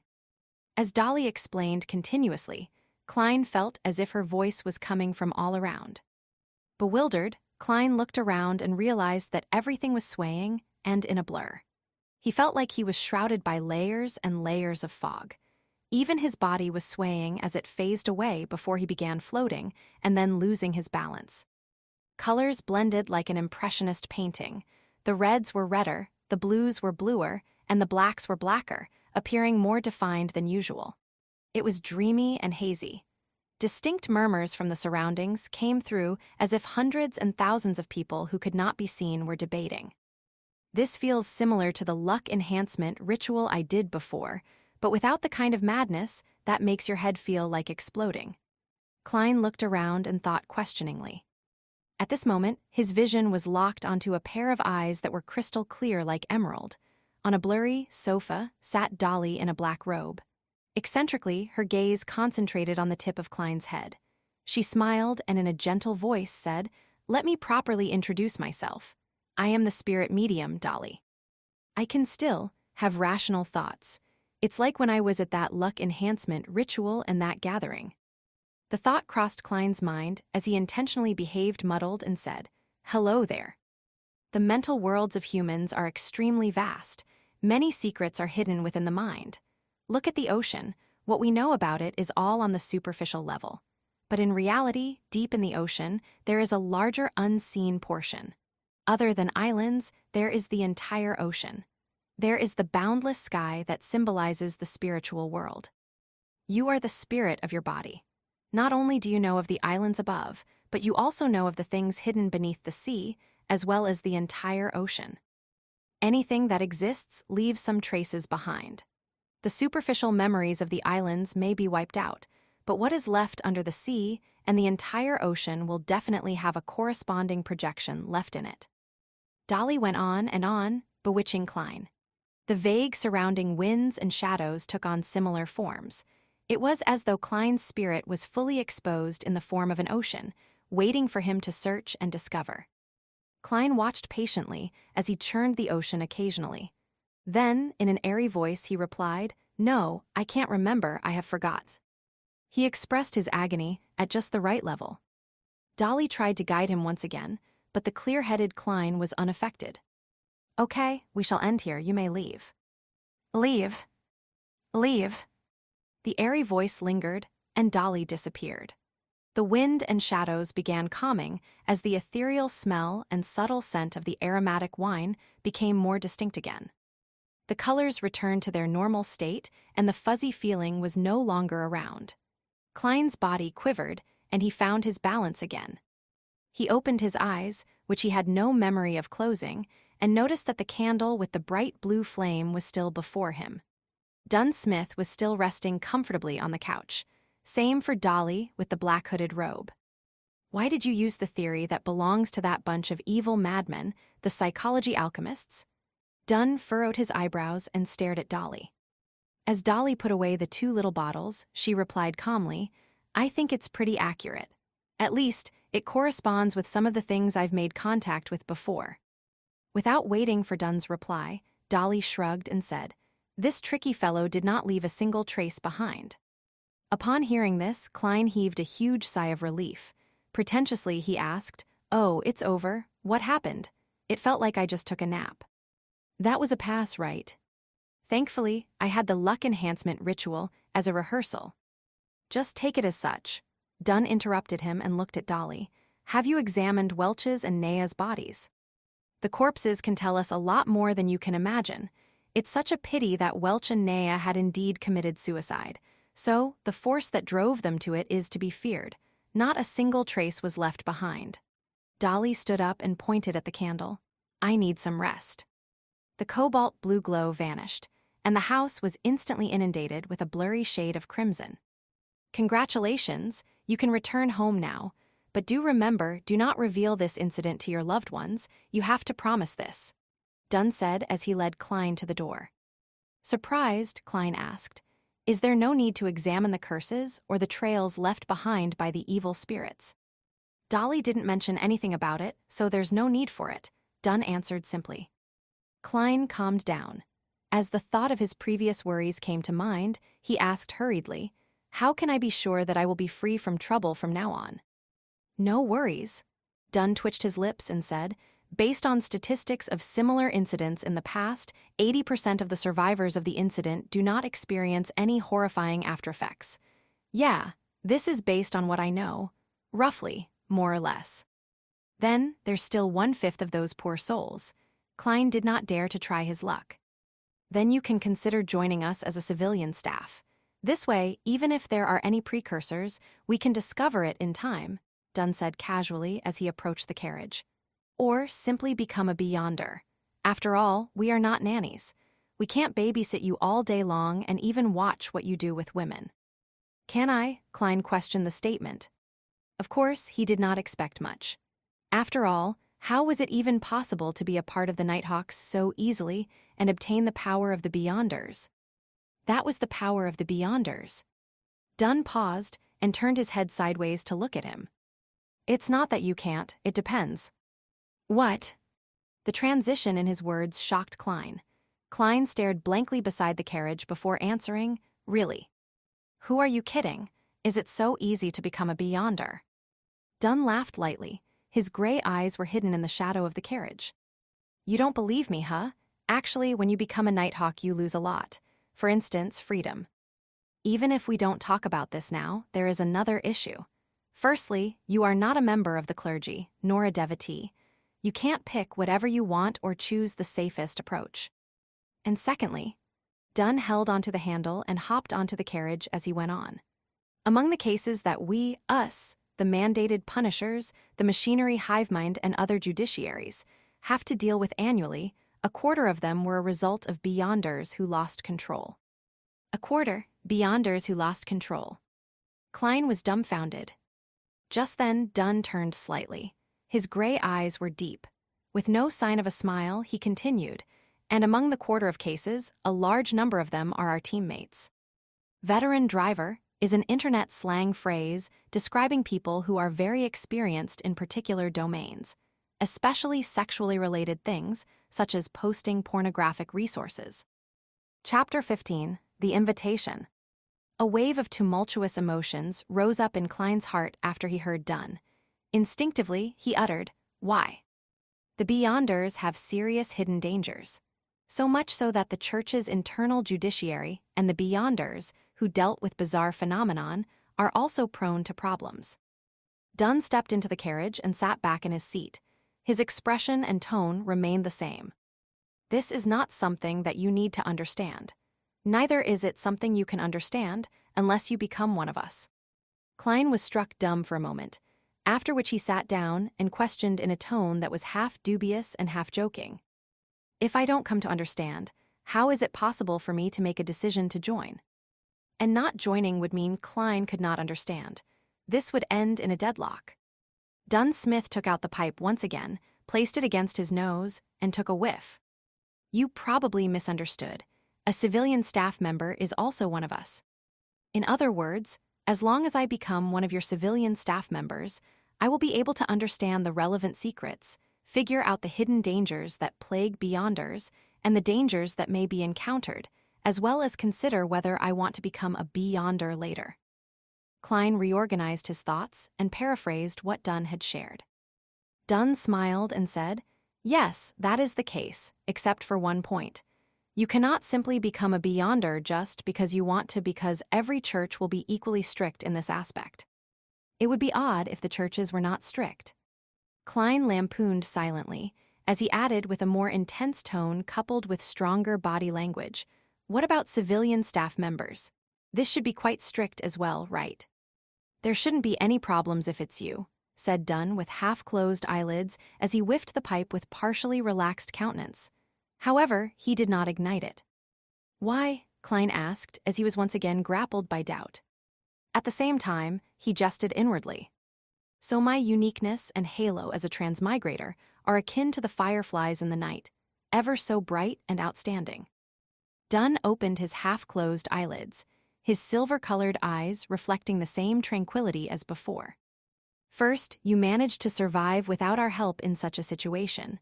certain exceptional qualities are not present in others. For instance, luck. Lucky people are often welcomed. Seeing that Klein's expression had turned blank, Dunn smiled slightly. All right, just treat this as a humorous statement. Second, you're a graduate of the history department from Koi University. This is something we urgently need.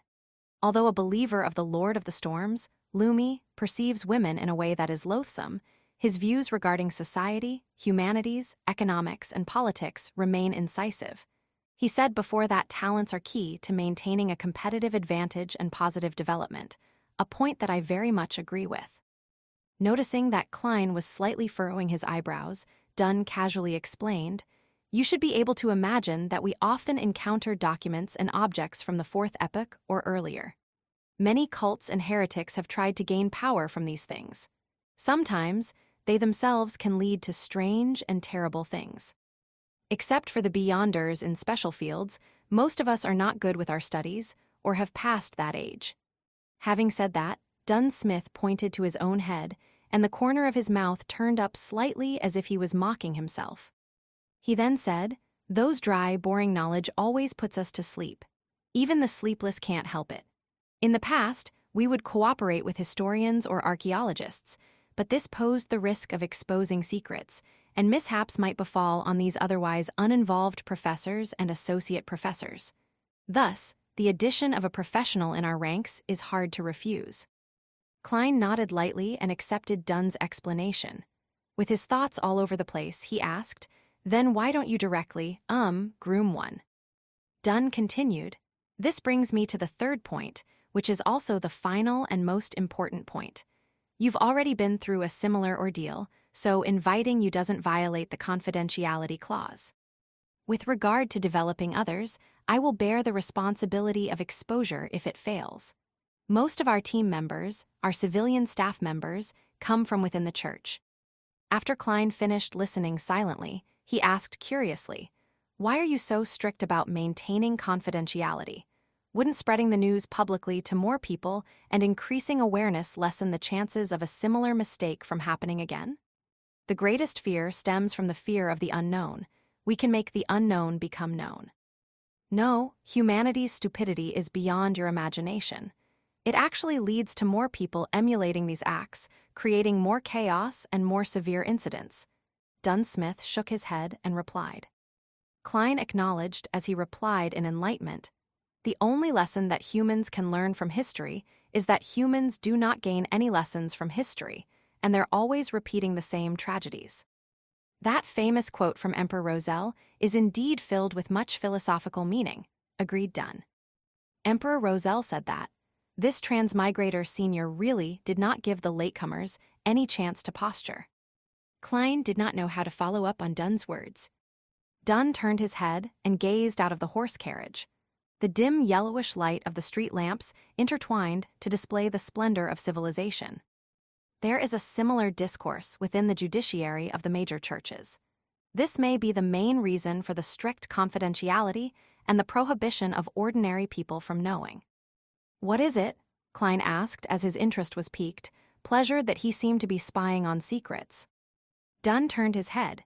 His facial muscles pulled themselves so slightly that it was hardly visible. "Faith and fear bring troubles. More faith and more fear bring more troubles until everything is destroyed." After he said that, Dunn signed, "Besides praying for the blessings and help from gods, humans can't solve their real major problems. Faith and fear bring troubles. More faith and more fear bring more troubles." Klein recited silently, but he could not fully understand it. What followed next was the fear of uncertainty that came from the unknown. It was like the dark shadows formed by the street lights outside. In the darkness without light, it appeared as though there were pairs of callous-looking eyes and wide-opened mouths.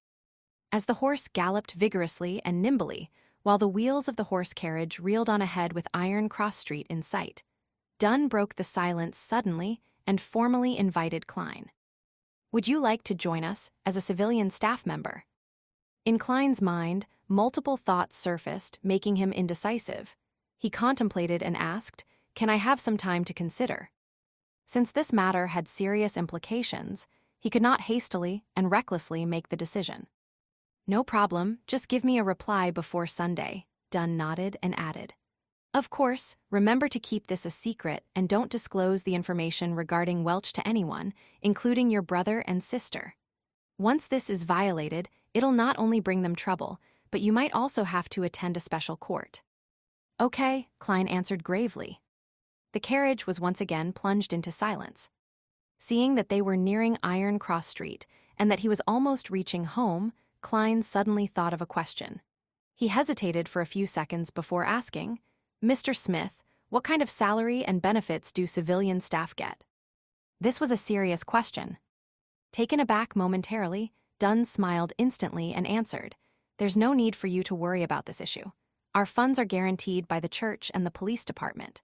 For newly registered civilian staff, the weekly salaries are placed at £2.10 solely. There is an additional 10 solely as compensation for the risk and confidentiality. All of this will add up to a total of £3. This is hardly worse than a confirmed university lecturer. After which, your salary will gradually rise according to your experience and contributions. As for civilian staff members, the contract is generally 5 years.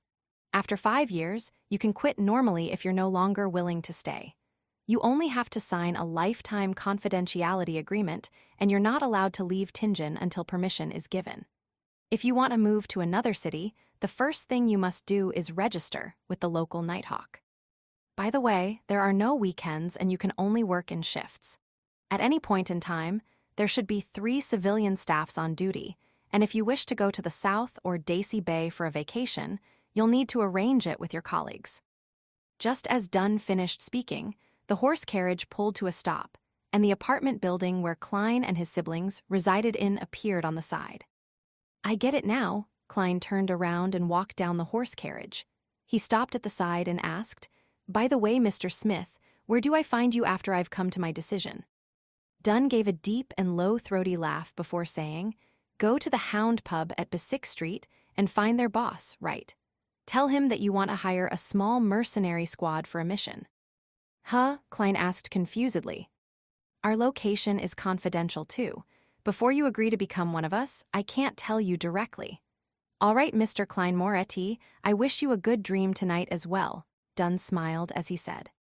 Klein took off his hat and saluted, watching as the pace of the departing horse carriage gradually sped up. He took out his pocket watch. Click, he pressed it open and saw that it was only a little past 4 in the morning.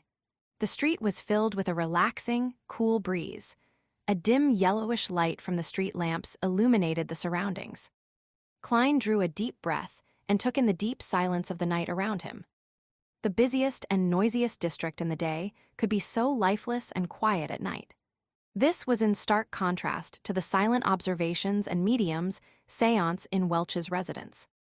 It was only then that Klein realized that the back of his linen shirt was unknowingly drenched in sweat, cold and clammy. Chapter 16. Rat baiting with dogs.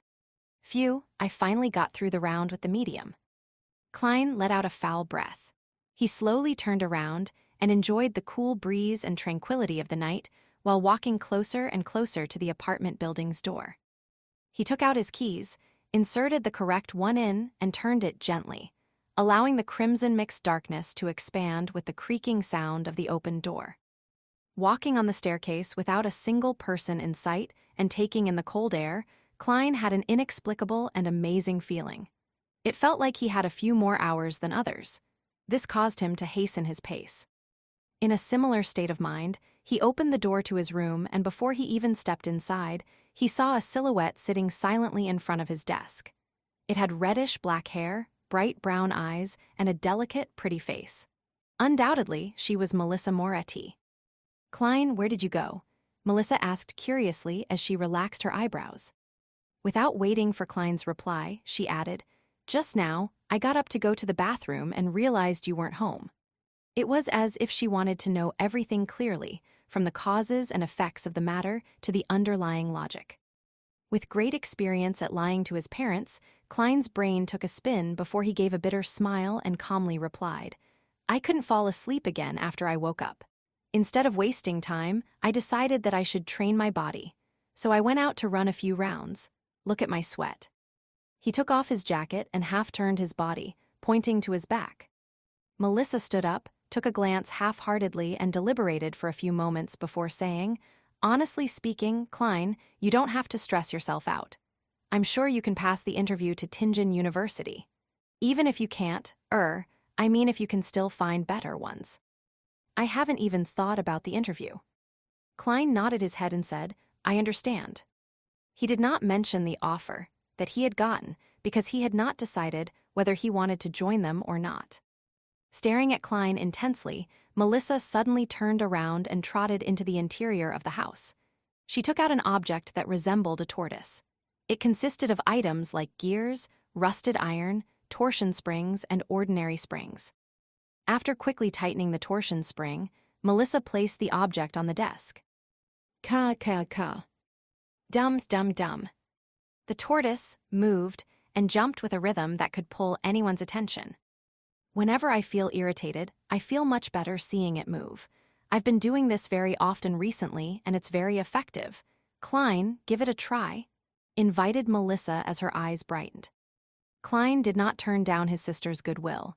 He approached the tortoise and waited for it to stop before laughing. He said, "Simplicity and regularity can indeed help relaxation." Without waiting for Melissa's reply, Klein pointed to the tortoise and casually asked, "Did you make this yourself? When did you make this? Why wasn't I aware of it?" "I made use of unwanted materials from school and picked up things from the streets to make this. It was only finished 2 days ago," Melissa said in her usual tone, the side of her lips upturned a few more degrees. "That's impressive," Klein praised sincerely. As a boy with poor skills in machine assembly, he encountered great difficulties even assembling a 4-wheel toy car as a child. With her chin slightly raised and her eyes slightly bent, Melissa calmly replied, "It was okay." "Being overly humble is a bad trait." Klein smiled slightly and continued, "This is a tortoise, right?" Instantly, the atmosphere in the room took a great plunge, leaving behind an air of graveness for a while. Then, Melissa faintly replied with a voice that seemed enigmatic like the crimson veil, "It's a puppet." "Puppet?" Klein gave an awkward smile and tried to forcefully explain. "The problem lies in the materials, they're too rudimentary." Following that, he tried to change the topic and said, "Why would you go to the bathroom in the middle of the night? Isn't there a toilet here? Don't you always sleep till dawn?" Melissa was taken aback momentarily. It was only after a few seconds, before she opened her mouth, prepared to explain. At that moment, an intense sound of digestion sounded from her thoraco-abdominal area. "I'll go get some more sleep." Bang! She grabbed her tortoise-like puppet, trotted to the interior of the house, and closed the door to her room. Last night's dinner was too good. She ate too much, and now her stomach is having trouble digesting it. Klein shook his head as he smiled, slowly walking towards his desk. He sat down soundlessly, silently pondering Dunn Smith's invitation as the crimson-red moon emerged from behind the dark clouds.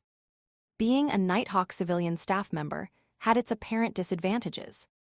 With me being a transmigrator, the fool, initiator of the mysterious gathering, and the multiple secrets I have, it will be risky to be under the noses of the Church of Evernight's team that specializes in dealing with matters regarding the Beyonders. As long as I joined Dunn Smith and his team, I would certainly aim to become a Beyonder.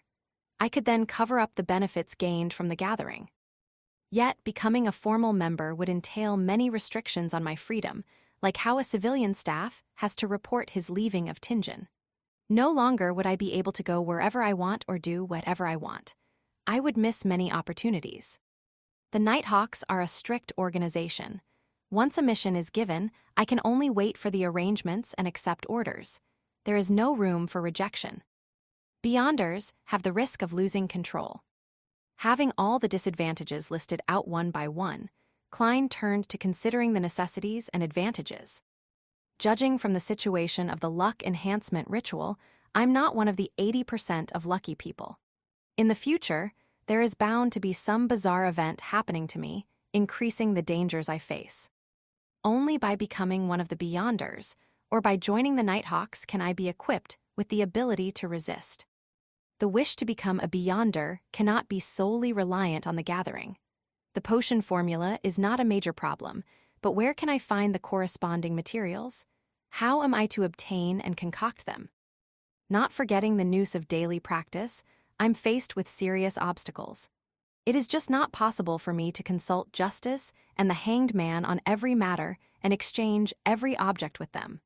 This would not only hurt the image of the fool and arouse their suspicions, but there will also be inadequate time to communicate on such trivial issues.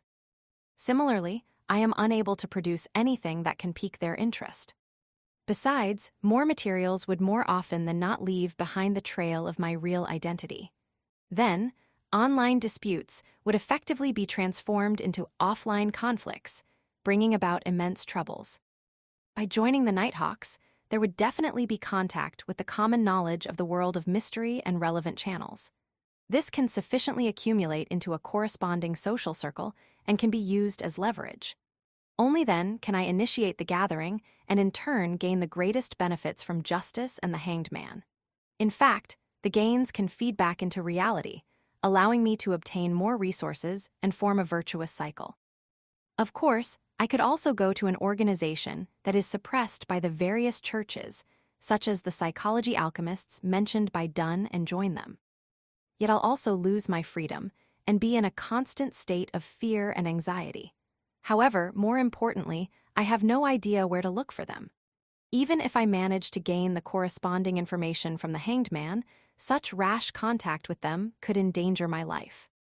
Becoming a civilian staff leaves opportunity for a buffer and exit.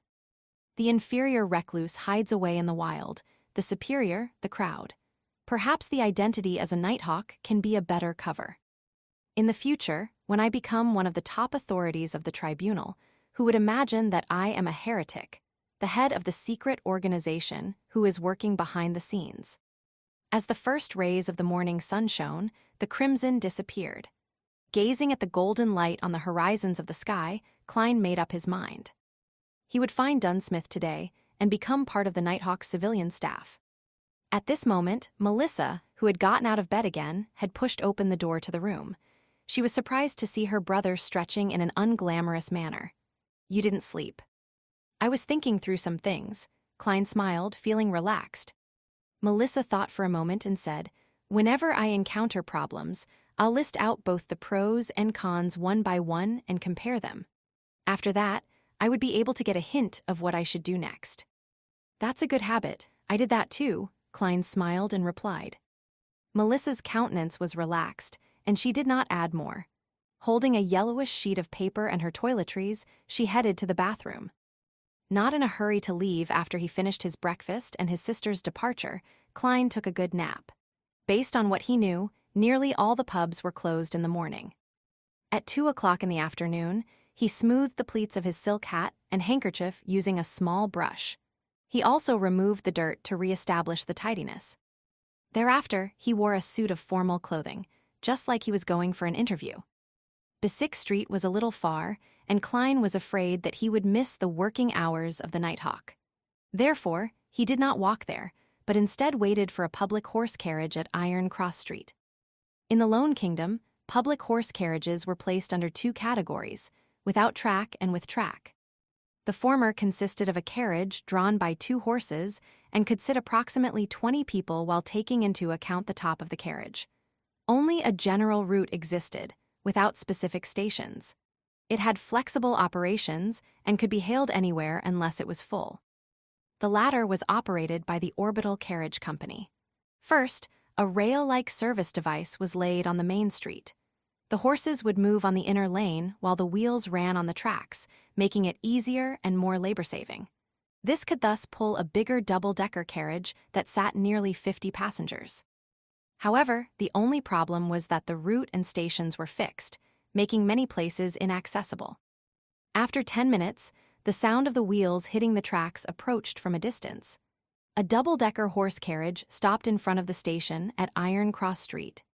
"To Besic Street," Klein said to the carriage driver. "You have to transfer at Champagne Street, but when you get there, it takes about 10 minutes to walk to Besic Street," explained the carriage driver to Klein with regards to the route. "Let's go to Champagne Street then," Klein nodded in approval. "It's more than 4 kilometers, 4 pence," said a young man with a fair and clean face, as he extended his hand. He was a worker responsible for money collection. "Okay." Klein fished out 4 copper coins from his pocket and handed it to the other party.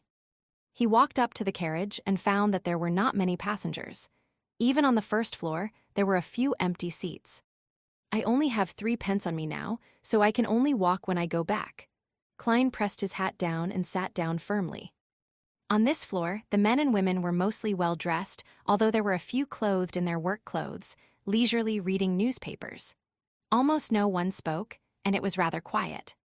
Klein shut his eyes and recharged his strength, oblivious to the coming and going of passengers around him. Station after station passed, until he finally heard the few words, "Champagne Street."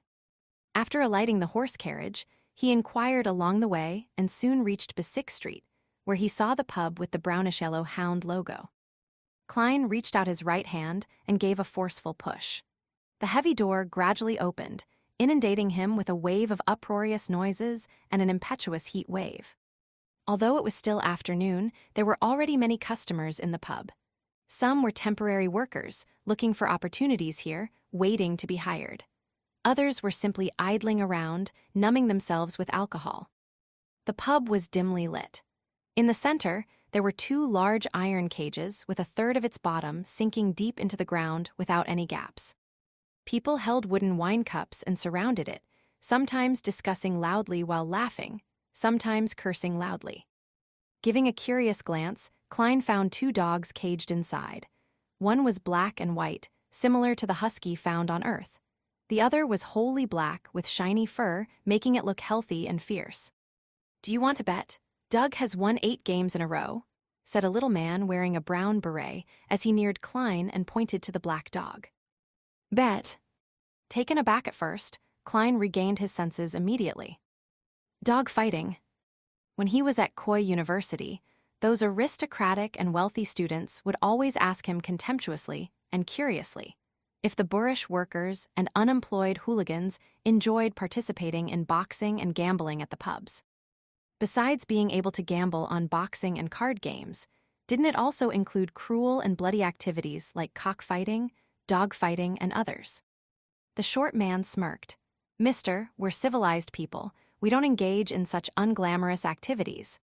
Having said that, he whispered, "Besides, laws were introduced to ban these things last year." "Then what are y'all betting on?" asked Klein curiously. "The better hunter." Just as the short man finished his sentence, a resounding cacophony sounded. He turned his head, waved his hands excitedly, and said, "You can't place a bet for this round as it has started. Wait for the next one then." Upon hearing that, Klein tipped his toes, lifted his head, and looked as far as he could. He saw 2 strong men each dragging a sack, coming to the side of the iron cage and opening the prison door. They then dumped the contents of the sack into the cage. They were gray and disgusting animals. Klein tried to identify them carefully before realizing that they were rats. Hundreds of rats. As the iron cage was deep underground without any gaps, the rats moved in all directions but could not find a way out. Right then, just as the door of the cage was closed, the chain of the 2 dogs were untied. Woof! The black dog pounced ahead and killed a rat in one bite. The black and white dog was dazed at first before it started playing excitedly with the rats. The surrounding people either raised their wine cups and intensified their gaze or shouted loudly, "Bite it! Kill it! Doug, Doug!" Motherfucking rat baiting with dogs. Klein regained his senses, and the corner of his mouth twitched unceasingly.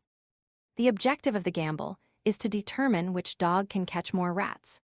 Perhaps one can even bet on the specific number of rats caught.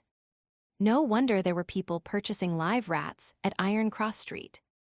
That's really unique. Klein shook his head, laughing as he backtracked and circled along the edge of the alcoholic customers and reached the front of the bar. "New here," said the bartender as he spared Klein a glance while wiping the cups.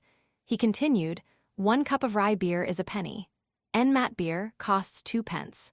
4 pence for Southville beer, or do you want a cup of purely brewed malt lanty?"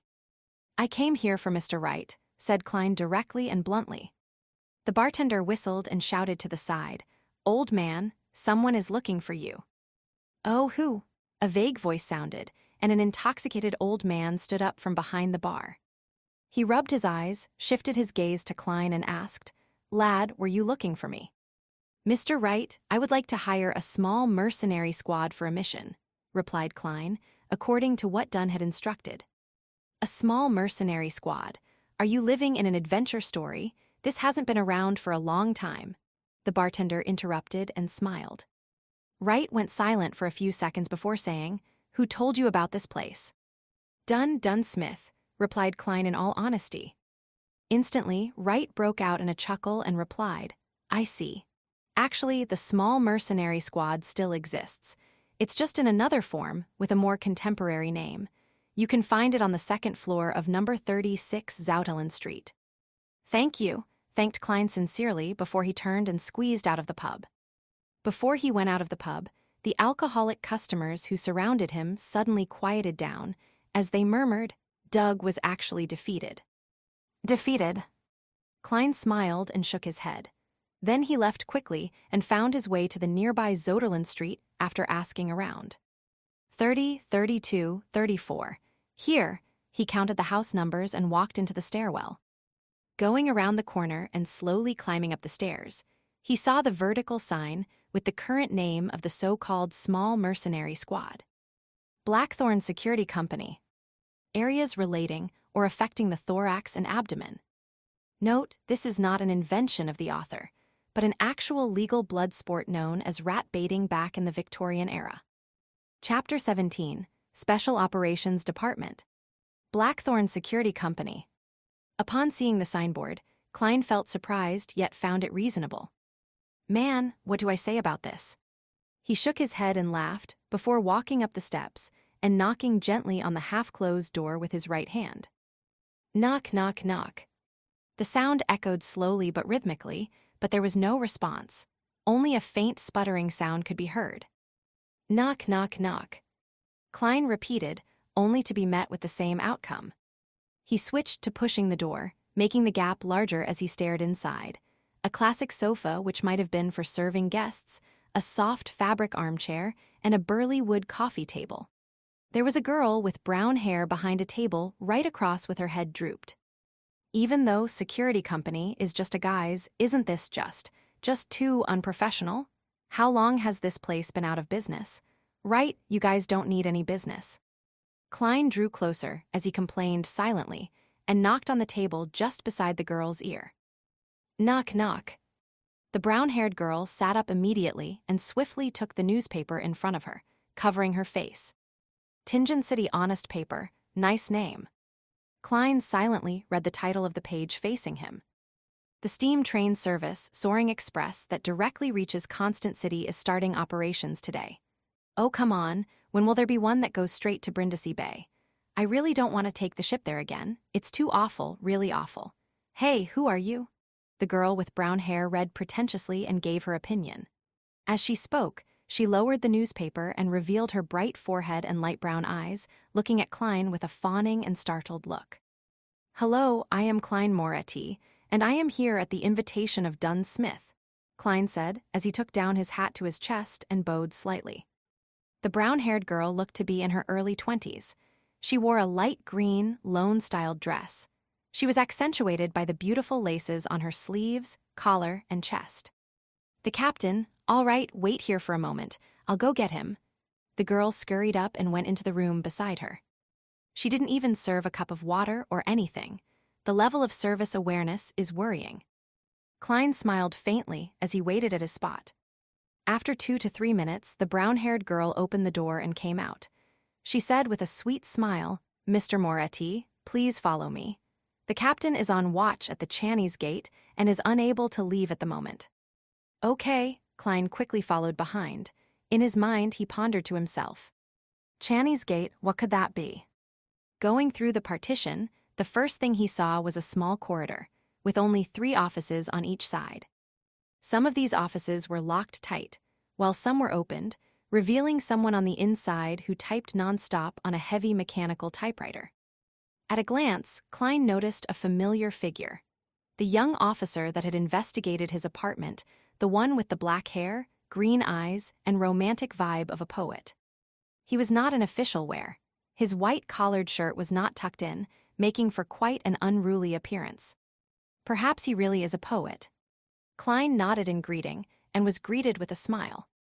The brown-haired girl pushed open the left office door at the end of the room and pointed inside, chirping, "We still have to go down a few levels." This office had no furniture in place, only a grayish-white stone staircase that extended downwards. The two sides of the stairs were lit up by gas lamps.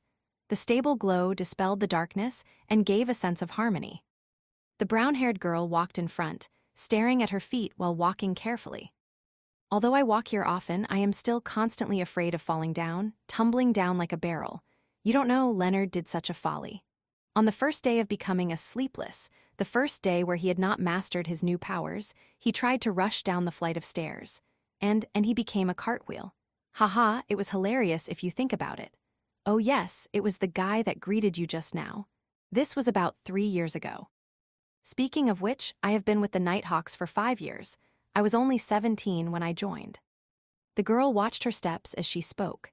Suddenly, she smacked her forehead and said, "I forgot to introduce myself. I'm Rosen. My father was a member of the Nighthawks, who sacrificed himself in an accident 5 years ago. I suppose we are colleagues from now on. Yeah, colleague is the right word. We are not teammates since we are not Beyonders. I hope to have the honor, but still it depends on what Mr. Smith has to say," Klein said, as he sized up the enclosed surroundings. He felt that they were going underground. Dampness seeped out from the stone walls, dispelling the summer heat. "Don't worry, the fact that you came so far means the captain has agreed. I've always been a little afraid of him, even though he is amiable, a fatherly figure. I don't know why, but I'm still afraid." Rosen spoke as though there was a piece of sweet in her throat. Klein answered humorously, "Isn't being afraid of a father normal?" "True," Rosen said as she held the wall around the bend. As they spoke, the two finished walking down the stairs and reached a stone-paved floor. It was a long aisle. Both sides of the walls were mounted with gas lamps surrounded by metal gratings. Klein and Rosen's shadows were elongated under the illumination. Klein keenly noticed that there was a dark sacred emblem every few meters, the symbol of the Evernight goddess. A deep black background dotted with sparkling embellishments as they clustered precisely half the crimson moon. These emblems did not seem special, but walking between them gave Klein a sense of serenity. Rosen also stopped talking, unlike her previous talkative state. Before long, an intersection appeared up front. Rosen briefly introduced. "The path to the left will lead to the St. Selina Cathedral. To the right are the armory, storeroom, and archives. And straight ahead is the Channy's Gate. St. Selina Cathedral.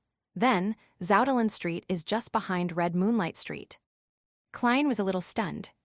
St. Selina Cathedral of Red Moonlight Street was the headquarters of the Church of Evernight in Tingen, a sacred ground where local followers yearned to visit.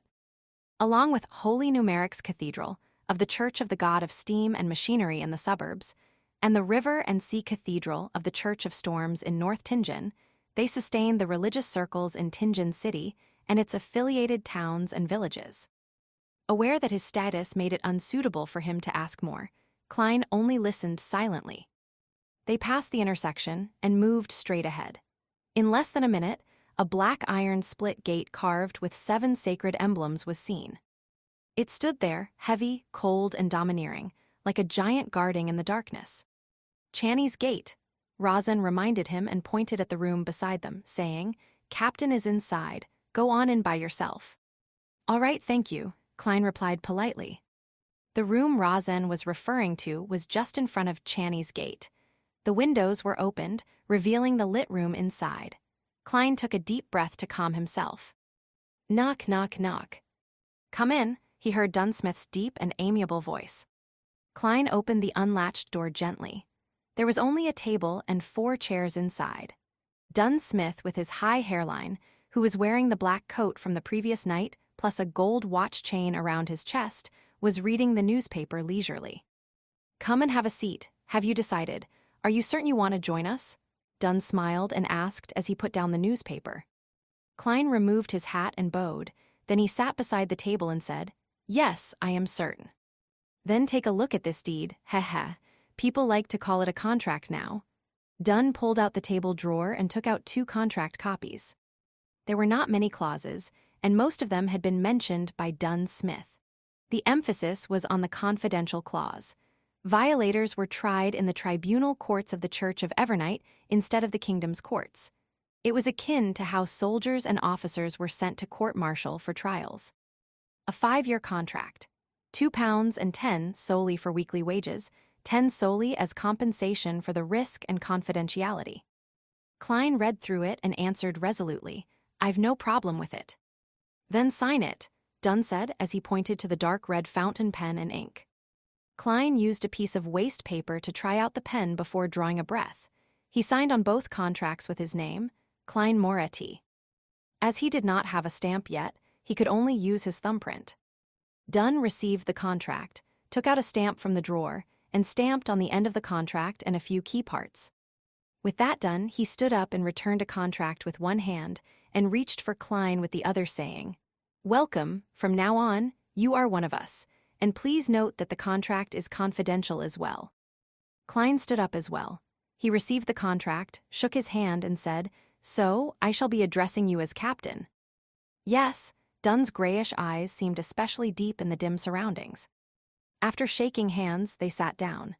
Klein glanced at the stamp on the contract. It read, "Nighthawk Team, Tingen City, Awa County, Lone Kingdom." "I can't believe you guys would use the name Blackthorn Security Company as a disguise," he laughed and said. "Actually, we have other signboards." Dunn pulled out a piece of paper from the drawer. It was stamped with the stamps of the city government and the police department. The contents were as follows: 7th Unit, Special Operations Department, Awa County Police, Lone Kingdom. The first 4 units are the regular police responsible for general security, like the VIP Protection Unit and Key Installations Protection Unit. And from Unit 5 onwards are the ones dealing with supernatural incidents in each city. Our unit is responsible for incidents related to the followers of Evernight Goddess in Tingen. If there are different types of followers, then we divide the area accordingly. We are mainly in charge of places like the North, West, and the Golden Indus region. Dunn briefly introduced.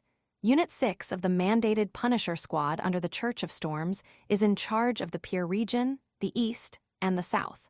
The university area and the suburbs are under Unit 5, which is the Machinery Hivemind Squad in Tingen. Right, Klein had no questions about it. He then laughed. "What happens if someone really comes here due to the Blackthorn Security Company, signboard, and requests for our services?" "We'll take those requests. Why shouldn't we? As long as it doesn't affect our daily operations," Dunn said slowly and humorously. "Any earnings would be considered additional bonuses, so our members are quite willing to take those jobs. Anyway, the market for trivial and troublesome matters, such as finding dogs and cats, have been monopolized by private detectives." "So how many people are there in this Nighthawks team?" Klein asked, since they were on this topic. "There aren't many supernatural incidents, so there are even fewer Beyonders. There are only 6 formal members of the Nighthawks in the entire Tingen City, including me. Heh. As for civilian staff, there are 6 including you." Klein nodded his head and eventually asked the question that he was most concerned about. "So, Captain, what do you mean by Beyonders losing control? Why does it happen?" Chapter 18, Origin and Cause. Upon hearing Klein's question, Dunn looked out of the window toward the corridor that led to Channy's gate. He took out his pipe, stuffed it with some tobacco and mint leaves, and held it to his nose. He took a deep whiff as his voice turned reflective and drifting. "Only at home can I enjoy the beautiful flavors of tobacco mixed with mint leaves without any worries. Klein, do you know about the creation myth?" Of course, when I received primary education during Sunday school, we learned to read using the revelation of Evernight. Among them, the Book of Wisdom and the letters from the saints mentioned the myth of creation. Klein attempted to recall via the memory fragments of the original Klein. He slowed down his tempo and said, "The Creator awoke from chaos and shattered the darkness, creating the first ray of light.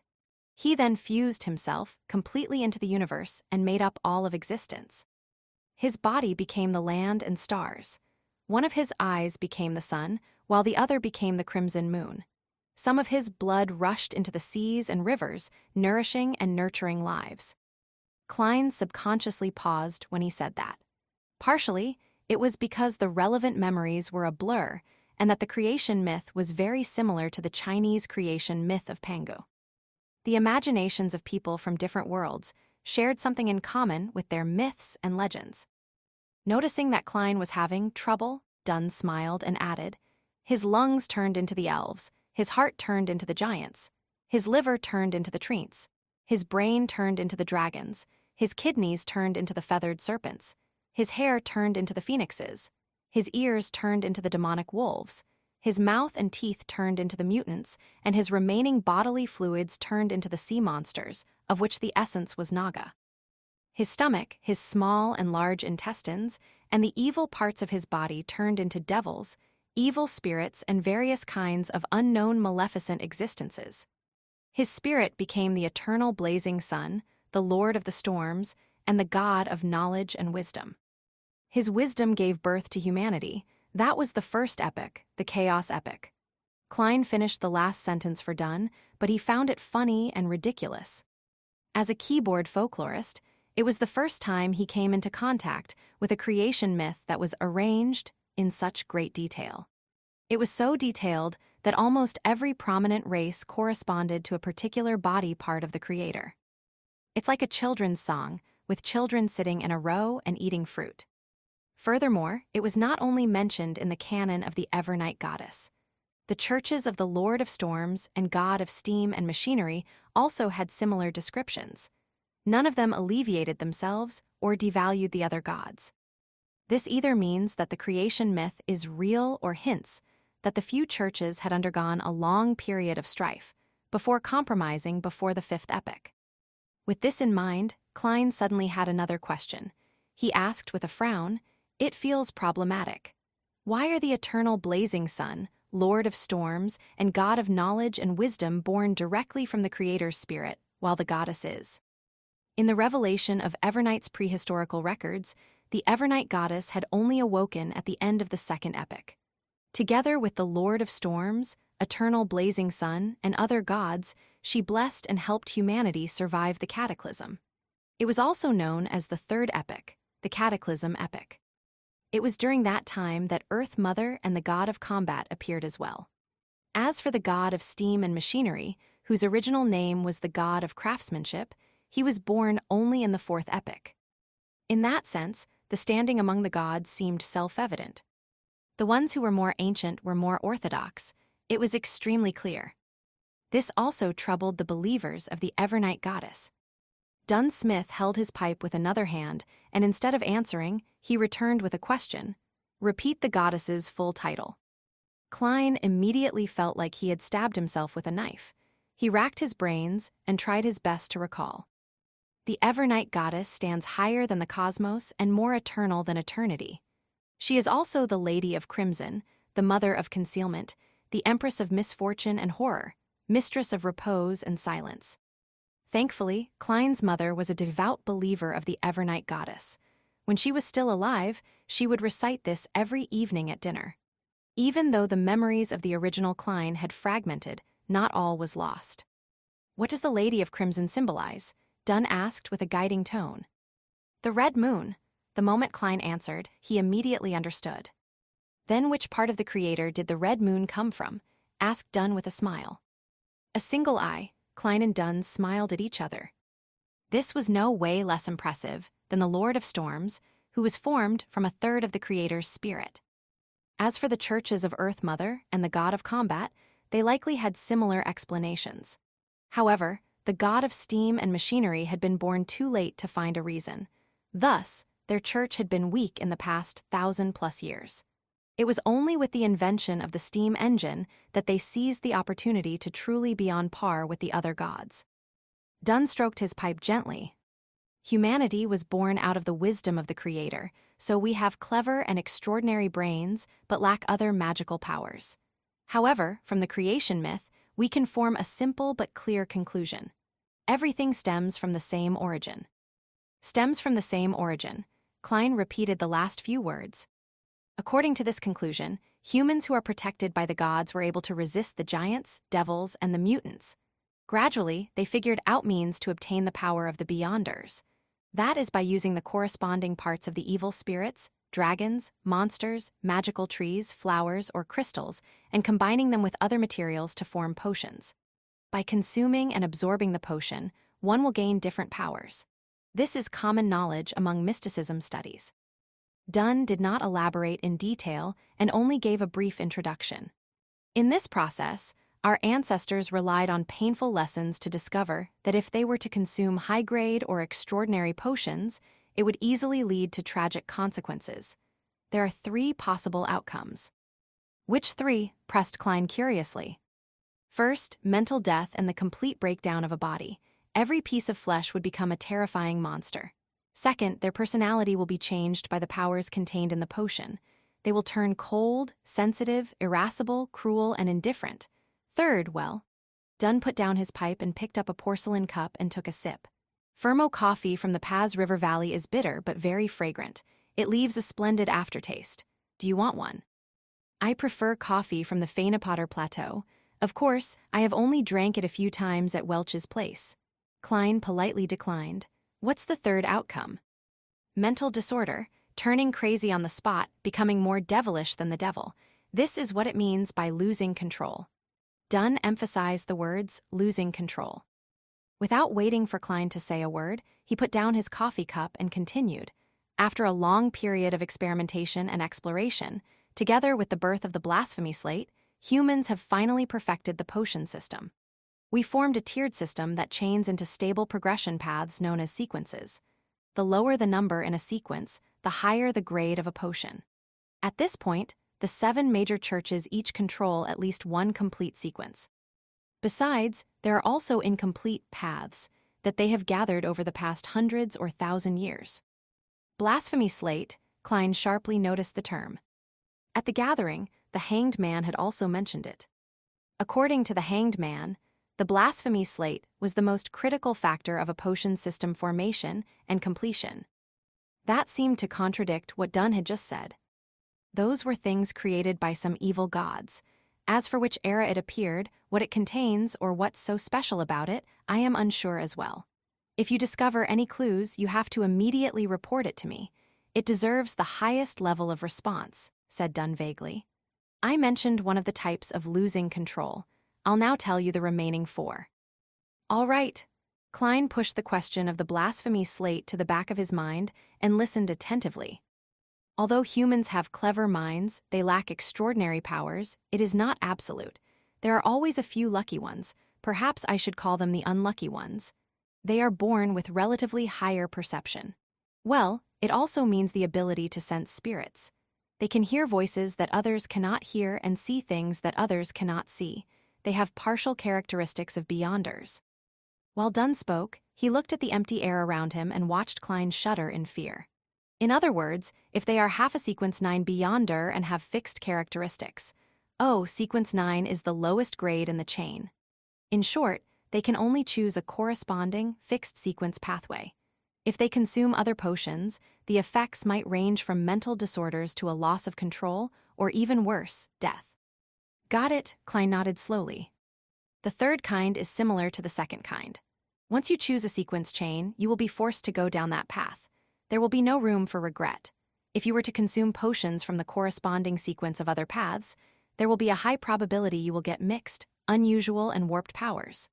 But it is almost certain that you would be in a semi-deranged state, sensitive and irascible, cruel and bloodthirsty, and silent and melancholic. And there is only one such opportunity. After that, regardless if you consume the potions from the original path or potions in the present sequence, the only result is a loss of control. The outcome could then be mental death. Alternatively, the body breaks down into monsters or even transforms into an evil spirit. As Dunn spoke, he lifted his coffee cup to take a sip. Klein, who turned alarmed and fearful after hearing this, fell silent for a few seconds before asking, "What about the 4th kind?"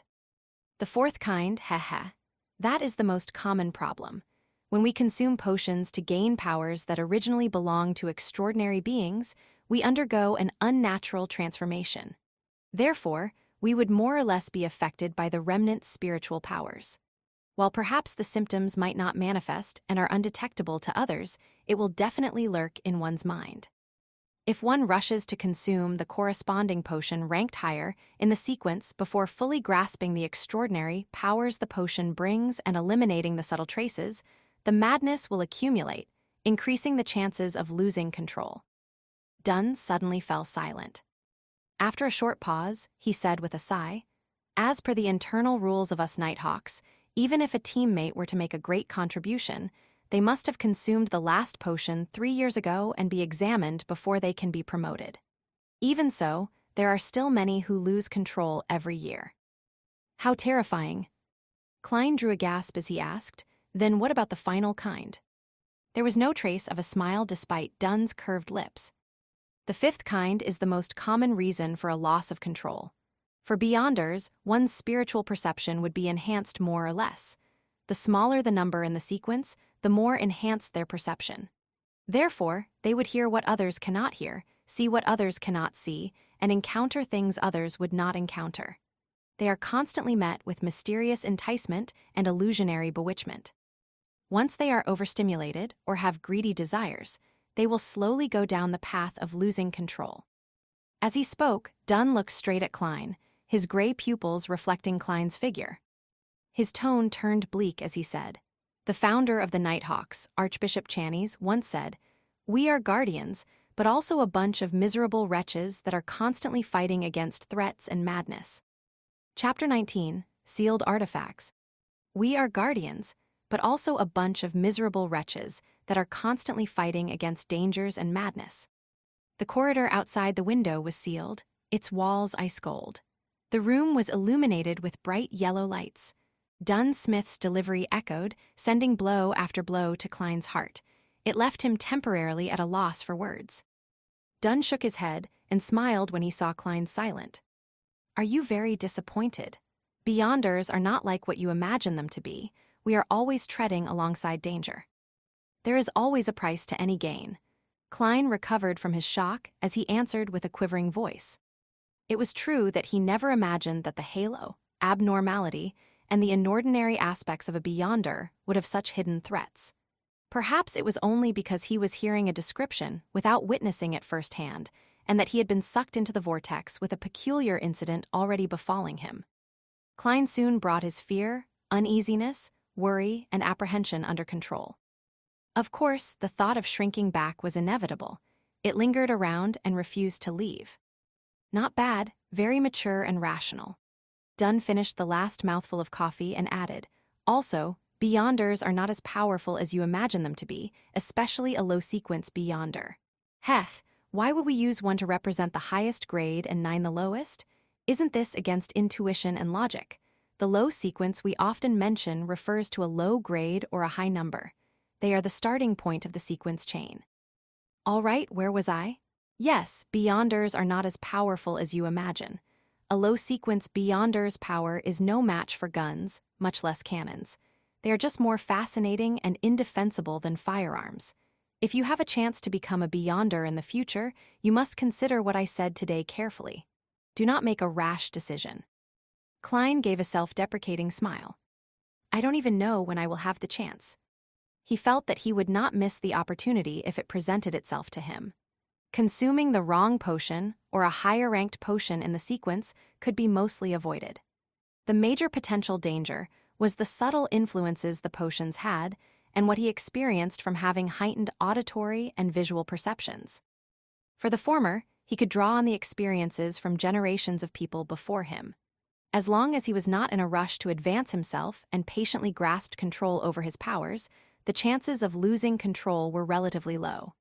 Furthermore, he still had to resolve the potential problem that he currently faced. He had to understand the essence of mysticism and seek a way to transmigrate back. These were the underlying reasons for taking the first step. He did not aim for higher sequence spots. If it was easy to lose control, he could just forget about advancement, stay in his original sequence, and rely on knowledge to plan a way home. It was needless to elaborate on the potential risks. Back when Klein held the luck enhancement ritual, he was nearly driven crazy. The murmurings that nearly blew up his head were still fresh in his mind. They were not unavoidable by not becoming a beyonder. Therefore, it was better to gain power that allowed him to defend himself. With this in mind, Klein felt that the pros clearly outweighed the cons. It made his thoughts of withdrawal almost disappear. Dunn picked up his pipe again, as his gray eyes carried a smiling trace to them. I cannot give you an accurate answer on this. To become a beyonder, firstly, you must make enough contributions. Perhaps tomorrow or the day after, you would be able to interpret critical ancient documents. Maybe you would be able to give us valuable ideas for one of our cases. Secondly, it depends on the arrangements of the higher-ups. No one can be sure. All right, I believe you should know quite a bit about beyonders now. In the future, do not make a rash decision. Now, I'll introduce you to our Nighthawks team's civilian jobs. He stood up and walked to the door. He pointed in the opposite direction of Channy's gate and said, We have an accountant and someone else who is in charge of procuring necessities and collecting supplies handed out by the church and the police department while standing in as a carriage driver. They are professionals and do not need to take shifts, so they can rest on weekends. The other 3 civilian staff are Roseanne, Brett, and Old Neil. Their jobs include attending to visitors, cleaning the rooms, and writing case files and inventory registration lists. They also guard the armory, storeroom, and the archives, strictly enforcing the registration should someone wish to enter, take out, or return an item. Each of them has 1 day off a week, other than Sundays. They negotiate among themselves on the arrangement of night shifts and rest days. So is my job scope the same as Roseanne and the rest? Klein swept away his thoughts about beyonders and tried to clarify his job responsibilities. No, there's no need. You are a professional, said Dunn with a smile. You currently have 2 tasks. First, every morning or afternoon, go take a stroll outside. Focus on the various streets that lead from Welch's place to yours. What? Klein was dumbfounded. What kind of job is this? Is that very professional? Dunn inserted his hands into the pockets of his black trench coat and said, After you confirm that you have lost your memories, we will close the case on Welch and Nea. Similarly, that diary of the Antigonus family has vanished completely. We suspect that you brought it with you. You might have hidden it on your way home, which might be why we did not find any clues at your place. This is also likely the reason why you were not there and chose to commit suicide at home.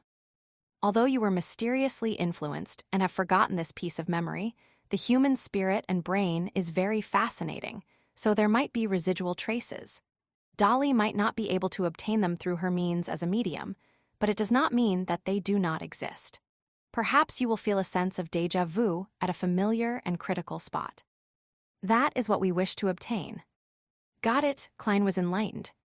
The Nighthawk's deduction of the diary's location was indeed reasonable. He was the only one alive among the people involved. Only he had the time and motive to take the diary away and hide it on his way back. If you can find the diary this way, you will likely make enough of a contribution to become a beyonder, encouraged Dunn, indirectly revealing the importance of the diary. I hope, Klein nodded. Dunn changed the subject again. Secondly, you get a day off every week. You can decide which day it is for now. When you are not outside, go to our armory and read the literature and canon books. This is a job for a professional historian. When you finish them all, you will have to begin taking shifts with Old Neil and the rest. All right, no problem. Klein heaved a sigh of relief. This is not something too difficult. At this moment, Dunn turned his body halfway and pointed to the black outward-swinging gates that was engraved with 7 sacred emblems. This is Channy's Gate. It is named after the creator of the modern Nighthawk system, Archbishop Channy's. There is one under the central cathedral of every major city. It is guarded by formal Nighthawk members on rotation. Inside, there are at least 2 keepers who are sent by the church, as well as countless traps. You must not approach it under any circumstances. Otherwise, misfortune will befall you. That sounds scary, Klein expressed his feelings. The area inside is divided into a few zones. Stored within are certain potion formulas for certain sequences and other magical materials. It is also used to temporarily hold heretics, mutants, cultists, and members of secret organizations. Haha, they will eventually be sent to the Holy Cathedral. introduced Dunn in passing. Holy Cathedral, the headquarters of the Church of Evernight located in the Winter County to the north of the kingdom, Cathedral of Serenity. Klein nodded slightly, as though he was pondering over the matter. In addition, there are all sorts of classified documents and records inside. When you gain a higher clearance, you might have a chance of reading them. Dunn hesitated for a moment before adding, behind the Channy's gate, there are also sealed artifacts in the basement. Sealed artifacts, Klein ruminated on the terms. It sounded like a specialized term. Some of the extraordinary items we gather and retrieve are just too important and magical. If they fall into the wrong hands, it would cause immense destruction. Therefore, we have to keep it strictly confidential and watch them carefully. Even we can only use it under special circumstances. Besides, with that said, Dunn paused for a moment before continuing, besides, there are some things inside that are very special. They had certain, living, characteristics which can entice the keepers. It would influence the surroundings, attempt escape, and cause catastrophic outcomes. They have to be strictly controlled. How fascinating, commented Klein wistfully. The Nighthawks headquarters have categorized these sealed artifacts into 4 grades. Grade 0 represents extremely dangerous. They are of the highest importance and of the highest confidentiality. They are not to be inquired, disseminated, described, or spied. They can only be sealed in the basement of the Holy Cathedral, described Dunn in detail. Grade 1 is highly dangerous. They can be used in limited ways. Their security clearance is limited to diocesan bishops or Nighthawks deacons and above. The central cathedral of diocese headquarters like Backland can store 1 to 2 artifacts. The rest will be handed over to the Holy Cathedral. Grade 2 is dangerous. They can be used with care and moderation. The security clearance requires 1 to be a bishop or a Nighthawks team's captain and above. The central cathedrals in the various cities can store 3 to 5 artifacts. The rest will be turned into the Holy Cathedral or the diocese headquarters. Grade 3 is considerably dangerous. They have to be used carefully. It can only be requested for operations that require 3 or more people. The security clearance requires 1 to be a formal member of the Nighthawks. In the future, you will see the corresponding documents. Through the numbers, you can understand what they represent. For instance, 2125 means that it is a dangerous grade sealed artifact number 125. As Dunn went on, he suddenly turned around and returned to his room. He pulled out a piece of paper from the bottom of the drawer. By the way, take a look at this. 3 years ago, a newly appointed archbishop lost control. For some unknown reason, he stormed through the various levels of protection and vanished mysteriously with a grade 0 sealed artifact. Memorize this photo. If you discover him, do not alert or disturb him. Return to report it immediately, or the chance of you dying in the line of duty is 1,000%. What? Klein received the piece of paper. There was no title on it, just a black and white photo with a few lines of words. In C. Zangwill, male, 40 years old, former archbishop, a gatekeeper who failed in his promotion and was enticed by the devil and was corrupted. He escaped with sealed artifact 008. Particular traits are: the picture depicted in C. Zangwill as wearing an all-black clergyman robe with buttons on both sides and a soft cap. His hair was dark blonde, and his pupils were so blue that it was nearly black. He had a high nose, and his lips were tightly pursed. His facial features were like a classic sculpture, without any wrinkles. The most striking characteristic was that he was blind in one eye. The description of the corrupted is so detailed, but the only thing about the sealed artifact is its code name. Klein honestly offered his first impression. That's why it is at the highest security clearance. The search for sealed artifacts number 008 is only described verbally and never written in words. Even so, the description will be little, said Dunn with a sigh. 008 appears to be a common quill, but it does not need ink to write. That's all. Dunn did not dive deeper into the topic. He tugged at the golden chain on his black trench coat and took out a gorgeous pocket watch of the same color. He clicked it open and took a glance before pointing outside. I've told you all you need to know. Go to the armory to find old Neil. Get him to arrange the documents that you need to read. He is no ordinary civilian clerk. He was once a formal member, but due to his advanced age, he failed to be promoted. His health is ailing, so it's no longer suitable for him to handle cases. Furthermore, he does not wish to become an internal keeper or rest at home. All he wishes is to be accompanied by documents and records. Chapter 20, The Forgetful Dun. Okay, Klein bowed slightly as he wore his short top hat again. However, his mind was preoccupied with how sealed artifact 008 looked. It appears to be just your everyday quill. It writes without ink. Then, what is its actual use? What makes it classified at the highest level of confidentiality that it's deemed extremely dangerous? Can it be a pen that kills anyone whose name is writ? No, that would be way too heaven-defying. In-sea Zangwill wouldn't need to escape and hide away if that were the case. Just as Klein turned around to leave, Dunn suddenly shouted out to him. "Hold on, I forgot something." "What?" Klein turned his head, his eyes puzzled. Dunn put back his pocket watch and said with a smile, "Later, remember to visit the accountant, Mrs. Oriana, and get an advance payment of 4 weeks, a total of £12. After that, you'll earn half your salary every week until the difference is covered." "That's too much.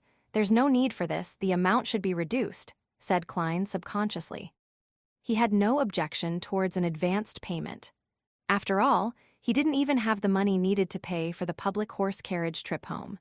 However, to receive £12 at once left him a little afraid. "No, it's necessary," said Dunn as he shook his head and smiled. "Think about it. Do you still wish to continue living in your present apartment? One that needs you to share a bathroom with so many other tenants. Even if you aren't taking yourself into consideration, think about the lady. Besides..." He paused when he saw Klein nod in agreement. He smiled and sized up Klein's garbs and said with a meaningful intent, "Besides, you need a cane, and you should buy a new suit."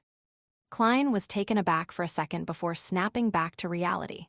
His face immediately burned with embarrassment since the suit he was wearing was cheap and of inferior quality. Typically, a top hat was made of silk, costing 5 to 6 soli. A bow tie was 3 soli, a walking cane inlaid with silver was 7 to 8 soli, a shirt was 3 soli, while pants, a vest, and tuxedo were around £7 in total. Leather boots were 9 to 10 soli. As such, an entire suit cost more than £8 and 7 soli. Of course, to be a presentable gentleman, one needed a watch chain, a pocket watch, and a wallet. Back then, the original Klein and Bensons scrimped and saved before managing to save up a pool of money. When they went to a clothing store to check the price, they ended up running off without even bothering to try haggling. They each bought a set at a bargain shop near Iron Cross Street for a total of less than £2. It was also because of that incident that original Klein had a deep impression of the prices of clothes. "Okay," Klein stammered a reply. He was like the original Klein. He was someone who cared about his appearance. Dunn took out the pocket watch again and clicked it open to take a glance at it. "Perhaps you should find Mrs. Oriana first. I know you'll spend quite some time at Old Neil's, while Mrs. Oriana will likely be returning home soon." "All right." Klein was acutely aware of his state of poverty and did not object to it. Dunn returned to the table's side and pulled at a few hanging ropes as he said, "I'll get Rosin to bring you there." The ropes began their operation as the gears ground, producing a chime from a bell at the reception area of Blackthorn Security Company. When Rosin heard it, she hurriedly stood up and carefully made her way down. It did not take long before she appeared in front of Klein again. Dunn said humorously, "I did not disturb your rest, right? Oh, bring Moretti to Mrs. Oriana." Rosin secretly curled her lips as she answered, happily. "All right, Captain." "Is that all?" At that moment, Klein blurted out in surprise. "To get his advance payment from finance, isn't there a need to get an approval letter from the captain? Shouldn't you write something?" "So," Dunn returned with a question. "I mean, don't I need your signature to claim an advance payment from Mrs. Oriana?" Klein tried his best to use simple language. "Oh no, there's no need. Rosin is enough proof." Dunn pointed at the brown-haired girl and gave a reply.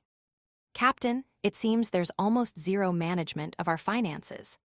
Klein resisted his urge to deliver a sarcastic comment before turning to leave the room with Rosin. At that moment, he heard Dunn shout out again. "Hold on, there's still another thing. Can we finish it all at once?" Klein turned back with a smiling face. "Yes." Dunn pressed at his temple and said, "When you meet old Neil, remember to collect 10 demon-hunting bullets." "Me, demon-hunting bullets?" Klein returned in astonishment. "Welch's revolver is still with you, right? There's no need for you to turn it in." Dunn inserted a single hand into his pocket and said, "With the demon-hunting bullets, if you were to face a paranormal danger, you will be able to protect yourself. It will give you some courage at the very least." There's no need for you to add on the final sentence. Just as Klein was vexing over the problem, he answered without any hesitation, "All right, I'll remember to do so." "This will require me to write a formal document. Wait a moment." Dunn sat down and picked up the dark red fountain pen. He scribbled a note, signed it, and stamped it. "Thank you, Captain." Klein received it sincerely. He slowly walked back before turning around. "Hold on." Dunn shouted one more time. "Captain, you look to be in your 30s. Why do you have the symptoms of dementia?" Klein squeezed out a smile and turned around to ask, "Anything else?" "I forgot earlier that you are not trained in shooting, so getting demon-hunting bullets would be useless. Let's do this. Collect 30 normal bullets every day. Take the opportunity when you are out to go to the street corner, the underground shooting range at number 3 Zoutelen Street. Most of it belongs to the police department, but there is one that is specially for us Nighthawks. Oh, right, you also need to get a badge from Old Neil. Otherwise, you won't be able to enter the shooting range." Dunn smacked his forehead and took back the note from Klein. He then added the information and stamped it with another seal. "A good marksman is produced by expending bullets. Do not think lightly of it." Dunn handed back Klein the modified note. "Got it." Klein, who was fearful of danger, yearned to visit the shooting range that very day. He took 2 steps towards the exit before carefully turning around halfways. He deliberated before asking, "Captain, is there anything else?" "No," Dunn nodded firmly. Klein heaved a sigh of relief and walked straight out the door.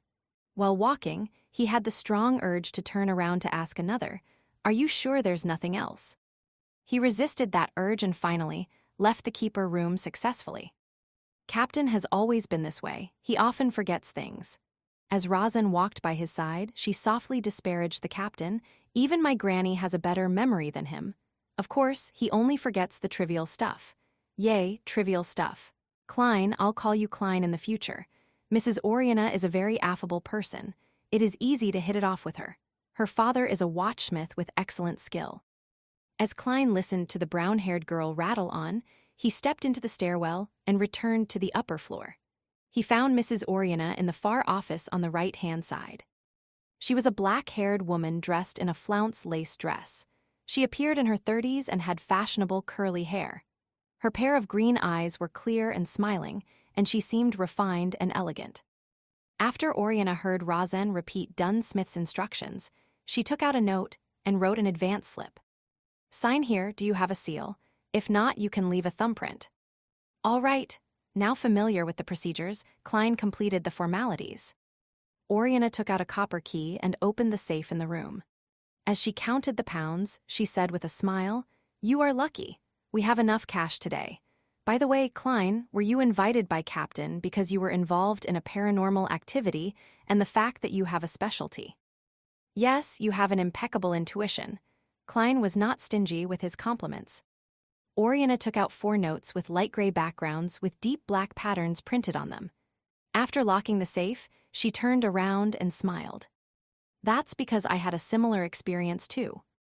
"Really?" Klein showed an appropriate level of surprise. "Do you know about the serial killer that sent Tingen City into a frenzy 16 years ago?" Oriana handed over the 4 gold pounds to Klein. "Yes, it's the one which had 5 girls killed consecutively. Some had their hearts and stomachs removed by that bloody butcher. My mother often used that matter to scare my sister when we were young," said Klein as he thought about it. He received the notes and discovered that 2 of them were in 5-pound denominations and 2 of them were in 1-pound denominations. All of them had a gray background and were inked in black. The 4 corners had complicated patterns and special ink to prevent counterfeiting. The former notes were slightly bigger, and in the middle of them was Lone Kingdom's 5th king, George III's direct ancestor, Henry Augustus I. He wore a white hairband above his rotund face. His eyes were slender, and he had an abnormally serious expression. However, Klein felt an indescribable sense of closeness to him. This was a 5-pound note. It's almost equal to 4 weeks of Benson's salary. In the middle of the 1-pound note was George III's father, the former king, William Augustus VI. This might-wielder had a thick mustache and a firm gaze. While he was in power, he freed the lone kingdom from the shackles of the old order, allowing his nation to regain the pinnacle spot. They were all good kings. Klein could faintly smell the note's ink that elated and refreshed him. Yes, if the Nighthawks had not come in time, I would have been the 6th victim. Mrs. Oriona's tone still hinted at a sense of lingering fear, despite the incident having happened more than 10 years ago. I heard that the serial killer, no, the butcher was a beyonder. Klein carefully folded the paper notes and placed it in an inner pocket of his suit. Then, he patted the area a few times to confirm it was there. Yes, Mrs. Oriona gave a firm nod. He had killed even more before that. The reason why he was captured was because he was preparing a ritual for the devil. No wonder he wanted different organs. Sorry, Mrs. Oriona, for making you recall such unpleasant memories, said Klein sincerely. Oriona smiled. I'm no longer afraid. I was studying accountancy in business school back then. After that incident, I've been here ever since. All right, I'll stop keeping you from what you should do. You still need to head to Old Neil S. Goodbye, Mrs. Oriona. Klein took off his hat and bowed before leaving the office. Before he went downstairs, he could not help but pat his inner pocket to make sure the 12 pounds was still there. He did a turn at a cross junction and headed right. It did not take him long to see a half-closed iron door. Knock, knock, knock. While he knocked, an aged voice sounded from inside. Come in. Klein pushed open the metal door and discovered a cramped room which only allowed for a desk and 2 chairs. There was a tightly locked iron door inside the room, and behind the desk was a hoary elder dressed in a class black robe. He was reading a few yellowed pages from a book with the illumination of a gas lamp. He raised his head and looked at the door. Are you Klein Moretti? Rosen said you were very polite when she came over a while ago. Miss Rosen is really a friendly person. Good afternoon, Mr. Neal. Klein took off his hat as a gesture of respect. Have a seat. Neal pointed to the silver tin can with complex flowery patterns on the table. Would you like a cup of hand-ground coffee? The wrinkles at the edge of his eyes and mouth were deeply recessed. His dark red pupils appeared slightly turbid. It doesn't seem like you drink coffee. Klein acutely noticed that Neal's porcelain cup was filled with clear water. Haha, it's a habit of mine. I do not drink coffee after 3 in the afternoon, Neal explained with a laugh. Why? Klein asked in passing. Neal held back his smile as he looked into Klein's eyes and said, I'm afraid that it would affect my sleep at night. It will make me hear the murmurings of the unknown existence. Klein was momentarily unable to answer him as he changed the subject. Mr. Neal, what documents and books should I read? As he spoke, he took out the note written by Dunn. Anything that has to do with history or is complicated and incomplete. To be honest, I have always been trying to learn, but all I can achieve is a rudimentary grasp. It's just too troublesome for the other material, such as people's diaries, contemporary books, epitaphs, etc., lamented Neal. For example, the things I have here require more detailed historical records to determine the exact content. Why? Klein turned confused. Neal pointed to a few yellowed pages in front of him. These are from Roselle Gustav's lost diary before his death. In order to keep things secret, he used strange symbols he invented to take records. Emperor Roselle, the Transmigration Senior. Klein was taken aback as he immediately listened attentively. Many people believe that he did not truly die, but instead became a hidden god. Therefore, cults which revere him have always been holding various rituals to attempt at gaining power. We will occasionally encounter such incidents and obtain a few original or duplicated copies of the diary, Neal said with a shake of his head. Till date, no one has been able to decipher the special symbols' true meaning. Therefore, the Holy Cathedral has permitted us to keep copies for research, hoping that it would bring them a pleasant surprise. With that said, Neal revealed a smug smile.